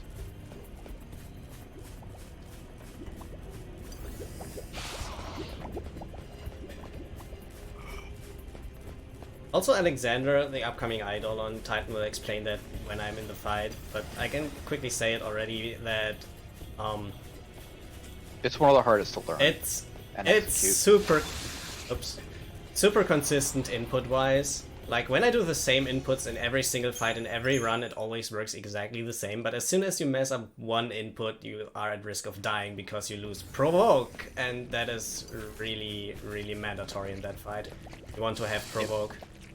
More than just provoke, there's a lot, which we'll get to in a second. So, Alexander, Hope's Idol on fight. We have not developed Hope at all since Chapter 7. He is super underdeveloped compared to literally everybody else, because we haven't done anything for him. What this means is that if Alex just, like, glances at him funny, Hope's gonna die. So what do? Well, Fang is a sentinel. That's very important. We're going to be manipulating Fang's positioning throughout this entire fight so that she runs up and stays near Alex and provokes him then. That way, Alex isn't going to walk up, he's not going to hit Hope. He's not going to do really bad things to us, because like that explosive fist is AoE. If Fang is too close to Hope, the explosive fist will hit Hope and Hope will die. So the entirety of this fight is essentially just chaining while making sure that we manipulate Fang's positioning. That being said, Alex always does the same things in the same order, essentially, each time. So the way that our strat for this is gonna work, and has been working, is we go into Relentless Assault, we manipulate so that Fang's all the way up there and that she provokes and doesn't walk back before she metaguards. And then we go back into Relentless. We refresh every so often into Delta Attack back into Relentless, just because it's like free ATB for us. And we continue this pattern until the end. This should finish the string. Yeah, and that works always the same every single time if you input correctly and shift like the at the fight right is times. super consistent if you don't mess up. A lot of the other, like, it's kind of unique in the run in that for a lot of the other fights, there, even though you should be doing the same thing each time, there's a bit of leeway. Because the enemies can do a bit different things. You get interrupted slightly differently. You're gonna get XYZ buffs and stuff like that, but that's not the case for Alex. So now that we've dealt with Alex, we're finally going to be working with our team that we're going to be using for the rest of the run. In fact, we're going to be leading with Saz for every fight but 4 or 6. 6? Yeah, some of them are forced to have another leader. But, but the party will be the same until the rest of the run, except if I have to do lightning on the chapter 12 boss, which is the Bid War donation incentive. Yep. Yep. But unless that's going to be met, I will use Saz, Vanille, and Snow for the rest of the game. Yep. And it's a really good combination of characters, honestly. We've gone through why Saz is so great already. Snow's really good because he has access to both Kama and Rav. But he also has access to Sentinel. And that's going to be important for a few fights because just being able to control who the enemy is attacking is really good. And then Vanille, I haven't gotten into Peril yet, have I? So Vanille has Rav, which is great for chaining. Has Medic, which is good for keeping us alive, and then also a Saboteur, which, as we've discussed before, like Deprotect and is an amazing ability. We can use it for chain duration and chain, and then it amplifies their damage a lot. But Vanille also gets access to Imperil. Imperil will lower all the enemy resistances by 40%. What this means is that if they weren't weak to something, they're now weak to it. So if you combine that with like Saz's end spells, then all of a sudden we get a free 40% damage boost on top of everything else.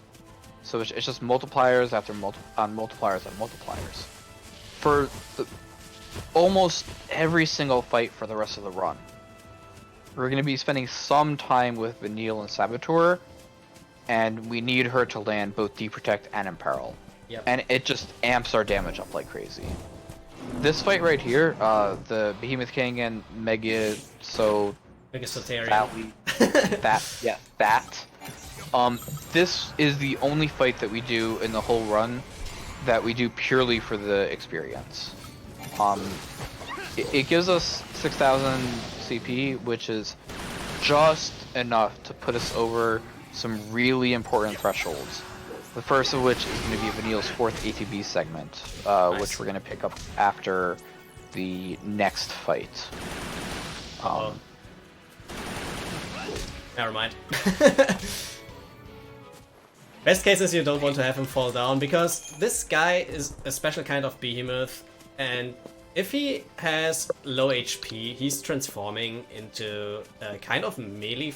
Well, he's always melee, but he's staying up basically and just standing on 2 legs instead of 4, and refills his complete health and also resets the stagger to 100%. So And removes all the debuffs. if that happens, it's basically a lost fight, so that's why you want to keep him in the air. I got lucky that Snow relaunched him. That can get a bit sketchy sometimes. Yep. Alright. Yeah, so I hope you enjoyed the wide open expanse there. It's gone now. Now it's we're back again. to hallways. Yeah. We're back to hallways. Oops. But yeah, this is Mahabara. We've actually got the longest menu in the run coming up because we just do a lot of things during it. People who want to and are curious can actually time it, because I think no speedrunner has ever timed the menu. Oh god. This is probably not possible. Maybe? I think okay. you can get through. Yeah. Alright. So some of these dodges are tricky again, so even though there's downtime of fights, you'll never get bored just because all of these different approaches to all of these dodges. Yeah, this game has no instances of you not doing anything when you're running it. Except for the 27-second elevator later. Yeah, and a few 10-second elevators and Tajans. Yeah. Also, this guy is pretty funny. Are they really 10 seconds? This guy is pretty funny because when I hug the left here, he's turning around to see me so I can get past him. He just wants to give you a hug, but his arms are too stiff. Alright, menu comes in now, so... Yep. Okay, so we do focus. a lot. We do a lot in this menu. We buy a lot of equipment. We upgrade both the weapons for Saz and Snow, as well as a bunch of accessories that we're getting. The Warriors wristbands. We're going to be doing a lot of development for both for all of our characters, really. On Snow, it's going to be more for like just general stats and Fringe Ward, which is a good ability that I'll get to in a bit. On Saz, we're just getting some more things in Commando before we, and then all the development we're going to be doing on Saz afterwards is basically all going to be in Ravager. And on Vanille, similar to what we've been doing before, we're just going to keep on pumping everything into Med. The Med's really important because after the next fight, which is going to be a pair of Rust Puddings, we're going to be able to get her 4th ATB segment, which is unlockable here, and we'll be able to continue. Actually, I guess that's something I didn't mention. One of the side effects you get for the Eidolon battles is you get an extra ATB, which is really good. So like Saz only had 3 ATB before Hecaton, now he's got 4, etc. for the rest of them. Vanille's gonna end up with 5, Snow's gonna end up with 5, Saz we're gonna leave at 4. but we're going to be getting Vanille's 5th one very shortly, and it's very good. Also, we're pretty lucky that I get 60 FPS in Crystarium, because if you do this one on console with 30 FPS, the Crystarium speed is actually half the speed of this. So in the Crystarium, the speed is super slow on console.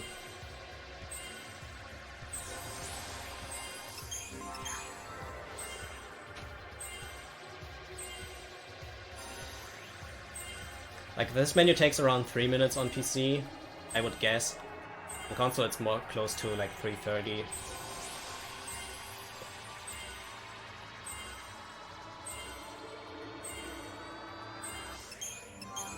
Yeah, basically.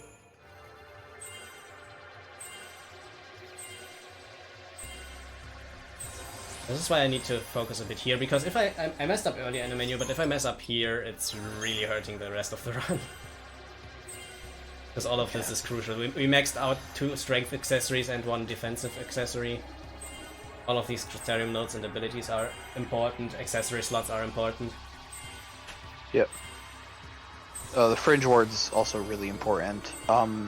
Fringe Ward is a Sentinel ability that basically says an AoE attack that would target this Sentinel does reduce damage to everybody else. This is going to be the first instance of why you see the Silver Bangle is important. Equipment in this game have synthesis abilities, which are essentially just set bonuses. And if you synthesize the Silver Bangle with the Black Belt, which is an equipment that gives resistances, it gives you Physical Wall 10, which will reduce all the physical damage by 10. That's really good, as it turns out. And it really adds up a lot, and it's going to add up a lot in the next fight that we're going to have Fang in. Also, from now on, we just have roughly an hour left until the incentive. That was fine. So I don't know how the standings are currently, but...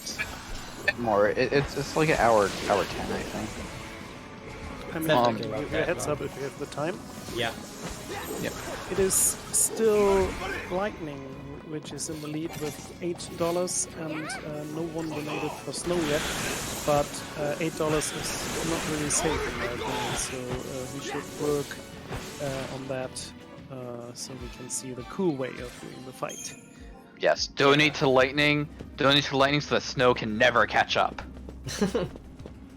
Also that we see her again, because like I don't use lightning for the rest of the run, unless in that fight. Yeah. That side note about that rust pudding fight, it's actually kind of scary. Those rust puddings can hit really hard, and if they target the same person too much, then that person can die, which is why we basically leave Vanille and Medic for the entirety of that fight. Also, Titan said it earlier, but the ATB segment I got for Vanille here is really important for her summon battle later. And since the bridge skipped a lot of Crystarium points, it would be bad if I miss any of the bomb kills in Chapter 4 for the Crystarium Well, it would points. have been. Yeah, but then we did another reroute where we skipped Vanille's Ravager roll level until Tajan's Tower, and now it's safe again. So you basically, when you got both... Just to give a bit of perspective on how close it was, we had 4 extra CP after getting the ATB if you killed 1 bomb. So if you missed both of the bombs, you were screwed. Missing the bomb is really bad, yeah. So that's why we rerouted this again. Because skipping her Ravager roll level 2, which we used to get in Chapter 8, doesn't really matter for any fights except Bahamut maybe. But on that one you also have the gauge filling up quickly anyways. Yep. Alright, so this is Hekaton. It's the hardest Eidolon in my opinion if you mess up a few times with healing. Yeah, so this is our final Eidolon fight, this one with Vanille. Actually the really interesting thing about this one is we're essentially going to be spending the entire time with Vanille and Saboteur. Part of the reason why we want the 4 ATB for it is just we just get more conditionals and we just get a lot more chain. We're doing a similar thing like we did for Alex, where we're manipulating Fang's positioning to be very far away from Vanille, because most of Hecaton's attacks are AoE. And we don't want him hitting Vanille because Vanille will die. Vanille dies in 2 hits, I think, depending on which attacks he does. If he does pummel a bit more, Yeah, but... he's got a lot of different combinations of attacks that he can do, that all do various amounts of damage. So we just want to make sure that everyone sort of remains healthy, that Fangs and Sen, whenever he's not doing Lofty Challenge, and that we just continue like that.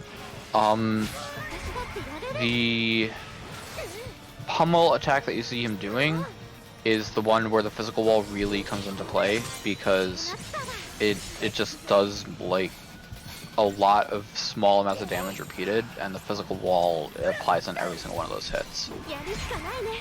If the Gestalt's high enough, then we don't really have to worry about healing Fang. We call it Fang Sacrifice. Like that. I didn't need that renew, but... Yeah. So we didn't see Double Quake, which is good. Double Quake is really scary. It does a lot of damage. It does around 1000. If he does 2 Quakes back to back. Yeah. There you go. That's the last of the Eidolon fights. Hecaton's actually a very strong summon. We're going to be using Hecaton in quite a few fights, actually. Pretty powerful. Basically all of the fights where we don't lead Sass for the rest of the game we use Hecaton in. So we have to lead with Vanille. Yeah, except for like one. Yeah. Blood. Yeah. I don't like this position. Should be fine. Alright. Random dodge. Please. Oh god. This is what I meant, like the right, I don't know if you saw that, but the right bomb was facing me for a second, and when I actually entered the battle zone it turned around to the left, so then it ran a straight line to the left. But if I would have dodged that in the middle, I would have been cut. Yep. Like bombs are we've just got not predictable, even though they run straight, and that's weird. We've got a good chunk of downtime here now. This is the last long passage with dodges only, though. Like after this, we basically have lots of fights. Yeah, I think the longest. Uh-oh. Thing. So this part here, this is about 10 minutes of dodging, and then there's like later in the game there's like a 3-minute section of dodging and another 3-minute section of dodging. The rest of it's pretty much just like fight after fight after fight after fight. I guess, how long is it between until PC2? Is that like a 6? I think it's probably more like 5 minutes actually. So I don't know the timer, but normally I'm at PC2 between 420 and 425. Yeah, but then when do you finish with Turtle?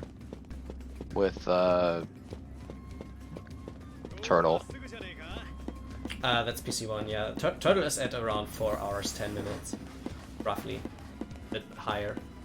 Yeah, so then it's about like 6 minutes of dodging, because there's a pretty long menu there too. Okay. Yeah, so I guess just reminders, you know, please donate to save the children and stuff like that. It's good. And please make sure that Snow can't snipe lightning. To make that lead impossible. I just spilled water all over my keyboard. That's great. But yeah, we've mentioned it multiple times. It's just the better strat. It's the faster strat by like 5 seconds overall. It's just... It's like, so much more risky, like for, so much better. For world record or top 3 attempts or something like that, or even for some PB attempts when you can't PB by multiple minutes, it's just not really recommended to do lightning, even though it's 5 seconds faster, just because you have like a, I'd say like 30 or 40% chance of dying, depending on the pattern he does. And I with think snow, it's a you bit die. less. I think it's like 15 to 25. With snow, you die like 1% of the time, if at all. Like, it's basically a free fight with snow. So, snow, the only time that you really fail it is if you mess up. Whereas lightning, it can be RNG. Yeah. And also, let's hear Xenoblade Chronicles in Japanese. So, because that's probably gonna sound a lot better. Not that I'm actually gonna be able to hear it, because I'm definitely gonna be asleep. Well, it's 2 a.m. for you. Yeah, well, it's already 1:20 a.m. So, yeah. But you know, let me hear the Japanese and the VODs. As a Alright. reminder, I can give the current standings on that as well. Right. English is still leading with $15, and Japanese chasing behind with $5. But that's not much, I think. So if you want to hear Japanese as well, and you don't have to sleep, please donate for that. Like the incentive for Xenoblade and also this one, they can be overtaken easily. Basically, 1 or 2 donations just can turn it around. So really, donate for both sides. Like for the one that you prefer, but what I mean. Plus, Yeah. you are benefiting a really good cause, which is Save the Children, who have a special campaign for the coronavirus, and there's nothing bad about that. And you see cool speedruns. So what's better to do than to give and spare a few dollars for that? Exactly. Yep. Alright, so do you want to explain the dogs? Or should I? Yeah, in a second after the cutscene. These dogs are the worst, the run. Yeah. So These white I ones. also just want to say that, like, if you guys have enjoyed this, like, give the run a shot. It's hard, but it's like really rewarding. It's really fun.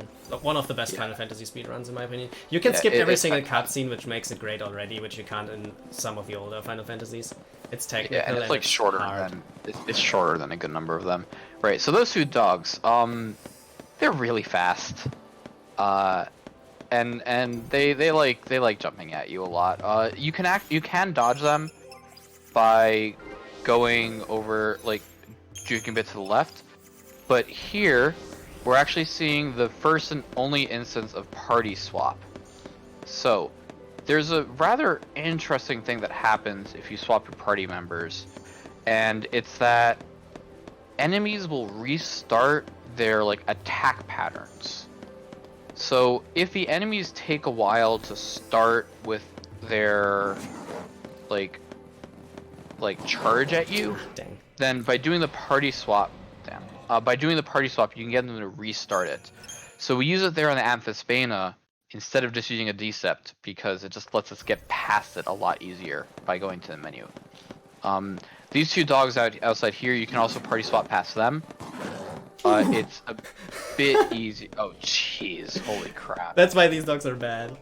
Yeah, like you can party swap past them, but those dogs are just kind of awful because there's two of them. They're really fast, and you have to get in through the door. And like it's not a large area. The doll is But now we're in small. Tajan's Tower. So Tajan's Tower it's not really a boss rush. It's like a mini boss rush kind of. There's going to be a lot of fights all in a row that are all technically harder enemies than should be appearing now normally. Like they're all supposed to be difficult fights. That being said, we cheese basically all of them. Actually, Well, not really cheese, but we don't we don't kill them like you're supposed to. Like Titan spoke about multipliers earlier. We basically try, at least on the first one, for example, we try to get Deep Protect and Imperil on him. He's weak to Thunder, so we buff Saz with a Thunder Elemental spell.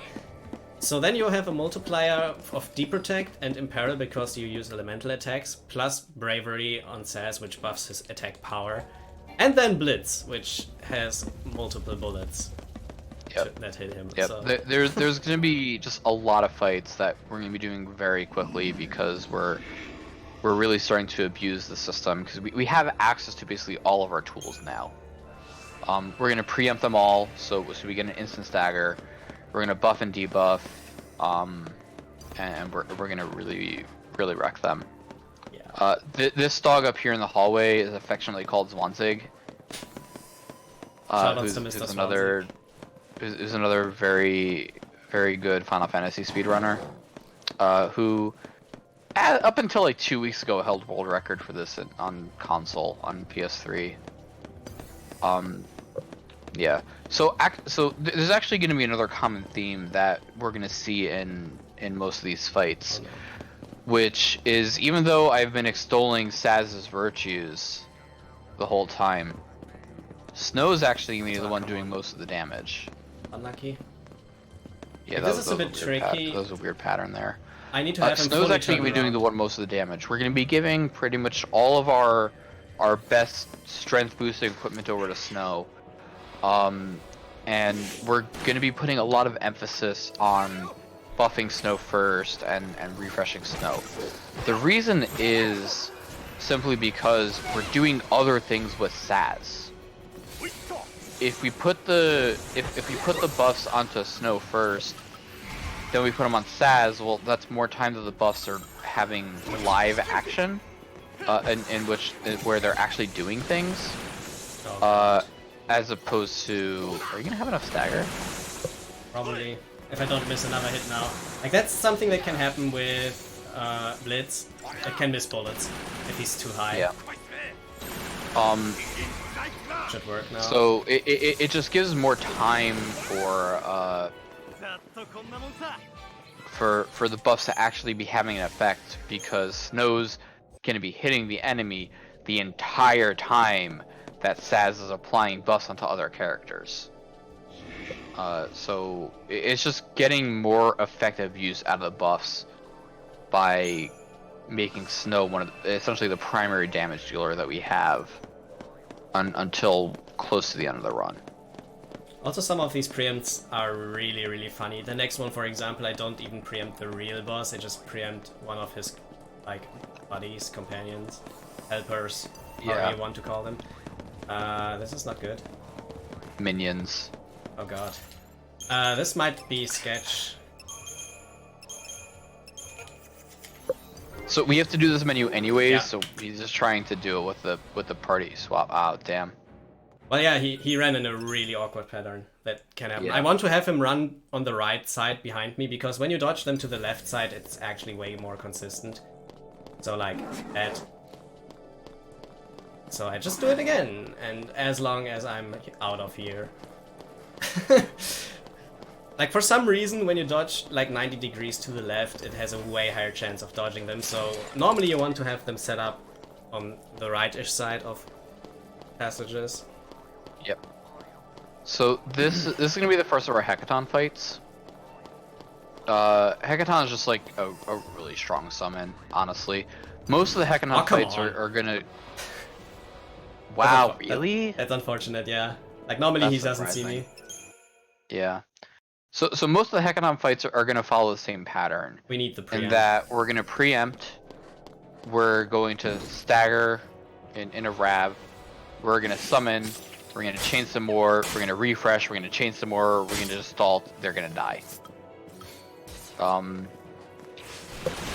This one's a bit more interesting, because we are gonna be doing roughly the same thing, only in this case we're gonna Force Blaster, then we're gonna pew pew pew pew pew, then we're gonna Force Blaster again, then we're gonna ult with the guy in salvo.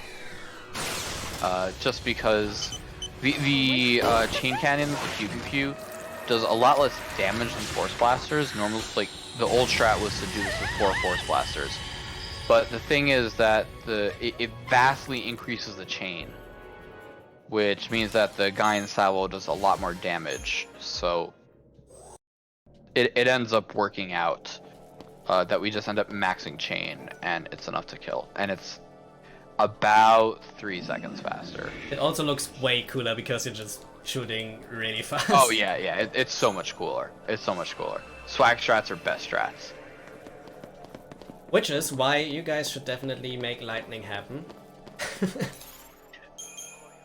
Yep. It's really so awesome. we've got the Gurganach coming up here.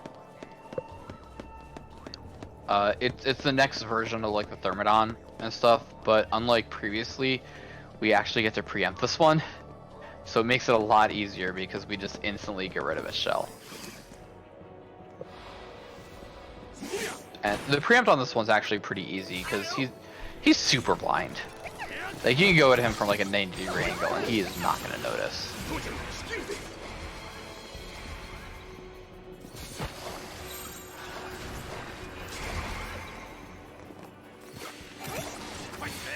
That's a bit high. Yeah, he normally dies in that You hit. see, he's missing like half the blood bullets there because of the positioning. But it's still worth to do the blitzes, it's just so much more damage. Yeah. Even when a few bullets miss. As long as 2 bullets hit, or you need 4 bullets to hit in order for it to be more Out of damage than 2 7. attacks. Yeah. Alright, that was the first half of the Tajin mission fights. The other 3 ones are all way harder. These 3 were pretty simple. I sadly failed to preempt his we've strike. got a... Yeah, Happens. so we have, Mushusu. Yeah, in a bit, but like before that we have like Vitala. dodges as well. Dogs, for example. The ones here are also pretty bad, just as in the entrance. Yeah, because we gotta get through a door. Okay. That was best case because one of the dogs ran a different direction.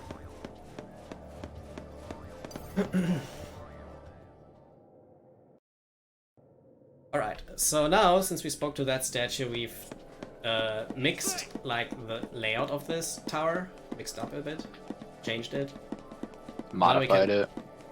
Now we can access different parts of it that previously weren't able to be visited. Yeah. Also, all of these elevators, you can't skip them. I could technically they're do a just guide toilet loading break zones. during these, but it's like 10 seconds, so that's what you meant with like no breaks. These don't really count. Just like 10 seconds unskippable cutscenes. Also, like, what? Like, Tajin's Tower is supposed to be this ancient thing. It has better safety standards than like the food production facilities of the modern stuff. Like, they actually close the doors before transporting up in the air. Like, why? Alright, Yep. So we've got a Mushusu coming up. the hardest preempt of all of them. Yeah, this is a very, very difficult preempt. So difficult that some people, myself, wait, crap, I'm actually coughing now. See, like if you fake Sorry about coughs, you need to really do that. Alright. Yeah. Just choose to farm a 4th Decept for it, because it does technically lose time, but it saves time if you fail it once. Yeah, more than 3 times actually. Like if you set it up quickly, you can fail this one 3 times, and the 4th one equals out with farming a Deceptisol. Yeah, I don't trust myself. Because So. for the Deceptisol is around 45 seconds getting. No, it's less. It's 41 in the fight, but No, it's 30. No, it's a okay, 35 seconds. that doesn't happen. I've never seen it happen like that. It also is 35 seconds because we have I mean, the faster one than the ghouls Yeah, now. I'll take it. That was basically a free preempt that happens like 1 out of 100 runs. Yeah. The 4th Decept only costs 35 seconds. It's not the 41. It's not the 47. Oh yeah, ones you anymore. changed that up, true. Yeah. Yeah, so Mushusu can kill us, which sucks, but Confirmed yeah, spies. super confirmed. Yeah, like see, the way Ness is reacting, like this does normally never happen. Like if you, as I said, if you watch a 100 runs, it maybe happens once or twice that they don't see you at all. What makes this preempt hard, and what you normally try to do is Mushusu is the small, bespit-looking thingy. And there are 2 birds. And as you saw earlier, birds are fast. So if you enter the battle zone and the birds approach you and run to you, you always will be caught and you just have no chance of preempting it. So normally you enter the battle zone, wait until they see you, and then instantly exit out of the battle zone. Go to the left wall so the birds turn into your direction, and then you go around the battle zone back into Mushusu again, because then they face the opposite direction of yourself. That's what you try to do. I can't do it, so I just don't bother. And if you do it first try, it takes like 10 seconds to do, compared to farming the Deceptisol. But yeah. Yeah. Alright, If you're going for top types, you have to skip it. We've got another big menu coming up here. The really nice thing about this menu, each of the missions that we've beaten so far has given us a lot of drops. So we're 100% guaranteed to not only have enough skill for this menu, but we have a lot of excess skill. However much excess skill that we have is going to affect what chests we pick up later, because it's going to essentially determine how many Deceptisols we can buy later. So ideally, we have enough that we don't have to pick up any chests, but we're probably gonna have to pick up at least one. Most of the The time minimum number we're looking for is 15,250. We'll see.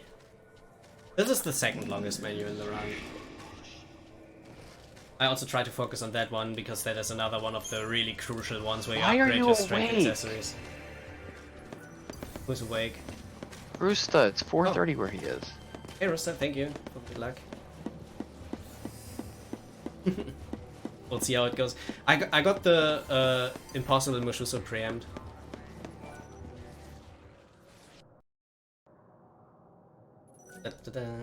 Alright, so menu time after the next dodge. This one is a bit weird. Like, what I try to do is I enter the battle zone, then I run backwards until he's close to me and do that, because then he's dashing into the air. At least you hope he does. He doesn't 100% the other of the thing time you can do do. it. Oh god, that guy did not want you to pass. Yeah. The other thing that you can do is you just kind of duck into the doorway a bit, and that also works. Oh, we got to see the Tajin's floor here. Nice. The glitch. Yeah. It's completely useless, but yeah. So like I said before, we're just pushing as far as we can in Saz's Ravager. This is gonna do a few things. There's an ability that we're gonna want to get later that's really important that we need to push Rav for. The other thing is that we're gonna get Renew onto Saz.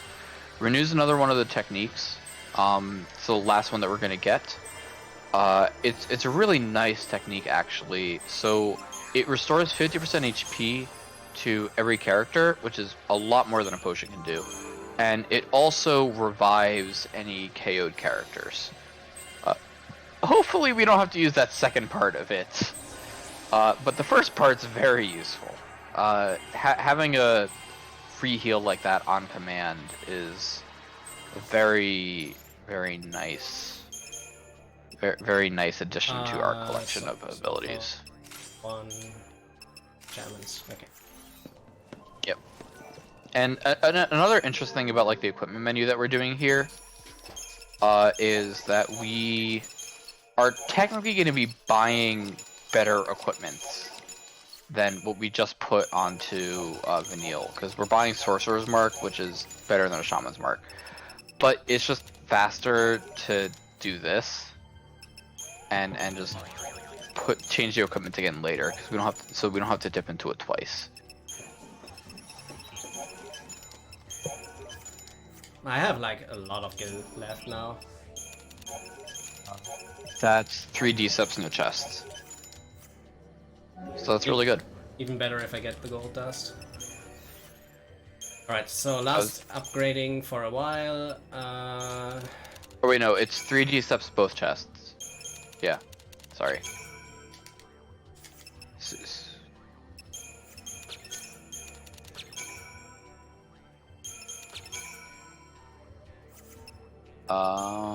Oh yeah, because you already disassembled one of the doctor's codes. Yeah, I always do that because then this doctor's code is always at the last spot. Yeah. Alright, Scariest fight in this chapter after Barthendelus. So Vital is another one of the barrier enemies. Unlike the other barrier enemies that we fought before, this one likes to kill us. And we can't preempt it. It's got an ability multicast, and it just does so much damage. Like, you can technically preempt this guy, but it's happening like maybe also 1 out of 100 times. Yeah, I've never seen it. Yeah, we're gonna want Vanille to land in peril here because it's gonna make it a lot easier for us to stagger him. Then afterwards, we're gonna go for the deprotect because it just does so much damage. And we need the tireless here. Oh, that's a pain. So pain will stop us from attacking, which is not great. Oh, Vanille died. That was a bit scary because he pained me. Yeah, I couldn't do attacks. With pain, you can't do attacks, and as Titan said, and well, that gets a bit sketchy then. Just a bit. It's really rare that he debuffs you, though. Like, usually we buy these cure items for Barthendelus later. I'm actually really close to just doing what Zwanzig does and just not buying them anymore. Why? You know Bar too. It doesn't seem worth it. You can buy 3 instead of 4. Saves a few in. I'd rather just buy 1. Alright, but never mind. Last paradigm setup for the tower. Now we get a bunch of sentinels because that's crucial for the final boss here.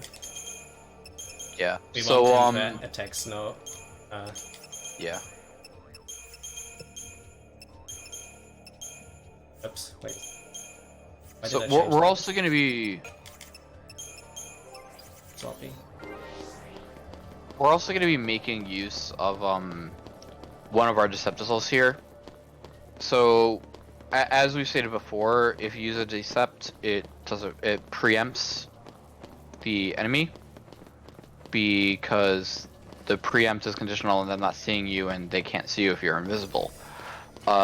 Doing so does use up the Decept though, so we can't. I can't believe that worked. Same. Doing it does use up the Decept though, so we can't use it for dodges for the rest of the time. But Penangolin, which is this fight here, which is going to be another summon fight, so it's going to go very similar to the Ambling Bellows, just without the pew pews. Trying to manually do this is not quite an exercise in futility, but it's pretty close. So it's just a lot easier to just use a Decept here. But yeah, so we're gonna chain, summon, chain, refresh, chain, ult, but just all Force Blasters kill. I hope that I get out at least 2 because my chain durations or stagger duration is not the greatest. I need to do 3 indeed. But it's fine.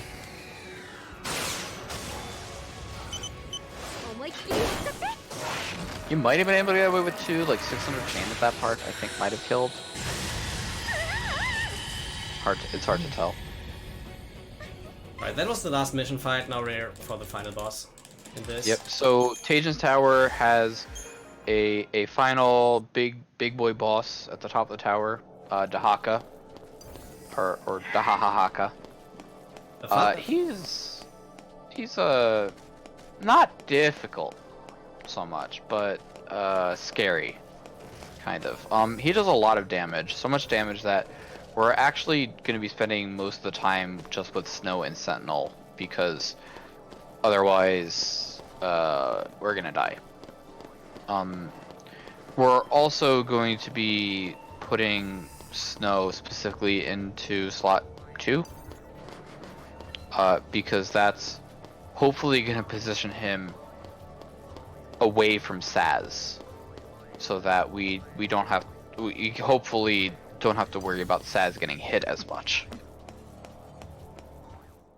Also, Dahaka is the first boss in the game where you really notice the heavy scaling of it. Because, like, the last real boss fight that we fought in Chapter 10, which was Sid, has like 300,000 something HP. And Dahaka has 2.3 million HP. That's a lot more. Yeah.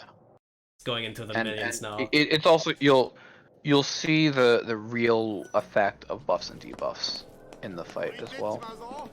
Like, if you've never seen the Dahaka boss fight before, it's one of the best fights to showcase, like, just how broken buffs and debuffs are. Yeah. Because as I said, 2.3 million HP, and he's just... You'll see, he's just not that much of a threat once I staggered him. The hardest part of the fight is getting to stagger.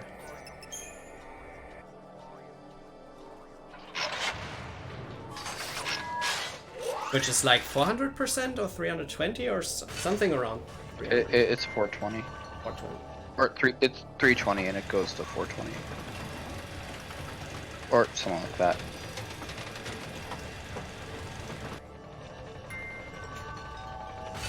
I think it's 320, yeah.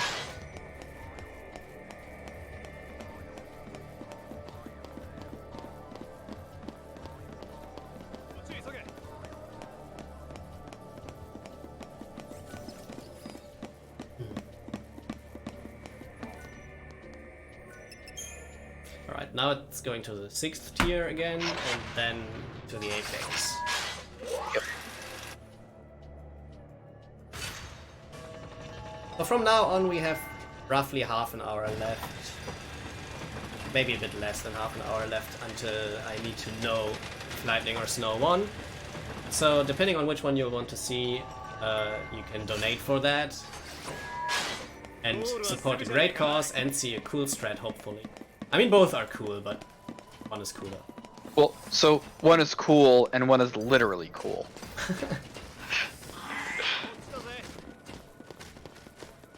Because the lightning strat is cool, but the snow strat uses Shiva, which is literally cold. So I felt like I had to explain my joke there for some reason. Right. So. Oh, okay. You explain. No. Go for it. Okay. And at the moment, cool beats cold, which means cool, which is lightning, is in the lead by $8, which is still pretty close and still snipeable. So if you like it cold, donate for that. If you like it cool, make sure that lightning wins. Yep.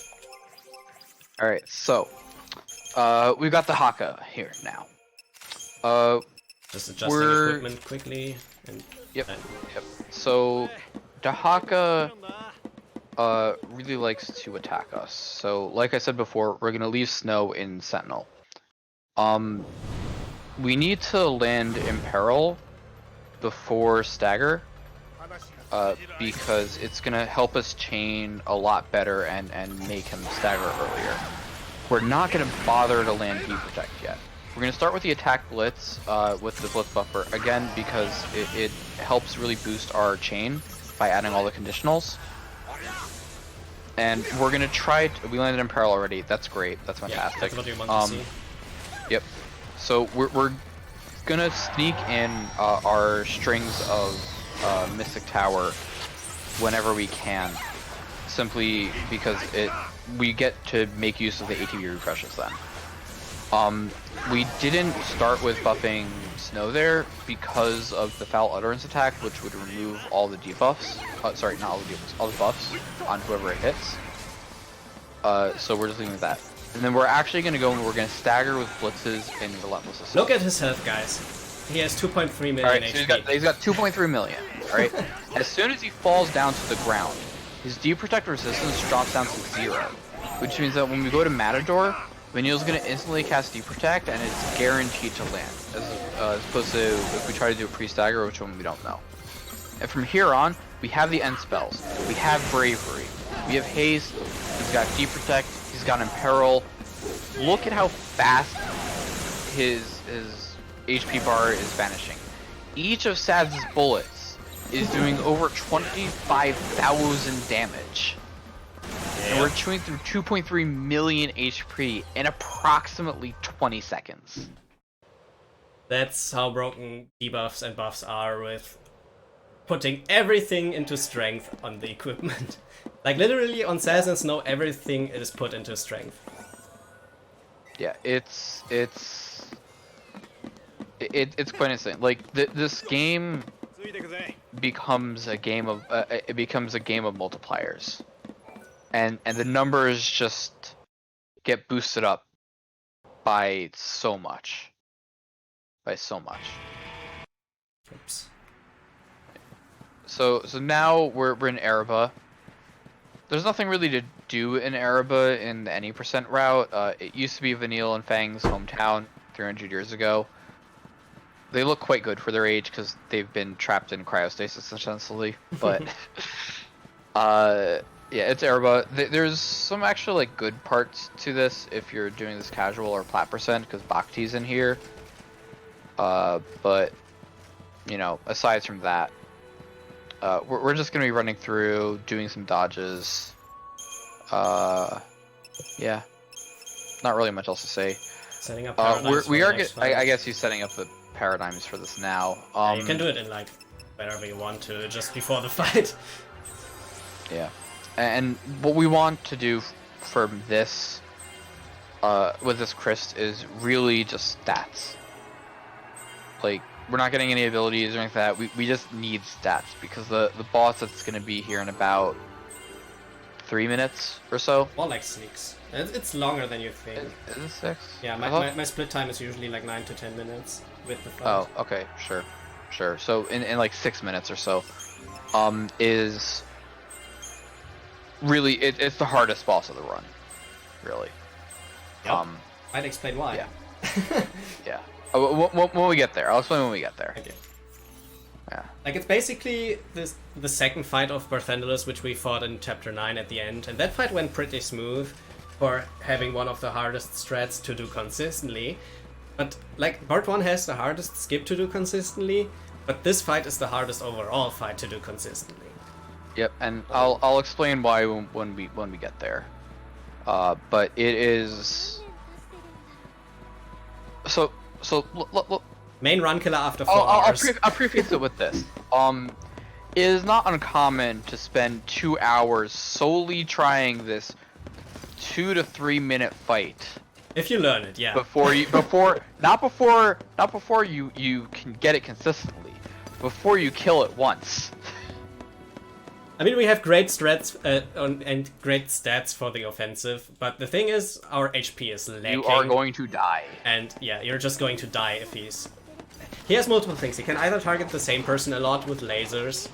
I'll get to it when we get there. There's time. There's time. Well, yeah, necessarily, you just did 2 runs. I'm close to 90%, I'd say, in runs nowadays. I don't want to think about what my percentage is. But, like, especially as a new runner, you have a lot of trouble on this guy, usually. There's just so much that can happen. Honestly, this fight is the one that I'm scared the most of forgetting how to do. And the thing is, I mentioned it just a short moment ago, but it's just 4 hours into the run, like, on top runs. If you're a bit worse, maybe it's about 5 hours into the run, and then, like, the main run killer, which can wall you for an hour You're or something. tired, too, by this point. And it's hard to stay focused. You've been doing a lot. The game's long. Like, yeah, like the one of the unfortunate things about this run, honestly, is that the end of this game is so difficult compared to a lot of RPG speedruns where by the time you get to this point in the game, you're like super OP and everything just melts. Like that's just not the case. Well, yeah, basically you our got offensive is... You got like a high stress run, a long run, that just gets harder and harder. Also, this dodge with the Seekers is insane because in no universe should that work. But it does. we just like hitboxes. barely lure them over to the side and then he's like slip past his arm. And the thing is, when you activate the Deceptisol, we didn't mention that before because it doesn't matter for all other dodges, but for this one it does. Like, you have around 2 to 3 seconds after activating a Shroud in which your hitbox is smaller than usual. So that way we still get past it even though it looks like I hit the fight. Yeah. But you have to be fast. It's obnoxious. And then also we've got two like vultures. I don't actually know what they're called. It's something with a V. We saw them in Chapter 3. For safety, I wait here. These are the upgraded versions, and it's kind of weird getting past them sometimes. But that looks pretty safe. Please bless RNG. Less RNG. Perfect. See, never didn't doubt it. I'm Alright, scared of so- this fight. Okay, we can do it. So, part 2. So we're starting off with an Aegisol because we need it, otherwise we're gonna die. Part 2 is hard for a lot of reasons. 1, he does a lot of damage. 2, he's the most RNG boss in the entire run. He can focus fire down one character and just delete them. He can cast pain on your characters. He can cast fog on your characters. He's got Days Go, which can inflict stop on any number of your characters at once. And they can't do anything, and they'll also take double damage. So that sucks. He's got more attacks that we'll get to later that are awful, but that's the initial part of it. He can interrupt you by putting curse onto you. Like, it's bad all around. We're going to be doing the entirety of our chain duration off of Vanille's Saboteur. Like usual, we need to land, deprotect, and imperil. And then we're going to get into about 650-700% chain. The Libra Scope is just to stop Saz from using ruins. We need to make sure that we're in green, not only because it's going to mean Snow's going to do more damage with Adrenaline, but also just we don't randomly die out of nowhere, because that will happen. Also, we can't The kill point this of the into first stagger. The point of the first stagger is to get him to about 50% HP. Because he's gonna do his head split phase then, and then we go into part 2. Here's the head split. There he has his not heads. gonna be lat. Yeah. So we're gonna summon. The reason is when he does his head split, he does this attack that you see here, Apoptosis. Apoptosis doesn't do any damage, but it does remove all buffs and debuffs from all the characters. We like our buffs. We're gonna die if we don't have them. So we're gonna do the same thing that we did for Ushu 2 or Ushu 1, where we summon cancel the effects. So it misses all the characters that we have on our team, but it does still remove the debuffs that we have on them. So we gotta reapply them with Vanille. We're also gonna go back to Gorilla because we just need to reapply haste. That being said, okay, we got all the buffs on him, so that's good. We're gonna use the elixir. Oh, we pain Snow, that's bad. Yeah. We're using the elixir because we're going to need to renew any pain stats, that's also bad. This fight sucks. So we need to make sure that we stay in green. If we don't kill in the second stagger, he's gonna have Apoptosis again, and we can summon cancel that again. But remember the Thanatosian Smile from before? He's gonna upgrade over the Thanatosian It's not doing it. Smite.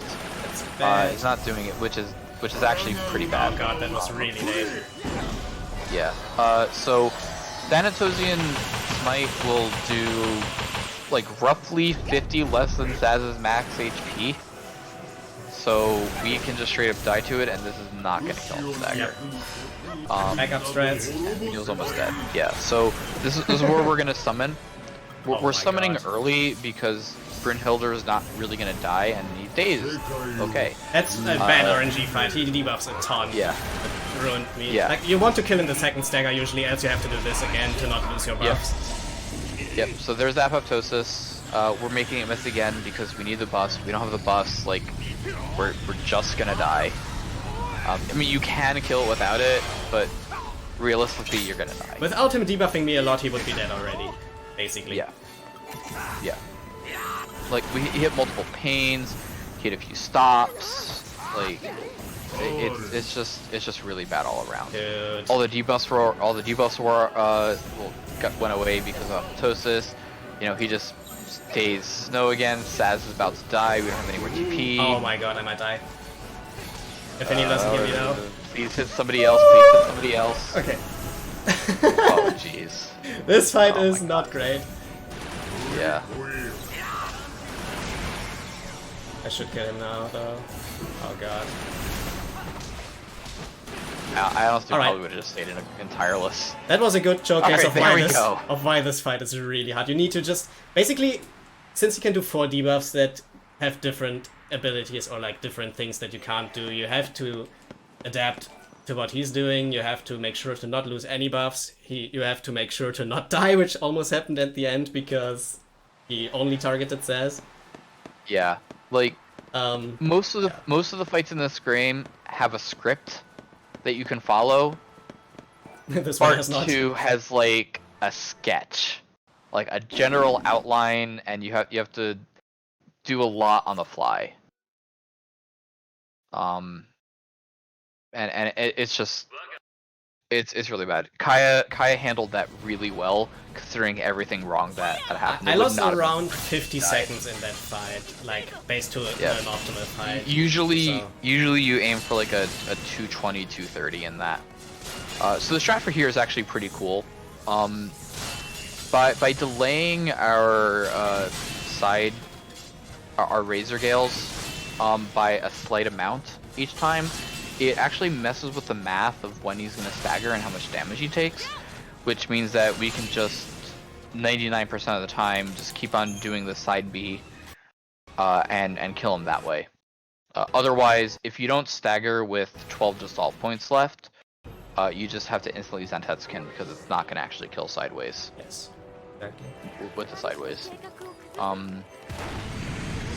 This is the second to last chapter in the run. This has 2 of the hardest bosses in the game. I mean, basically every single boss that's after chapter 11 is hard.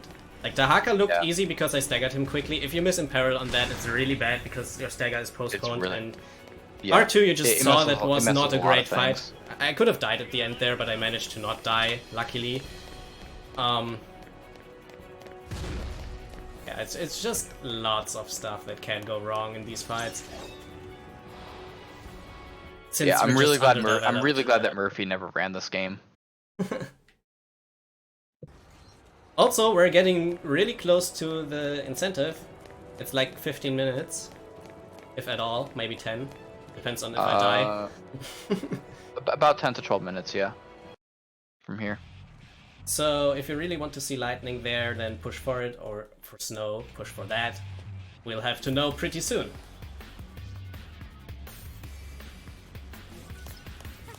Yep. So let's put it like this: if you guys don't ensure that lightning is gonna win, this is gonna be the last time that you see lightning for the rest of the game. Oh Do you want my that? God. I don't think you do. I had to do that. They blocked the right side and the left side. Wow. Oh, that's unfortunate. It's bad. Usually you can just slip right past them. Yeah, nice dodges coming up, as you see. It has a reason I'm using a Decepticol for these. Especially this dog passage here, that is horrible. I got lucky with the last 2. Luckily. Okay. So we're actually going to be using one of our last 2 Deceps on this fight here. It's going to be another Hackathon fight. It's just the fastest way to do it. This fight's kind of obnoxious without it. Isn't this the second to last Hackathon fight as well? I think it is. Yes, it is. The only other one we do is B&J. We're quaking here not because of the Bulwarker. We're quaking because we need the 2 small guys there. We don't actually hit them with any other spells. We just need to make sure that they remain staggered for this part. Alright. Last menu in which I have to really focus. Yep. Alright, so here's gonna be the first time that we actually get one of the secondaries. And that's gonna be Commando. The reason is, sort of to what I said before, Cerberus is a great paradigm. It's a lot of damage. The fact that we have Vanille doing runes means that we can interrupt a bit more and keep juggling for launch. Yeah, not quite physical. She's gonna only be throwing runes off. But just the fact that Vanille gets that we can give Vanille Commando here is gonna be really important for 3 of the upcoming fights, and it's really nice. Other than that, we're finally gonna be getting Snow's ATB segment here, which is gonna be really good. He's gonna have 5 now. It's gonna really amp up his damage by a lot. I think He's this is actually gonna be the necessary. primary damage dealer for all the upcoming fights. Honestly, we're putting a lot onto his back. And then for Saz, we're really close to a really good ability that I'll get to. Yeah, after the next fight, it's important. Yep. Wait a second. Here, I don't have this one muscle memory sadly, so this takes a bit more than usual. It's fine. And there's the silver bangle again. Yeah, Diamond Bangle gives a lot more HP, but we want the physical wall, and Diamond Bangle also sells for 36,000 gil. Alright. So it's a good chunk of chain. And yeah, this is the same one that we fought. This is the same one that we fought in chapter 11 for CP. The thing is that we can't preempt it this time.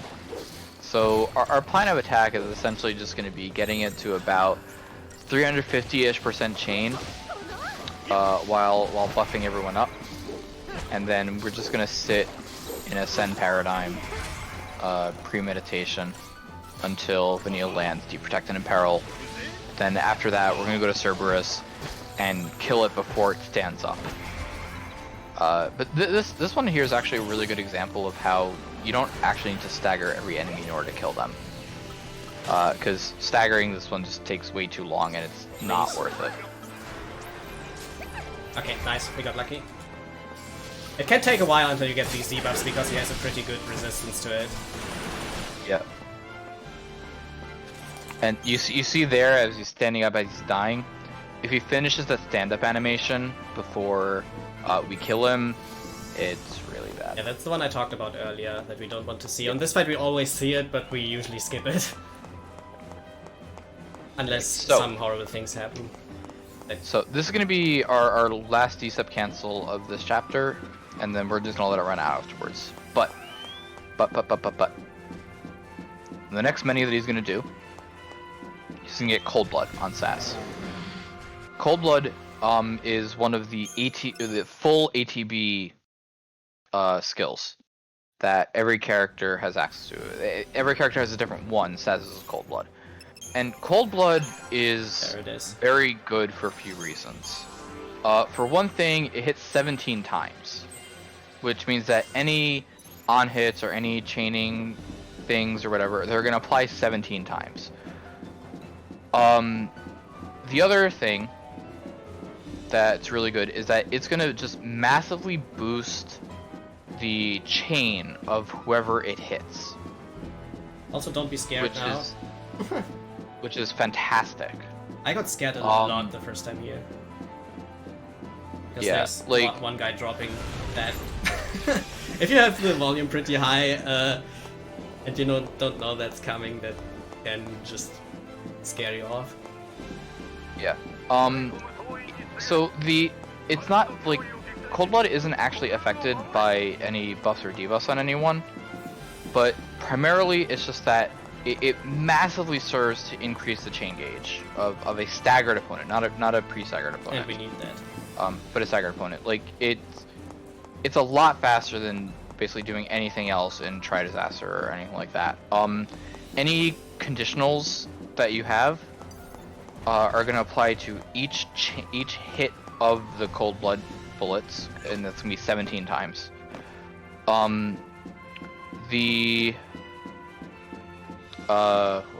It also can serve to interrupt the opponents and keep them launched, or just like hit them a bunch and interrupt them, which we're also going to make use of. It will always use the max number of ATB that a character has. So in this case, it's always going to be 4 ATB. But yeah, so this is Proud Cloud 1. Proud Cloud 1 is a scary enemy simply because we absolutely have to kill him in one stagger. If we don't kill him one stagger, we cannot win the fight. The primary focus of this fight is going to be refreshing Snow. He's going to be attacking the entire time. We have and we want to maximize the amount of damage and the amount of chain that Snow is doing. The first part of the fight is going to be split just between normal chaining and buffing all the characters. The really nice thing about having Vanille as a med in this fight is that she will out-heal the PC's damage a always. We're throwing a lever scope just so that post stagger, Snow isn't going to be throwing ruins like usual. And then we're gonna Cold Blood. We're gonna shift over to Thaumaturgy to refresh Snow. This is also gonna give us a refresh on Saz's ATB, which means we can just throw out another Cold Blood and go over to try Disaster because it gives us a lot more of the conditionals. And then after that, our plan of attack is just go to Cerberus and just mow him down. I have to kill him here. If I don't kill him now, it's... But PC1 is kind of unique in that it doesn't have damage gates, but it does have a stagger gate. So after you stagger the first time, it goes into a second form, and we cannot beat that second form. He's focusing Saz now, that's also not good. This is really bad, actually, Okay. if he kills Saz, we're dead, but we're fine. We did it. Also, now so- I need to know which one has won, because the Adamantcalit fight is coming up. Is it Lightning or Snow? Let me Last chance have a gone. look, because there was a donation of $15 by Devil's Rose with no comment. I have to check if this went to the Yeah, for Lightning I have to incentive. adjust equipment, that's why. It seems to be still Lightning with $8. Alright, GG guys, best strat won. GG. Yes. Yeah, I'll do so that so again. you'll notice how little stagger like PC1 had left. That fight's really tight, and we can't actually realistically kill it after. I might die once or twice on this, it's absolutely realistic because it has a lot of RNG in it. But But it's a pretty quick also, fight. yeah. So, lightning Lightning. turtle. So we're about to fight an Adamanculid, which is a giant turtle. It does a lot of damage. It likes stomping. It really hurts. So how are we going to deal with this? Well, we can only attack its head. So we just attack to jump into the air. That's a fast one. That's bad. We attack to jump into the air, so that lightning isn't hit by it. Once Vanille dies, we're gonna summon, It should be safe. and yep, it should be good now. We're gonna summon, and we're just gonna keep on chaining. I do 4 for safety. Yeah, that definitely kills. Nice. First try. Yeah. Nice. That's really good. And then from here on, we're just gonna keep on razor galing until it gets to about 50% HP and like 750-ish% chain or so. And then we Dentets and we win. And there we go. Alright, look at his health. He has half HP. This guy has like 500,000, 400,000. A lot. And this will just kill him now with that finisher because he has high enough chain. That's Odin's strength. While for Snow the fight takes a bit longer and you basically max out the chain for Snow, which you don't do for Light. So for Snow, like, you gain speed off the fact that you don't have to do the menu, and that, like, Snow's never in danger of dying, unlike Lightning, who we haven't given any development to since chapter 9. That's the main reason why Lightning is way more risky, because if he does his stomp pattern really fast, Lightning has like 1100 HP I think, and his stomp does around 700 to 800, so we can only survive a single stomp. So I basically have to try to be constantly in the air when he's stomping on the ground with Lightning. While for Snow I just don't care at all. Before Lightning can even charge the ATB Like to jump again. Snow has 3000 health, there you don't care at all to get hit by the stomps, but for Lightning in the whole fight you can just tank one. And if you're too slow and he's quaking, you insta-die, like Quake is a one-shot on Lightning. Yep. But it's a lot faster because Odin is just a stronger summon than Shiva is. So you gain a lot of time off of that, even though you do lose some time off of the fact that you have to menu a bit differently and give Lightning more equipment. Overall, it saves about 5 to 6 seconds over doing it with Snow. But it is a lot riskier. You have roughly a 25% chance of just dying because of the bad RNG. Uh-oh. Also, these birds really suck. Yep, I don't have a Decepticon anymore, else we would use one here. Yeah. It can be that I'm a bit stuck here, because like it depends when they see me. They need to see me pretty late. Yeah, They see like me we don't have early, a it's bad. decept. They're birds. They're fast. Like we can't really dodge them very well. It's awful. Okay. Yeah, you want to get this one first try. I almost had it, but no, I don't. Come on. I think you lost like 6 minutes here last time. I failed it 10 times in a row. Yeah, that's not bad. Like, it can happen. Like, you just have to wait until they see you late. It's RNG now. Like, when you fail it the first time, it's RNG. Yeah. They all the time see me early. Not great. Oh god. You know what? I try something else. I think if you camera trick, I think it might help. Yeah. Normally they are supposed to fly up.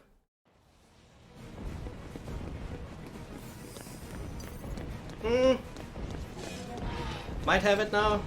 Okay. That is like the hardest dodge in this chapter, when you fail it. When you don't fail it, like it's really bad. The setup on the first one has a pretty consistent setup that I almost got. Like, it works 70%, I'd say, first try, and if you don't get it first try, it's getting bad. But that wasn't too long, that was like 4 times, that's bearable. Like, when you're lucky, they fly high up in the air on the retry, but they didn't do that for me. Right. So next upcoming dodge, that is the most technical one in this run, and it's pretty funny that it works. Yeah, so honestly, like, you remember how I said that the Seeker Bridge was the coolest? VH Place T is pretty darn close. I try to get hit by them outside of the battle zone if I get hit, but normally you try to not get hit. So the problem is that you can't try to get hit by them because there's too many of them. So we have dodged them before in Tajins by trying to get hit and moving back, but there's like 3 or 4 of them. So if you try to get hit by one and move out of its way, you're just gonna get caught by the next one. Uh-oh. Okay.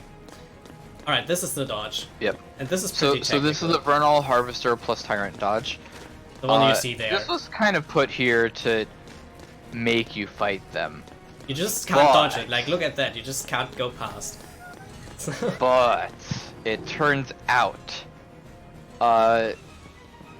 it doesn't matter if other party members get touched by enemies. It only matters if your leader gets touched.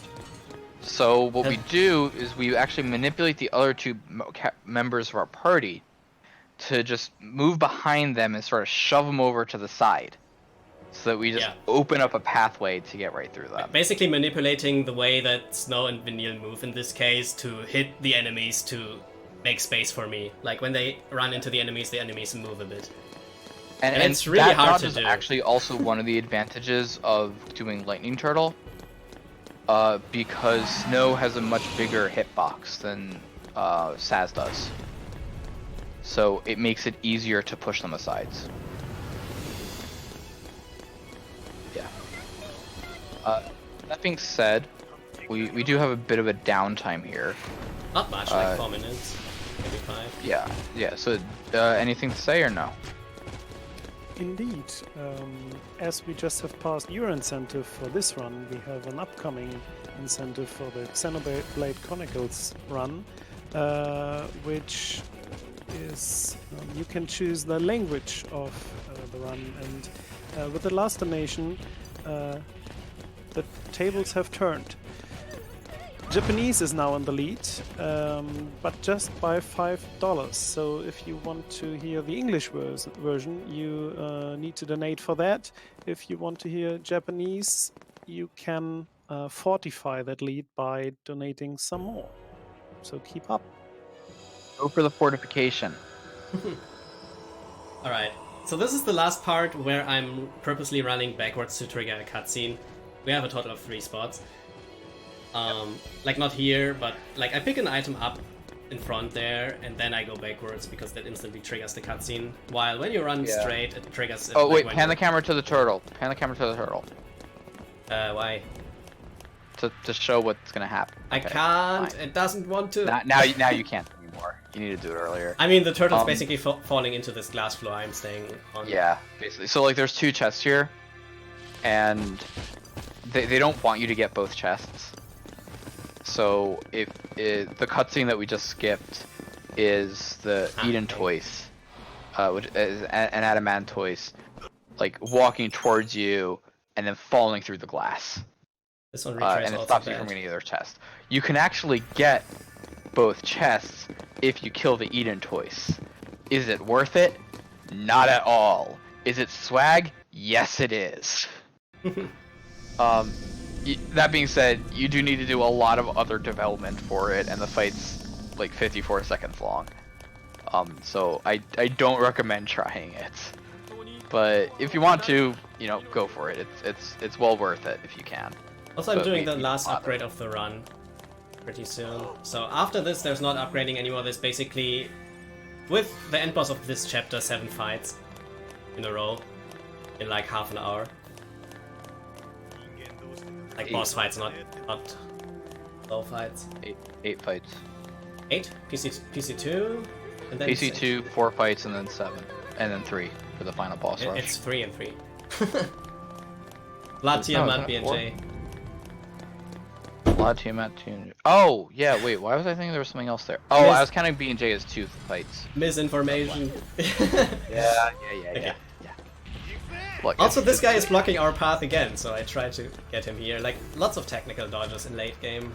Oh yeah. Also, by the way, that's not a dreadnought. It's his much stronger older brother. It's a juggernaut. Yeah. Yeah, was that close. one's scary. You can actually fight one of those in chapter 11 when we go into Mahabharata. It's just randomly there, and it's so much stronger than anything surrounding it. Alright, I'm playing But this we're gonna upgrade, so- pick up another chest. This one's gonna have a power glove, which is a better version of the warrior's wristband. And then we bought extra wicked fangs in Tajins, and we're just gonna use them here to upgrade this, to upgrade the power glove to star, and then also to dismantle the upgrade and dismantle the goddess's favor, which we can use to upgrade upgrade the warrior's wristband as well. I just So remembered one of the not- levels, one of the warrior advanced stars, Not doing a because mistake goddess here. favor decomposes into a ribbon and a scarletite. If I dismantle a power glove here, it's rip run, basically. I mean, it's not rip run. You can do it. It's just a lot slower. It's at least 10 minutes It's a slower. lot of strength. It's a lot of strength. Uh,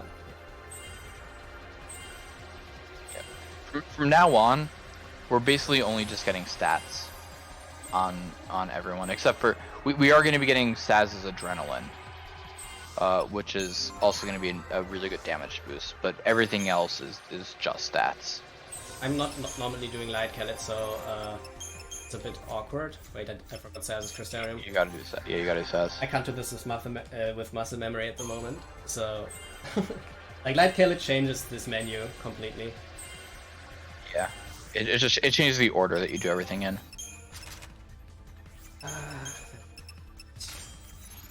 And paradigms at the end, right?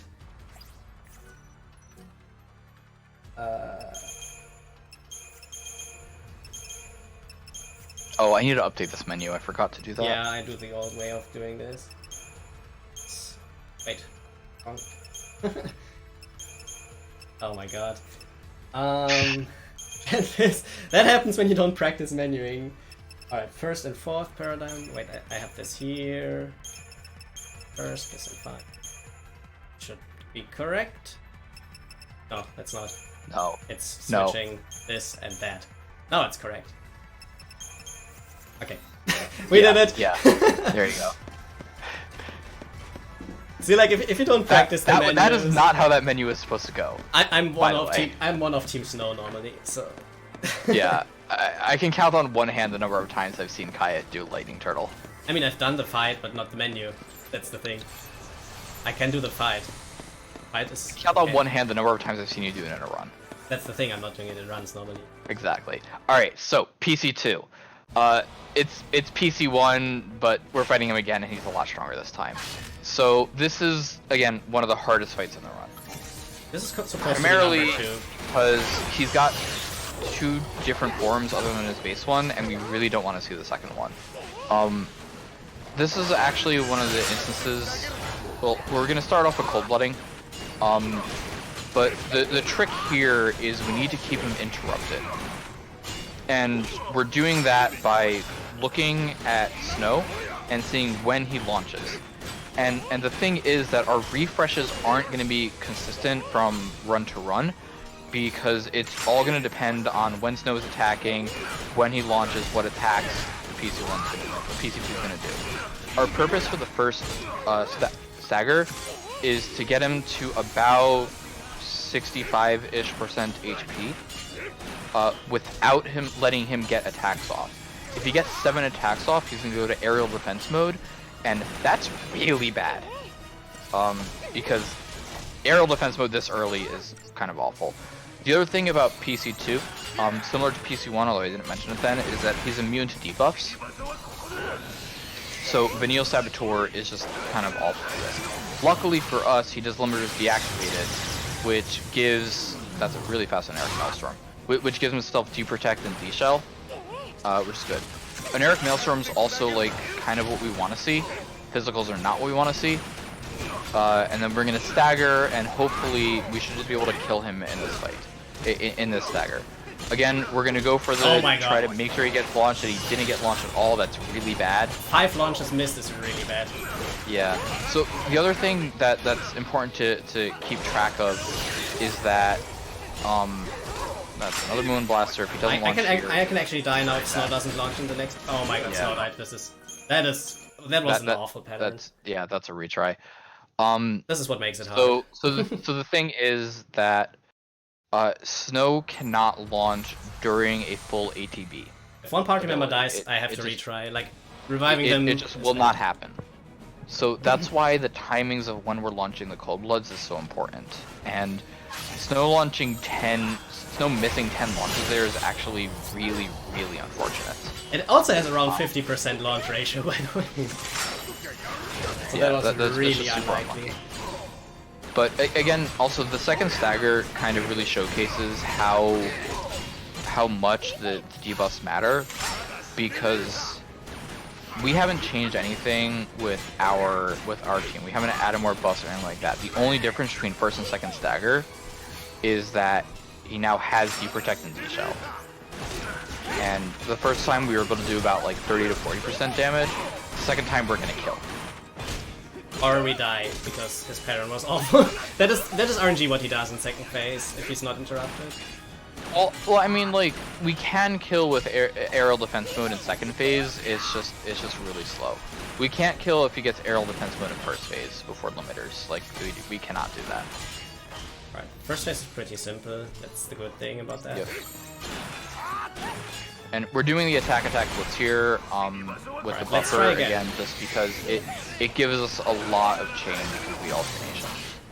Not getting launched here by that, so I do renew while that happens. Same as Bard. Yep. This is the same as happened before. So now we just need some launches.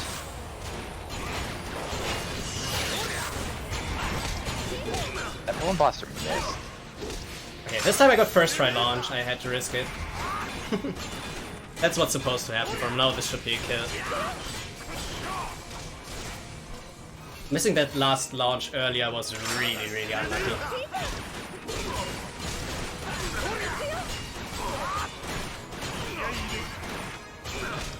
Relaunch him. Okay. This is a kill. This time. There we go. Nice. That's how the fight's supposed to work. Just look at how much his HP is melting, right? It's the same amount of chain. We're doing the same things to it, only this time he's got D-Protect, and he's just completely melting.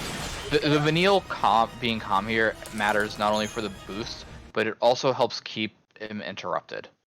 So it's good.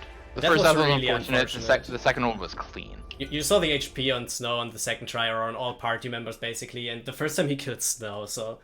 And one of his attacks does 1000 damage, so that was just really, really, really unlucky. Yep. Some things on PC2 really you just cool can't recover. That's the thing. You just can't recover some things, which is why this is a hard fight. Like, the basic strat So execution really cool is thing not... that it dropped. It dropped a shop even pharmaceuticals. Pharmaceuticals. We can buy shrouds now. That's fantastic. We're essentially just going to be buying Deceps and shrouds for the rest of the runs here. For the rest of the run here. Because we have the gil for it, we're going to be using a Fortisol and Aegisol in all the upcoming fights. We're getting 3 Deceps, not because we need them to preempt anything, but just because we don't have to cancel them, and it just saves time from not needing to cancel.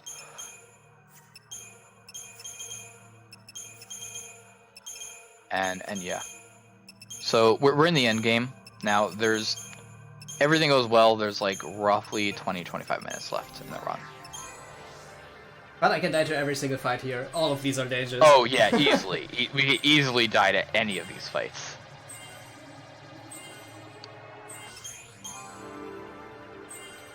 Late game is also, like, basically chapter 11 to 13 is the main reason why there's so much diversity between times on the leaderboards as well. Because, like, lesser experienced runners just tend to lose a lot of time in the whole last 2 hours of the run. It's like, I'm kind of weird in that, because I don't actually really lose time in the end. I lose it all at the beginning, and I gain a lot of time in the end. With some exceptions, but like most of the time stratifications you see are in the later in chapters 11 plus. Oops. Especially just like the end bosses are just the first 3 are okay. Nightmares. I can die to them, but they are okay. But the last final stretch of boss rush, like the last 7 to 8 minutes, is really hard execution wise. Yeah.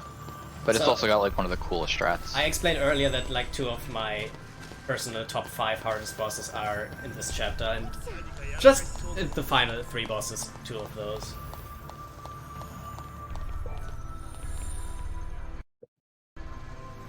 Right. I'm trying it.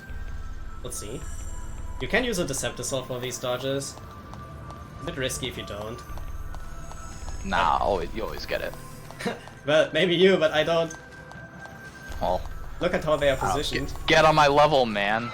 Yeah, see? You might have world record, but I always do these dodges, so. So if you want to be safe, you use it. Who's the real winner? I just use it now. Never mind. Alright, so now he's got to do a Decep cancel. Like most people use a Decep. Because it's random which direction the birds are facing. If they face the front and see you late, you dodge them, but that guy. And most people are wrong. Nah, I'm kidding. You do have to okay. I guess you just cancel the one on the Thresher, sure. It's quicker. Especially when you tend to fail it like I sometimes. Alright. Yeah. If you didn't have the Decept up now, this would be the second bike that we dodge without a Decept. Because if you just take the same path that he just took there, the bike doesn't actually catch up to you before you leave the battle zone. Yeah. Alright, we're getting pretty close to the first fight here. Yep. So this fight's actually going to be a redux of the one we had earlier. It's Bandersnatch and Jabberwocky, which is the upgraded version of the Chapter 6 bosses, Enki and Enlil. And the way harder version. Yeah, I mean, they're a lot harder. But we're gonna lead with Vanille with it again, right? Yeah. So she beat him once, she can beat him again, right? That's part of the reason it's harder though, because Vanille can just survive 2 physical hits of him. Yeah. If I get hit a 3rd time, I'm dead. A lot of the rerouting we've been doing has been really cruel to Vanille. We used to give her a lot more stats, a lot more weapons, a lot more items, and we're just like removing more and more from her and asking for her to do more and more, such as on this fight.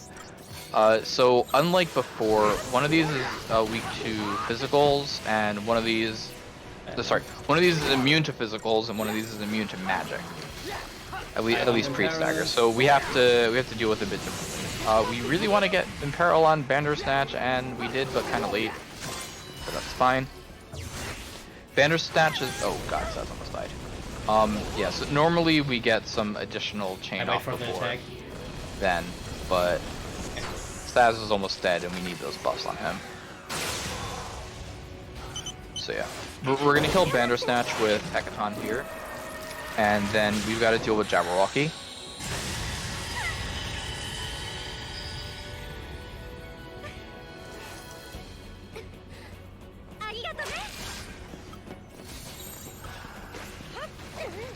Alright. 5, and now I want to inflict Deep Protect. I really want to inflict Deep Protect. Best case is poison as well, but... Okay, we got Deep Protect. We're gonna... Oh. After we stagger, we're gonna do the same thing as we did on E&E, where we're gonna keep them interrupted with poison. So that's really good. The strat there, actually, of doing, like, fire, arrow... fire, water, arrow is really nice because it staggers with the water, so the arrow immediately launches, which is really sweet. Yeah, for the bad Honestly, beginning, that was it just really lines good. up really nicely. Beginning was Yeah, that was a clean fight. That was a clean fight. Ways that can go wrong. Jabberwocky's got a Breath of the Beast attack, which if it hits Vanille is like 90% to kill her. If it hits like without that, like, Sentinel, yeah. When you're quick yeah. enough and switch to a Sentinel paradigm, you take a bit less damage and survive it. Yeah, but it can be really bad, and like we said before, Vanille can't survive 2 stomps really. But that's one of them down. Right, now we're actually Next doing up a weird trick. Do you see the fat guy in the far distance there? I actually try to go between his legs with a Deceptisol and pass him, which sometimes works and sometimes not, sadly. Works more often than not. It works more often than not, like here, yep. It's a visual glitch for some reason, because his actual hitbox is not where the legs are visible. So that's kinda neat. So then... Then we have the next second fight up's here. gonna be our final Vanille lead fight. And it's a Vladislaus. So we can't actually stagger Vladislaus because it's got 999% stagger point. So that's not happening. So instead, we need to Libra because he's weak to fire and we need Saz to end fire everybody. And past that, we just need to make sure that we land to protect. The basic gist of this fight is going to be let Saz and Snow wail on him and deprotect whenever it's going to be removed. He's got an attack, Mounting Contempt, that when he starts charging it up, it removes deprotect, so we're going to re-land it, shift over to premeditation so that Snow doesn't die from it. And then we're just going to use Vanille to make sure that everybody's healed enough to keep on wailing on him. Yeah, the best way to do this fight is actually with Vanille. We tried strats with Saz as well, but the AI medic is not doing what we want to do. That's the thing. We take control of the medic ourselves here. Yep. There we go, nice and easy. Alright, last real boss fight before the final trio. I have a last menu here as well. I do Mysterium for Vanille now, which I normally don't do. Yeah, it's just kind of safer. But it is a marathon, so yeah. We get 36 more magic and 200 more HP. Normally I'm just doing these Snow and Saz nodes. Yep. And this is the last menu of the run. So it's pretty cool. We use the same paradigm deck for the Tiamat Eliminator we're about to fight as we do for the final bosses. This is also the second and last time that we're going to get a secondary role, which is Saz's Sentinel. The reason is it lets us set up a consolidation, which is Sen Med, which has the advantage of letting us apply 2 Sentinel roll bonuses, which means that we are barely going to take any damage when we're in it. That's going to be very, very useful for some of the upcoming fights. And that but was here we go. officially the last dodge of the run. Now we don't have any more dodges as well. Yep. So we're in the end game now. Where's Thanos at? Wow. So we got Tiamat Eliminator here. It's another version of Ushinwell Subjugator, another version of Proudclad. It's just more of it. Similar to the previous iterations, we can't debuff him until we go to the second phase. Unlike the previous iterations, we are going to Cold Blood here, mostly because it just serves really well to keep it interrupted. Yeah, that's just for interruption, not for chain. Yeah. It's got some awkward parts to it here. This attack spamming ice grenades has a chance to inflict slow, which will remove our haste, and if it does it again, it will actually give us slow, and that sucks because I don't know if you've ever seen ATB charge when you're slow. It's not pretty. It's really not pretty. Maybe we'll see it in this fight. I don't hope so, but you never know. Yeah, at this point I doubt it. At this point I doubt it. Purpose of the first stagger is just to get it to about 50% HP, so that it descends. It will full heal. But the descend is important, because once he descends, Vanille can actually land debuffs on him. Which means that we can get our deprotect, we can get our imperil. Yeah. From now on, we're just going to be doing the same as we were before stagger, only with the addition of trying to land debuffs. We're just going to keep on cold blooding. He also has that attack that you saw there that does remove buffs from us, which is like unfortunate, but you know, oh well. I'm not getting debuffs.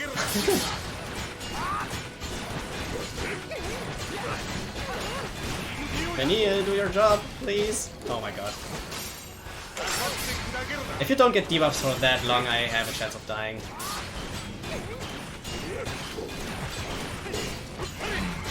I just try for There's that now. deprotect. But a bit I sketch. think it's low enough that it should work, but you might want to go to tireless. Yeah. It's not launching now normally, so that should be safe. That was basically because I didn't really get debuffs at all. That was sketch. So the thing to note here is that we want the imperil not because of the end spells, but just because it means that we can chain them to higher. All right, now That's the time for the hardest section of the whole game. Like. All right, final bosses. I'm gonna drink some more water before starting this. I'm not gonna have a chance to take a break. Alright, we're buying 2 Libra Scopes and then a Fortisol Aegisol. We literally don't have any chance to do anything between these fights, so we only can do Shrouds for the first of these 3 fights, because it's like fight, cutscene, fight, cutscene, fight. So, we're gonna activate all of our Shrouds. And then, guess what we got? Part 3. If I don't die, it's around 7 minutes now. If I don't die. But I'm really likely to die sometimes, so we'll see. Yeah, so we got Bart 3. Bart 3's received some upgrades from the last time that we fought him. Some downgrades as well. He can't cast Daze or Pain or anything like that on us, but he has gained Ultima. Ultima does a lot of damage, so every single time that he Ultimas, we want to be in consolidation. We need to inflict our debuffs on him, and this one's actually critical. Like, we need to get Imperil and Deprotect on before stagger. If we don't, we have to retry. Like, if we stagger before them, we just can't do anything about it. So we still don't have Imperil, so that's a bit awkward. It means he's probably gonna have to second cycle this. Yep. I have to. Yep. So this fight's the primary reason why Fringe Ward is so important, because Ultima has a chance of killing Vanille with a mega high roll. Well, that did a lot of damage. With a mega high roll, if we don't have Fringe, if we do have Fringe Ward, if we didn't have Fringe Ward, then like it's even worse. So we did land the Imperil, which is good, but it's kind of too late in the cycle now to actually stagger him and go for the kill. So that's why he's just chilling in Tireless. The ultimate is on a timer, And since we know what the timer is, we can go to consolidation before it's going to happen and just continue the rest of the fight as normal. The nice thing about this is we do have a lot more chain duration, which means our stagger is going to last longer, which is good. Similar to in Bart 2, he does have an HP threshold for casting Thanatos Laughter. Yeah, here it is. Laughter. Yeah. But unlike before, this one can't actually kill us. It does percentage HP. So we're never actually in danger of dying to it. It just looks like we're in danger of dying to it. So we're going to be shifting between Aggression and Tireless, trying to get as many refreshes as we can. The Tireless is mostly so that if Ultimo were to hit us again, we're not going to be in danger of dying, but also just because Adrenaline adds up and does a lot of damage, so we want to make sure about that. That being said, we've got great amount of stagger left, and he's just dead. That was a bit unlucky that I didn't get debuffs, but else it was a clean fight. Usually that fight's about like a 120, 130. Alright, so Orphan 1. Coolest strat in the game. We're going to start by immediately summoning and going to Malevolence. This is because he always starts his attack with his stuff with Merciless Judgment, which does a massive amount of HP. It's going to damage. It's going to be enough to cause Brynhildr to go away, and we're going to end up in Malevolence with all of his full HP. From there, we've got a certain cadence to the fight. We have about 8 ATB of actions that we can do before he's going to attack us again, usually with a smite, sometimes with other things. So we're going to buff up Saz and Snow with Haste and Vigilance. Vigilance because it means that we're not going to be interrupted by the slaps. Then we're going to put Haste on Vanille, which is the only deep buff that we put onto Vanille for this fight. I'll get to why later. And then we're going to buff up Saz, Thorough Libra Scope, go back Consolidation, and time for the slap. We're going to buff up Snow, and then we're just going to go to Smart Bomb. And the name of the game then there is Get Up Chain and Get debuffs. Unlike before, though, we don't only need Deep Protect and Peril. We also need Poison. As I said, like all the way back in Chapter 6, Poison does 3% per 3 seconds. Orphan 1 has an insane amount of HP, so Poison's actually going to be the thing doing the most amount of damage throughout all of this. We're going to go for a stagger. The stagger isn't going to kill, but we need to get him to 40% HP so that we trigger his opposite extreme phase. Still hasn't landed anything, except for Deep Protect. We need Imperil, and we need Poison. Uh-oh. There's Imperil. I'm actually getting unlucky as hell right now. Yeah, this is kind of risky here. No poison. Nope. Okay, poison. Oh my god, that was lucky. Okay, cool. Alright, so we're gonna stick in Tireless. That got for essentially scary the rest of it. for a bit. Yeah. We're gonna stick in Tireless for the rest of this. The reason that we have Vanille and Med, and that we only put one buff on her haste, during this time, one of the attacks you can use is Progenitor Wrath, which you see right there. That has a 50% chance of killing whoever it targets. Okay. If we were to target Saz, that's really bad because then we're gonna die. We have a chance of dying. But luckily, the AI will always target a medic if it's in the party first. So we target Vanille. If Vanille dies, it's unfortunate, but whatever. Alright, so we did opposite extremes. We're in phase 2. We're Blitz Buffer over here just to get more chain. We'll use our elixir because we're probably gonna need to summon. From here on, it's mostly a game of stall. We're going to try to get as much damage as we can in, which is why we're pumping the chain up so high. But Poison's going to be doing the most amount of damage here.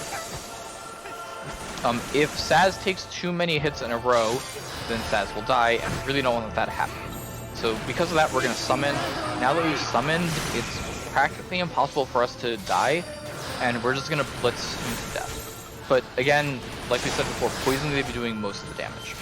Haste to run off, and he's choosing to reapply haste. You can not reapply haste, and it's also fine. Instead of 4 blitzes before you do a refresh, it's just 3 blitzes. I'm usually not recasting haste when he is on low HP. Like when he has high HP, like now, I recast it.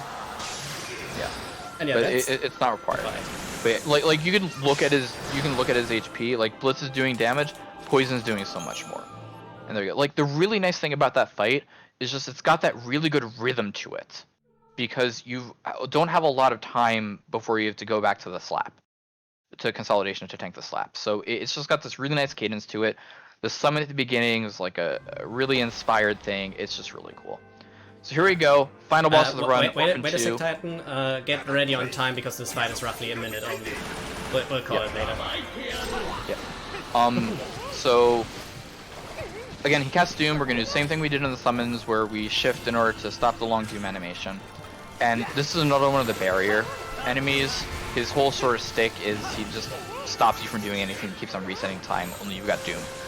So our basic strategy is going to be much the same that we did before. We're going to apply some buffs, we're going to try to chain in order to stagger him, and then we're going to apply debuffs. This slap attack here is not great, because as you see, it launches everybody.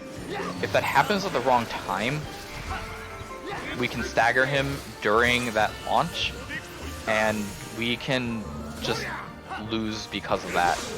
Because if we don't kill him in the stagger, he does the whole get the barrier again. Oh my god, really bad. It's really bad. I need debuffs, 2 of them. Yeah, we need the usual my deep god. protect and peril. And still doesn't have deep protect. Come on, Vanir! So we have to go pack the smart bomb. Okay, We can't kill him if he doesn't get deep protect. We don't have it! Oh my god. I might die here. This is the least likely fight to die, Really by the way. bad.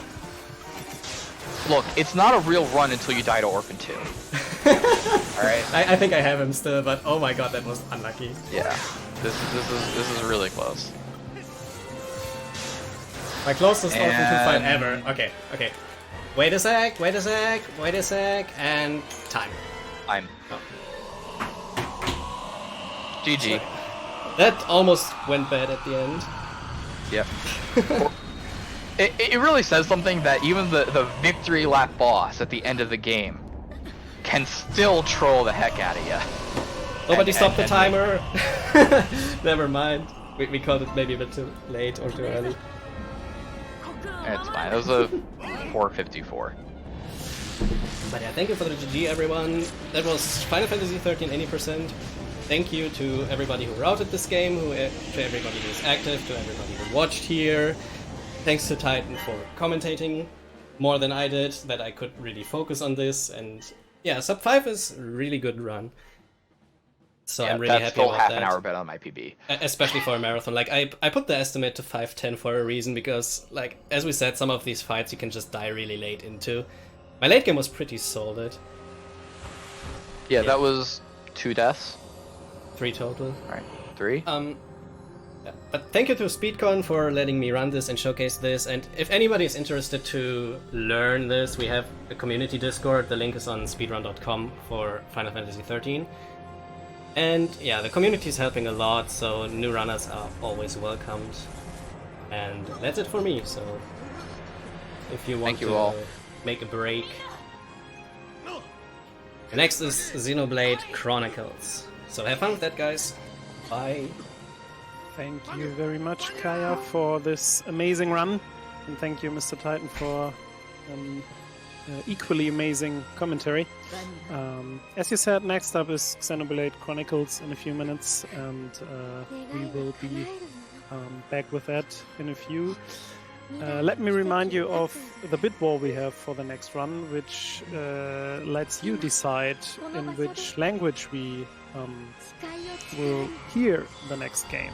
You can choose between Japanese, which is in the lead at the moment with $25, or English, which is a little behind with $20. So if you want to change that, or if you want to make sure that Japanese is the language, you can donate for that, and you're doing a good cause.